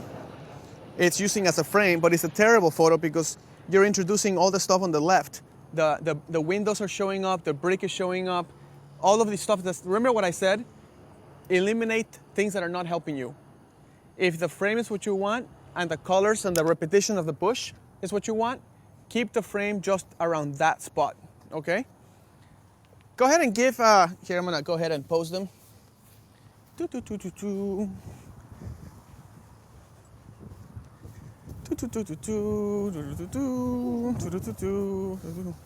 Come this way, come around.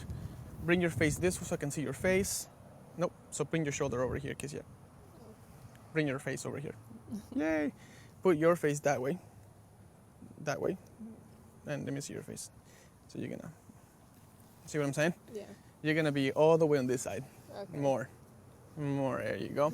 And then the sun's that way, so you're going to basically do your chin up and you're going to, when I tell you, you're gonna do one hand higher than the other. Okay. When I tell you, you're going to squeeze them real tight.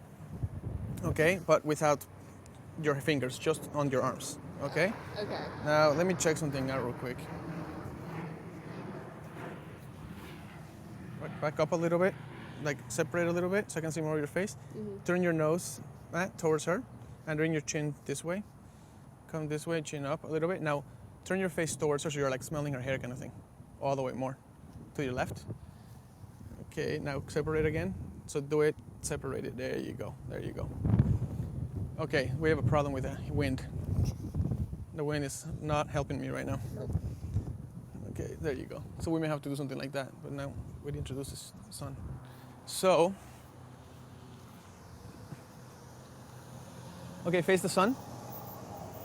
Okay.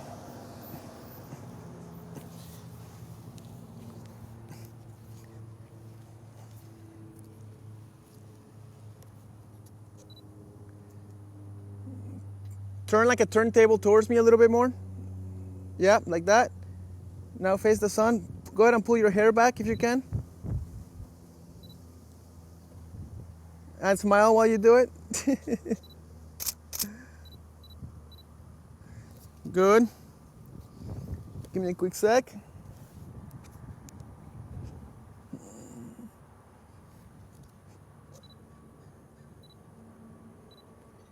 Okay, breathe in, 1, 2, 3. Chin up and breathe in, 1, 2, 3. Good job. Well, chin up again and squeeze and breathe in, 1, 2, 3. Good. Bring your nose more towards her. So you're like, yeah, there you go. Remember, magnetize the heads towards each other. Put your body weight on one of your feet, Matt. So shift your body weight and get real close to her. And Kisia, go ahead and breathe in when I tell you. 1, 2, breathe in, go. Chin up more and squeeze. Ready, go. And last one, let's see, go. Can you pull your hair out so it's not in the way? There you go. And now, go. Close your eyes and squeeze. Ready, go. Okay, last one. Go. Can you fix the hair a little bit again? I'm sorry. The wind's not helping. Wind is not helping. But you are. All right, give him a nice squeeze. Close your eyes. Okay, thank you. Yeah, so let me explain this photo real quick, the last one I just took.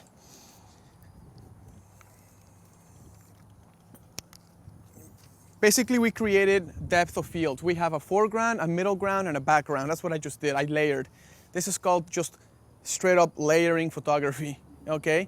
When the trees are the foreground, in the first lonely tree here. The middle ground is the bride and groom, and the background is the other bush. The whole photo makes sense because there's nothing distracting about it.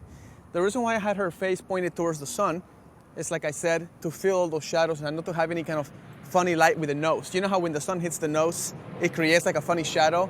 Like I can see it on you right now and so forth. You don't want to do that. You want to basically fill the entire face and just shower it with beautiful sunlight and expose for the brightest part of the face.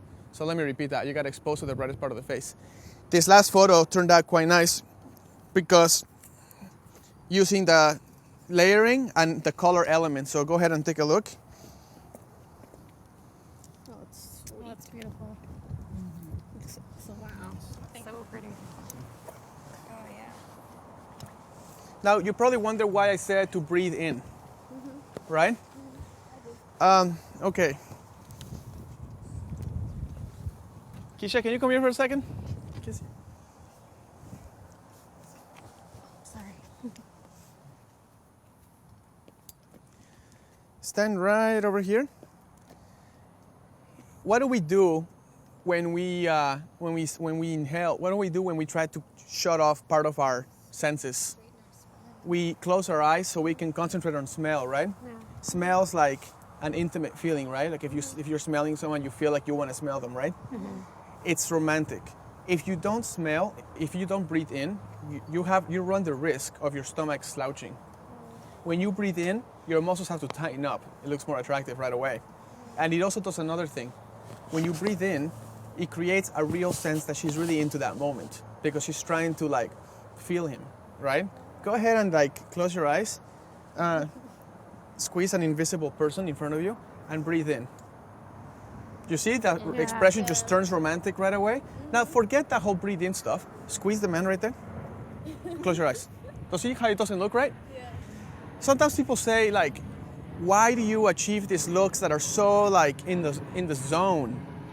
And you have to study this breathing and how do you respond to them. If you smell a tomato, you close your eyes to inhale it, right?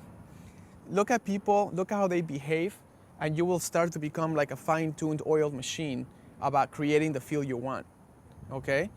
Let me teach you another really important concept, and then I want you guys to apply it. We're in the middle of harsh sun, so any of you guys watching out there, same thing. I want you guys to look down, if you point the cameras at the floor, and take a look at the shadows that Keisha's making right there. Do you see that shadow right there? Okay? If you're in a situation in open area like this, and you have awful sun, just look at the shadow that she's making, and stand in that direction and photograph towards the shadow. And what would that do you think? Backwards. It will put the sun exactly, perfectly behind them. Does that make sense? It doesn't. If you put the sun slightly to the left, you're gonna get a burnt spot on the face. If you do it the other way, same thing. But if you stand on that shadow, you're gonna get the most beautiful rim light because the sun is now directly behind her head. Okay? So, just to show you an example, not that there's stuff in the background, but that's okay.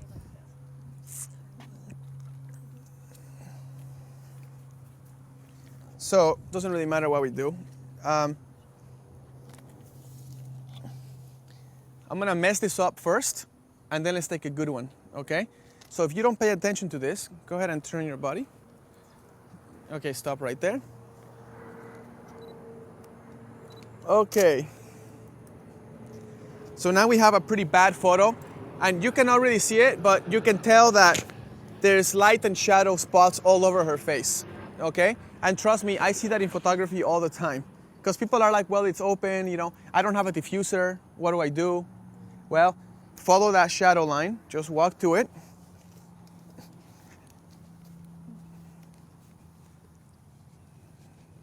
Take a step this way, take another step. I'm doing that so we don't have the tree in the back coming out of our head. Does that make sense? Now, turn your shoulders, remember I said to turn the shoulders thing? Turn your collarbones that way just a tad. More? Good, beautiful. I'm gonna bring your face back. There you go.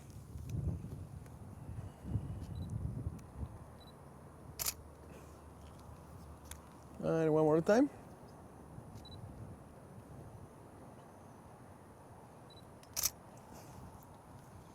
Good. Bring your shoulder this way a little bit.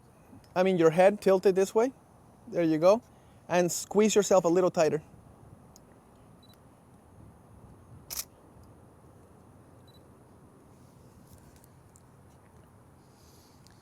Okay, this last photo I took is the the one that looks right.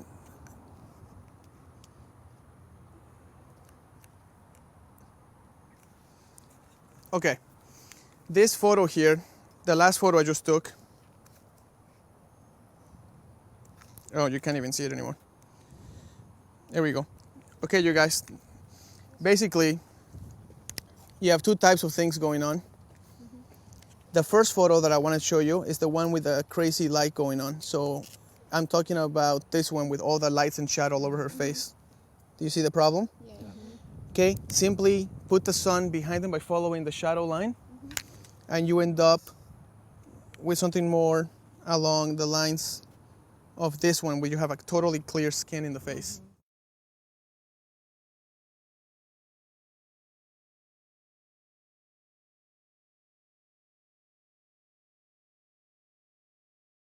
Let's go ahead and change this up a little bit. Let's move, doesn't really matter, let's just work on this technique. Let's try to move, you know what, let's not even do it. Let's just do it here for now.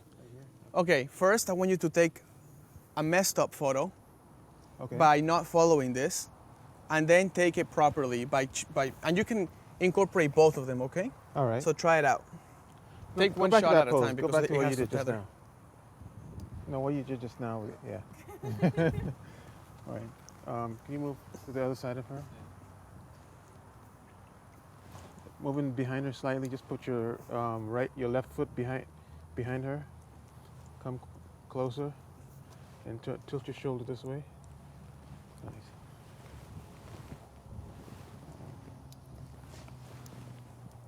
You have a 90 degrees on the wrist. Yeah, it's a messed up photo. Okay, messed up photo. I like it. All right. Mess it up more. Like get the light messed up. Right now you're still kind of hitting it. Okay. So like this.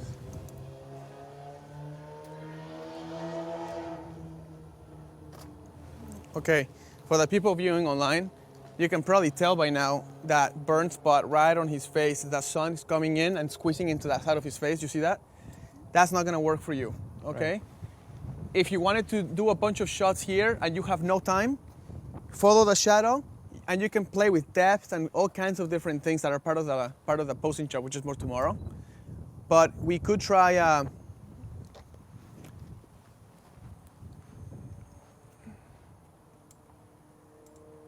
Come over here, Matt. The lighting on him is good. Stand back, Keisha, way back. Stay way back, keep going. Stop, take a step this way. Stop, I'm gonna keep on this line of shadow, right? Right. Put your hands in your pockets and laugh at that yellow car, okay? And as he laughs at that yellow car, it's a good car, man. As he laughs at the yellow car, you're gonna laugh at that green bush. Let me see that real quick. And basically, as long as I'm following the shadow, I can create all kinds of looks. So, now there's a tree in the background, but I can fix it. Okay, laugh at the yellow car and laugh at the bush. Good. Now laugh at the bush, but further down. Like the lower part of the bush is much funnier, okay? Ready? Now, Matt, when you laugh at that yellow car, move your body forward and really go at it. Okay? Ready, go. Good job. Good job. Okay, laugh at the yellow car one more time. And laugh at the bush. Good bush. Good bush. You like the bush. Okay. Okay, guys. Come over here if you want. What was the reaction when I was being so specific that it was so dumb and silly? Natural laugh. Right. Right. One thing I want you guys to know, another little hint that's really important. When you are taking a photo like that, don't make the joke unless you have the camera ready to go. Does that make sense? Yeah. So you want to go like this, like point the camera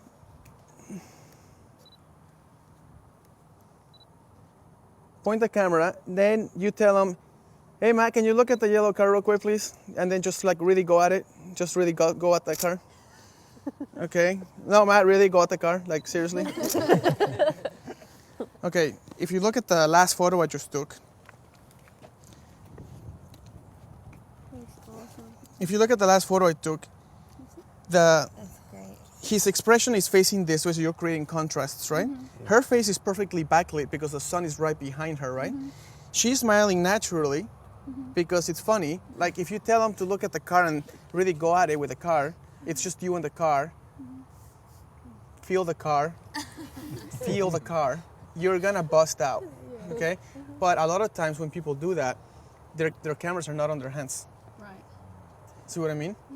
Since a lot of it is how you talk to them and the way, the energy that you bring out. I mean, if you tell them the joke prematurely, you're basically shooting yourself in the foot, okay? Now, we have 3 color elements, we have symmetry, balance, we have all these different things we want to look for.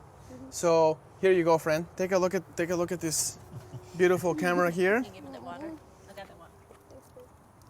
Now, Far out. let's try, and you have the flashes you can work with too.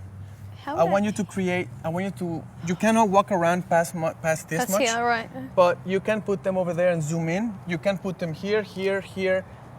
Where do you think any of this makes some sort of sense? Don't forget we have a huge diffuser which we could use over them. Okay? Yeah. You know what I was interested to know? How would we use a flash in this situation? That's what I want. The flash, you can use the flash to backlight them, right? Okay. So if you put them by that shady area, by that tree, let me see, Kisha, can you come this way?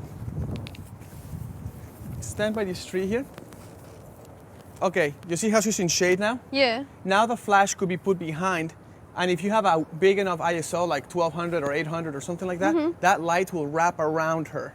Does that make sense? Yeah. So you can try it without a flash, and then you can try it with a flash if you Do want they have to be standing or can they? No, they can down? sit, but if you do sit, Yeah. don't show the whole body, remember that? Yeah. Just keep it, be creative in your crop so it looks romantic. If they're sitting, you don't have to make it look like they're sitting. You can just show so people don't know. You want to try that? Let's try that. Go ahead, Matt.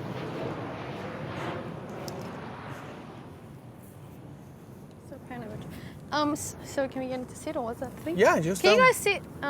Here. Thanks. Go ahead and pose. All right. Can I get you to? I know it's kind of obvious, but the only thing I can think of is to put her in front of him. Is that weird? Do you have a better idea? What do you mean in front of him? Like so, open it. So her to sit in between his legs. Is that weird? It's not. It's a little too. Is it? I know it's obvious. It's fine. It's a little. As long as you have the spinal cord straight, the fingers are in the right place, you avoid 90-degree angles and all of this stuff. You magnetize the heads. You tilt the heads instead of slouching. Far out. All right. Well, can you help me? Sure. All right. So your arms need to be a little bit softer. Yeah. I really like her legs up. What do you reckon?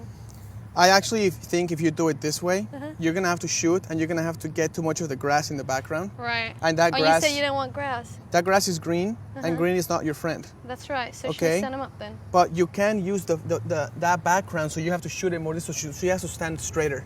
So sit up straight. Straighter. Sorry. She should be in the back. She can. Just kidding.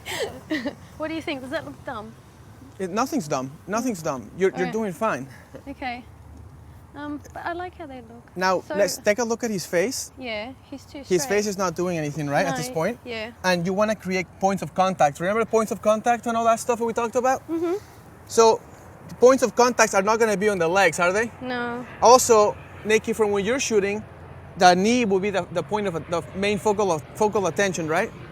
So you're going to, again, tilt your head towards her again. Yeah. And bring, now, a little more. Now we have a nice armpit picture, right? And I say this because a lot of times when you have the bride caress the groom, they always go like this. Yeah. And you don't want the armpit to be the center of attention unless it's a really great armpit, okay?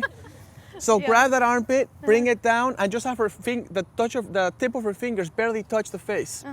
So Oh, that looks so much better. You see? Yeah. Now you're gonna magnetize the heads together. This is all part of the 777 things we talked about. Yeah. So it doesn't matter how you do it. You just keep adjusting according to that. Okay? And so, So would it be- faces need to be yeah, need to put can I them. look at like, if they lean in, is it cool if she looks like around here? Would that It's look all weird? cool. You just do it. And then can you look past her nose? No, honey, you look around here somewhere. Does that look? Let me see. I can't see it from far away. Sorry.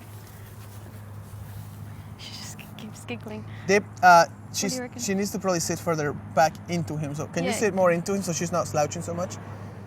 Like Thank you. really get in there. There you go. Thanks, Okay. Roberto. You're welcome. You see that's quite Oh, nice. that looks heaps better, yeah. Okay. Oh, her hand looks wonky now. It looks funky, so we can put it down. So yeah, put your hand down, babe. Let me try something. It's funky because the elbow's too far out. See what I mean? Yeah. Try. Sorry. What about his legs? Because see how now they're like. Can you put your leg Rest up? your elbow here. Do his Rest your elbow, and then just. feet look far? But we're not going to get. You're the not gonna feet, get the doesn't feet. matter, yeah, sorry. Right. You're not gonna get the Don't feet. worry about your feet. You're gonna That just looks photograph better, this. yeah. Okay. All right. Sorry, I'm just going to get your hair out of your face. Excuse me, babe. All right, there you go. Go. Okay. Before we shoot or anything, All right. What's, remember that the faces are turned towards each other, right? You see that? Oh yeah. Now let's mess this up real quick. Let's pretend we're not doing this like perfectly, okay? Separate your faces a little bit. See, it starts to look messed up. Now turn your face that way. I'm sorry, you, Matt. And then turn your face this way, like straight at me. Yeah. See what I mean? Now go ahead and smell the upper cheekbone, her upper cheekbone. Chin down. And then, like I said before, go ahead and inhale and tell me what it smells like. Yeah? Smells like cheekbone. Picture, picture, picture, picture. Does that make sense? Yeah. When that you looks say so something much like better. that, either they're gonna bust up from what you're saying or they're gonna make their own embarrassing joke. Yeah. Okay? But of course, my camera wasn't in my hands, Yeah. right? Oh, bugger. So go ahead and take the picture. Now, I don't think the sit-down pose in this situation, we can make it look good as long as you don't show that they're really sitting that much. Just kind of keep it within this frame. Does that make sense? Sorry, I only shoot kind of. Where's the ISO button? I feel like it's ISO is right here. The ISO is already at 200, so you So should- actually should keep it that. Then just shoot. Adjust the shutter speed. That's all you need to do. Okay. Adjust the shutter speed. So should it be right there? I was going to do it. Sorry. You gonna do it?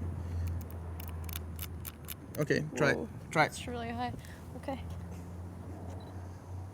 Wait, you said you didn't. Crop. Make sure you zoom in all the way to make sure that it doesn't show that they're sitting. Hide it from the viewer, right? When you print this photograph in a little canvas, it's just Oh, gonna show the bugger. energy of them, not Okay. How do we improve this, not Roberto? the feet. Okay, so You you can have see her knee. Could you? you have a lot of problems here. Let me Yeah. see. You have the horizon line. Can't see. You have the horizon line going right over their head. Yeah. So lower your angle even more and have them tilt forward a little more. Okay. Also, you need a reflector, right? Yeah. Okay, I so do. hold this again. And let's start to include stuff to it. So let's add a reflector.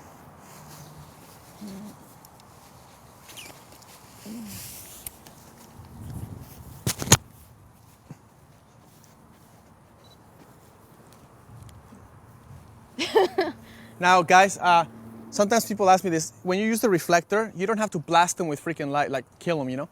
Like, that's not friendly for anybody, and Keisha does not like me right now. So just, basically, you're gonna give them just a kiss, like, that's enough. You see that? That's enough. Now, I think I have a gold side, and I'm gonna use that one to warm it up. So that's enough, right? Right there. Could you hold this for a second? Is it bad to shoot it from up here? You know, I know you said grass is not your friend. Okay, now you have to increase the shutter speed Yeah. because now you have too much. So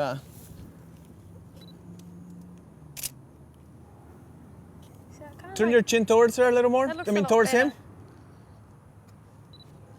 Separate your nose a little bit, Matt, from her.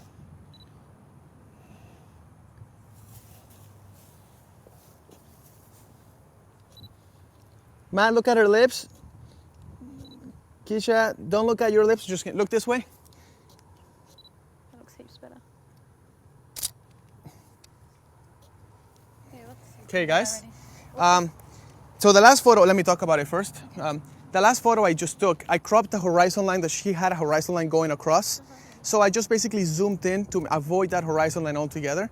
We had a reflector to make sure that they were the brightest part of the pose. Even though we have broad daylight sun and it looks terrible, by adding the reflector and them being in shade makes them the brightest part of the pose. I cropped every distraction out, okay? Now you can take a look at the photo. I don't know if I can block this or something. Okay, right. Yeah, it looks heaps better. Okay, now he's looking at her lips, so the energy is quite nice, right? And she's gonna turn it so you can see part of her eyes. Yeah. Notice her eye ratio with her iris and the eyeball is quite good. Now I could have messed this up and had her turn her eyeball that way and just show all the white of the eye. Does that make sense? Now if you were to paint this picture black and white, it will look a lot better. So because the green grass is no longer a color element, right? So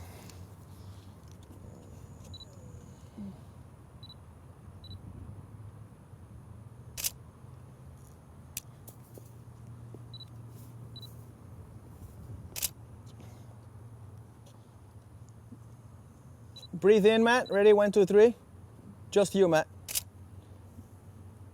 Look at her lips and breathe in. 1, 2, go.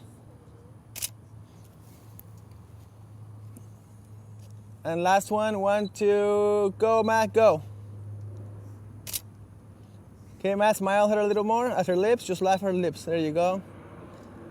Good.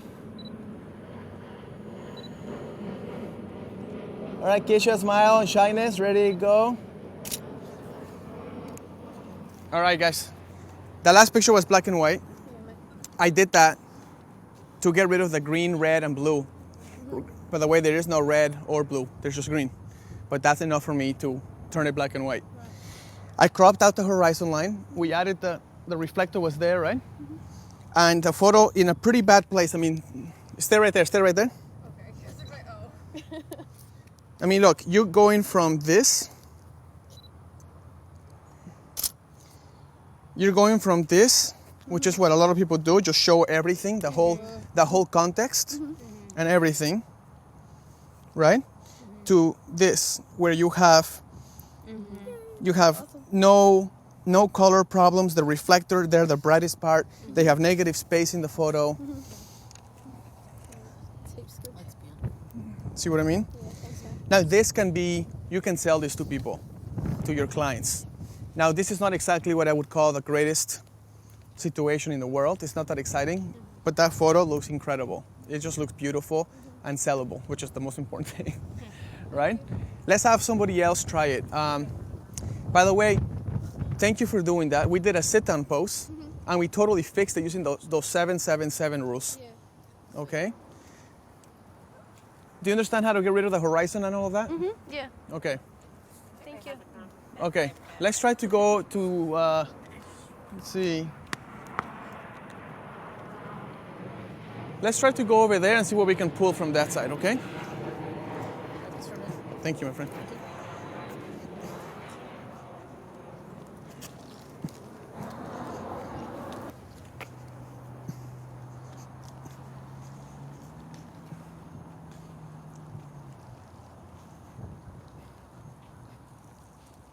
Let me bring something up.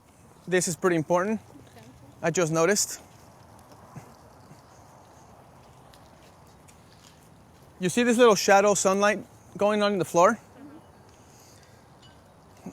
How do I look right now? Professional photography speaking. Do I look awesome? No. If you put a person in the shade, and they are close enough to the sunline, that sunline it's gonna work like a reflector and it's gonna reflect light back at them. Does that make sense? Now in this case, this is a black road, so that black is gonna basically not do that. But if this was like that cement sidewalk over there or anything like that, that cement sidewalk will reflect light back up into your clients. And because they're in shade, they will be in clean light. Does that make sense? So this is a kind of a cool move. Let me see if I can, come here for a second, Keisha. Okay. She's obviously about 2 feet from that shadow line, right? It's about this much distance. The closer you get to that sun line, the brighter she will be. As long as you don't get any sun in her face. So go ahead and walk forward a bit. Right there, stop. Let me see. Okay, take a look at her face real quick. Just see that glowing in the skin. Now stand back as far as you can, like near the bush. Look how her skin gets darker. Starts to very subtle because this is a black road. In fact, let me fix that black road. Can I get that reflector going on? I'm just gonna pretend that that reflector is the road.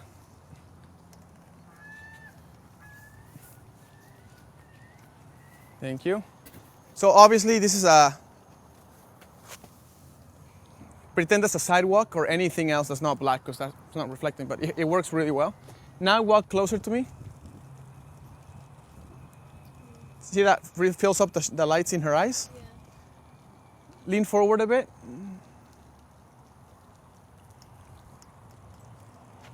Walk back again.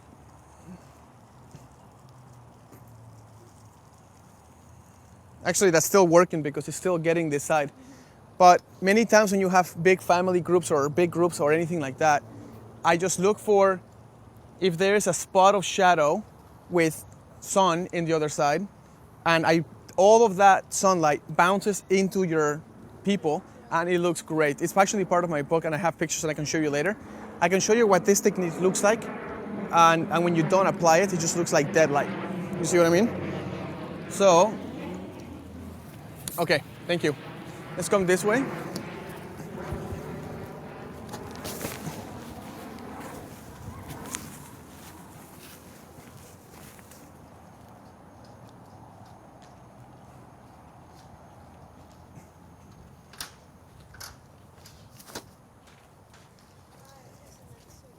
Okay, guys. First of all, I'm gonna go ahead and pick someone out of the live audience. We have all these plants, and we have this grass, and we have this cement. We have all this stuff. We cannot walk the cameras any further, but you can put the models anywhere. Let's discuss it together, okay? Where's my piece of paper at? Or whatever, yours piece of paper. Oh, you're right. Do we have geometry here? Yes. Where? The windows. The windows and the arches. Are they good enough to be used? Probably not at this case, right? Do we have depth in this scene? Yeah. Where is the depth? That flower bush and the bush behind it. Well, just the fact that we don't have a wall, we have depth, so it creates that romance, right? Yeah. If you were photographing Kesia and Matt by that wall, you would have no depth. Does that make sense? Yeah. So we have depth here. Do we have shadows and stuff here? Not really. It's not gonna work. This is not a case where that would work, right? Do we have the possibility of silhouette here? Yeah. Yes. How would you do that? Shoot against the sun? Yes. And you would have to go to a low vantage point, whatever, and put them in over that. You can have them stand in that little thing there, cement thing, and then you can have the sky in the background and create a really cool silhouette. So we can do a silhouette here, right? Can you do a reflection here? No. Not really. You can use one of the car's mirrors and that kind of stuff, but that's getting too much, okay?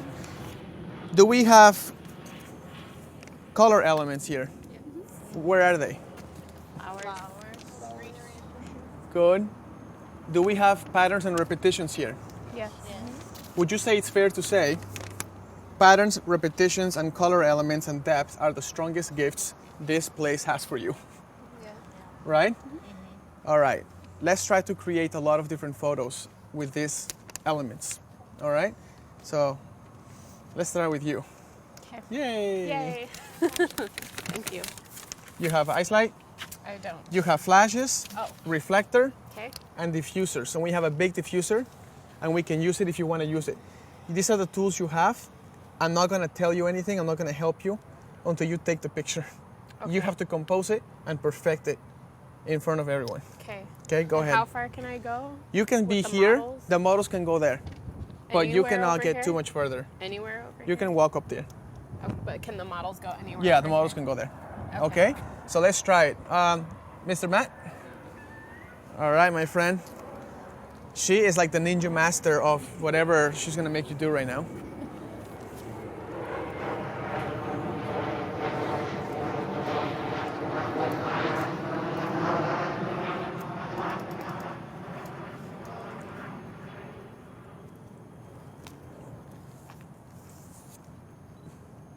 Okay.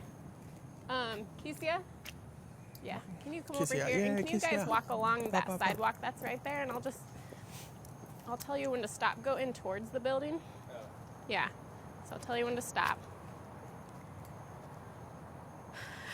You have some reach. If you want to move further, you can move further up, right? And stop right there, Matt. Okay. Can you? So harsh light, right? Yeah, the light is harsh. Okay. So where's the diffuser? That's the diffuser. Yeah, the big one. That's the Sunbound's diffuser. Shoot, I don't know where she would stand though to cover them.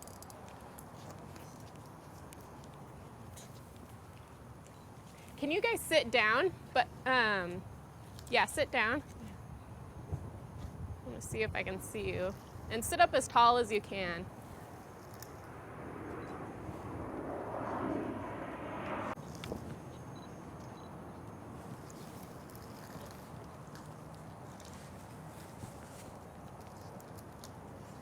What's one issue you guys see with this weather? The background's gonna be overblown. Well, only the left bush, right? I mean, the right bush. The right bush, yeah. Do you see that, guys? Okay, put your foreheads together. So we're okay. So And keep she's it- putting open them your eyes, there, but look and it's down, fine kinda. because she's going for the green color tones, right? But you have a luminance difference in the background. Yeah, That's a problem. Remember we talked about balancing the luminance in your photo inside the library? Oh, yeah. The lighter You do not reflects. want to have too many unless you're trying to create a contrast shot. Right. Okay? Somehow. You need a reflector? Yeah, maybe a reflector Okay. right here. Here. Probably the gold side.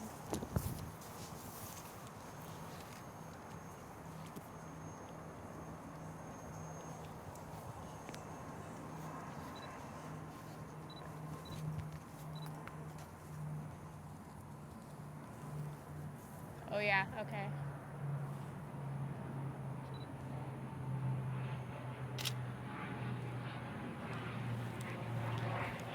Is there any way we can get a little more light, or is that pretty much it? Not really, unless Keisha kills me.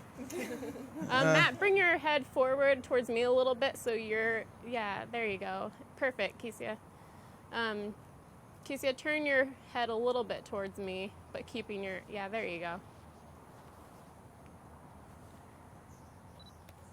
Okay. Okay, and Matt, turn your head back so foreheads together. There you go, perfect.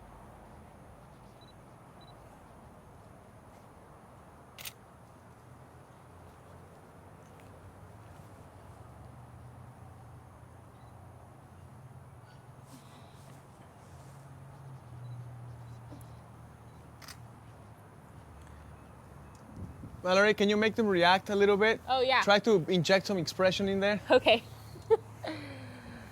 Okay, hold on just a second. Okay, breathe in.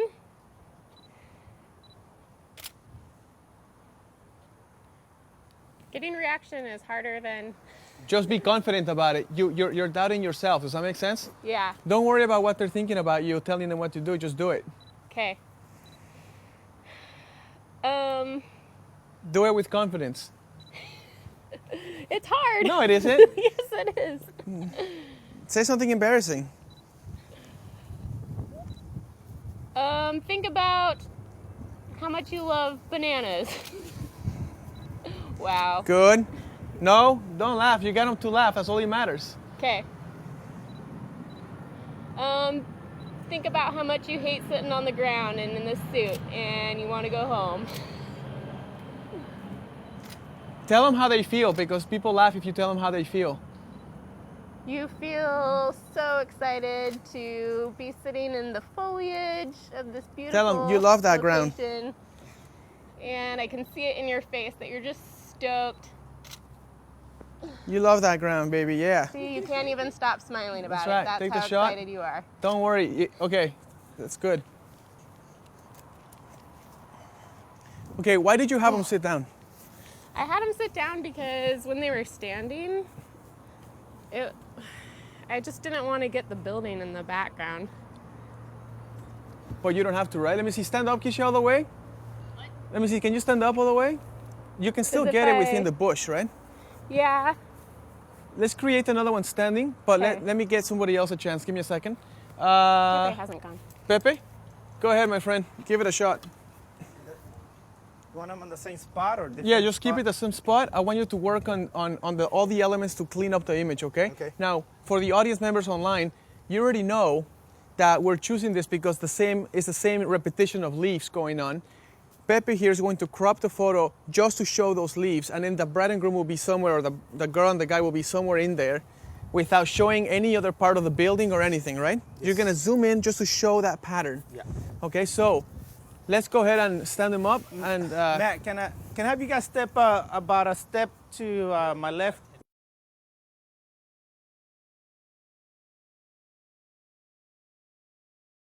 And let's see. There we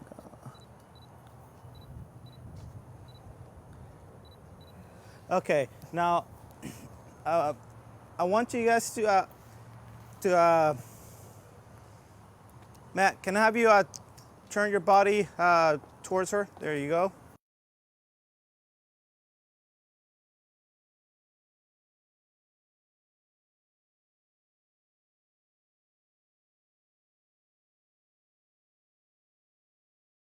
All right. In the meantime, okay, Matt. So you're gonna lean towards her left shoulder.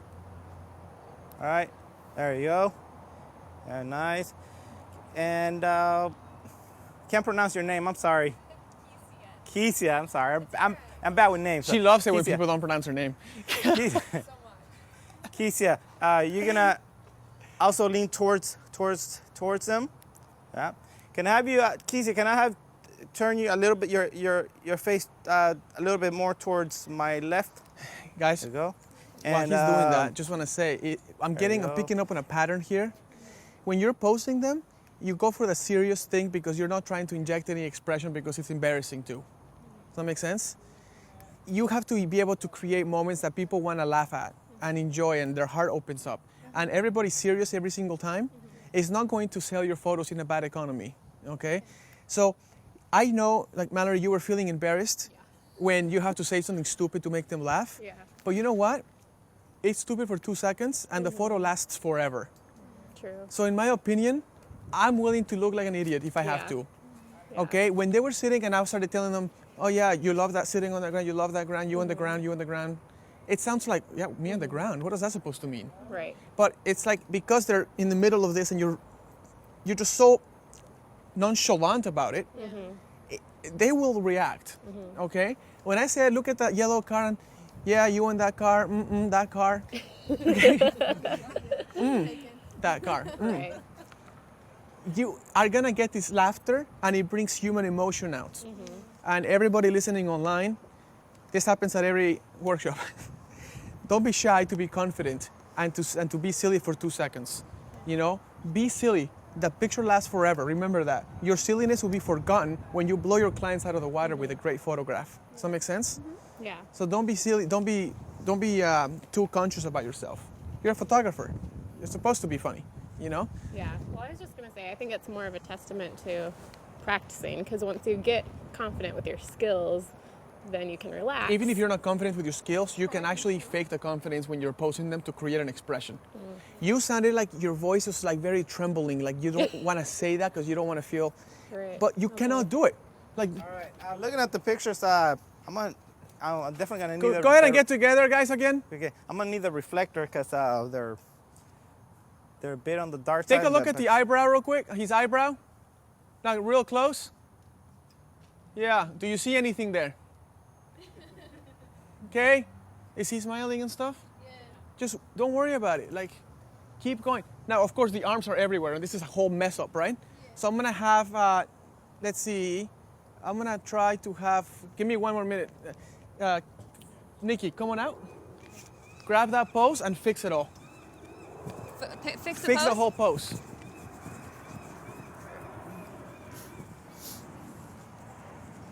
Okay, I'm fixing the pose. Okay, so we don't want any 90 degrees. Okay, this is gonna go in your pocket. Okay, this can go here, just up a little bit higher. Yep. And this, okay. Gentle Another thing fingers. I want to say as she's doing this. Okay, why don't we turn... Why can't, come here, friend. Face me more square. Why can't you use your hands and go like this? Does that make sense? Like you can use your hands in so many ways. You don't have to have the whole, you don't have to have this whole going on. Yeah, you could do so much. Okay, so just use the hands in other ways. That's true here, so... Nikki? Yes. You're not allowed to put the hands there at all. Switch the hands altogether. Oh, move the hands? Yeah. Okay, let's turn you this way. You're gonna look that way. And you're gonna come up this way. No, Nikki? Yes. Put them back facing each other, Okay. but change where the hands are. Okay. Put them up in their face. Both. Both? Just hers. You don't want a mirror. Okay, so this goes in your pocket again. Okay, this goes here, just gently. Don't cover his face too much. And remember, relaxed hands. Okay, so we need to do some. You see how she something just, with this. You can put that around his waist. Her head just got just tilted from the top down. She didn't slouch. That's good. That's a good point. Okay. The noses are pointing at each other. I guess I don't understand what you want me to do right no, now. you're good. Just wanted you to clean up the pose. Okay. Now their noses are pointing at each other. Okay. Turn it so they you're cross gonna out look some down point. her See how much shoulder. better that is? Okay. Now you can see more of her face, right? Right. Turn her face more towards the camera. Okay, so turn your face this way. And have her look at the camera with her eye like that. You see that?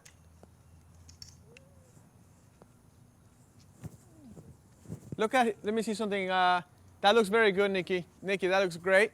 Okay. Except his weight is not shifted anywhere. So Okay. relax him. He looks like a statue. Okay, so shift your weight onto your far leg. Yep, and remember straight spine. Incorporate his hands. What's that? Incorporate his hands. Because if you have a beautiful girl putting her hands on you, you don't go like this. I mean, I know I wouldn't. I would be like, come over here. You see what I'm saying? You want to do something. So don't just... No, I know. It is when you're posing, but when you inject the expression, you can create that spontaneous moment, okay? Okay. Is that better? Yeah, very nice. Now, where do you want the eyes? Okay, so you're gonna keep looking at her shoulder, and you're gonna look towards the camera, and turn your chin towards the camera just a little bit more, so we can. Yep. Yep, that's good. Good. Yeah. Now, why is he so angry at her? He's You not. see, I He's said that gonna to make check him laugh. He's gonna. And then you respond, and it's funny. Okay. Okay, Keisha, no matter what happens, I want you to look at that red bush right there. You see it in front of you? Yeah. Okay. Now let's put the diffuser up again, if we can. Can we get the reflector too? Let me see that camera real quick. Let me do some. You got it.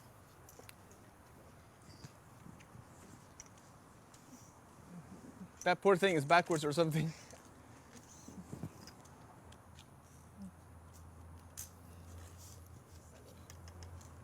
There we go. Put your left hand on her forearm. Yep. Give me a second. I'm almost. Yeah. You got it. Just that diffuser is going crazy. Almost, guys. Almost. Okay, look at that red bush. Good, Matt.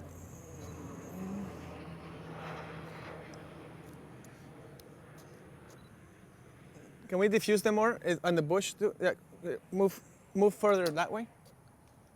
Further more. More. Oh, I see. Yeah, sorry. Turn it. Because the Fingers look straight. Don't they look too straight? Her fingers. Think like gentle ballet hands. do it, but do it without being angry at me, okay? Good job. You still look a little angry there. Think about the yellow car. Hold on, we have a diffuser problem. Technical difficulties on the set.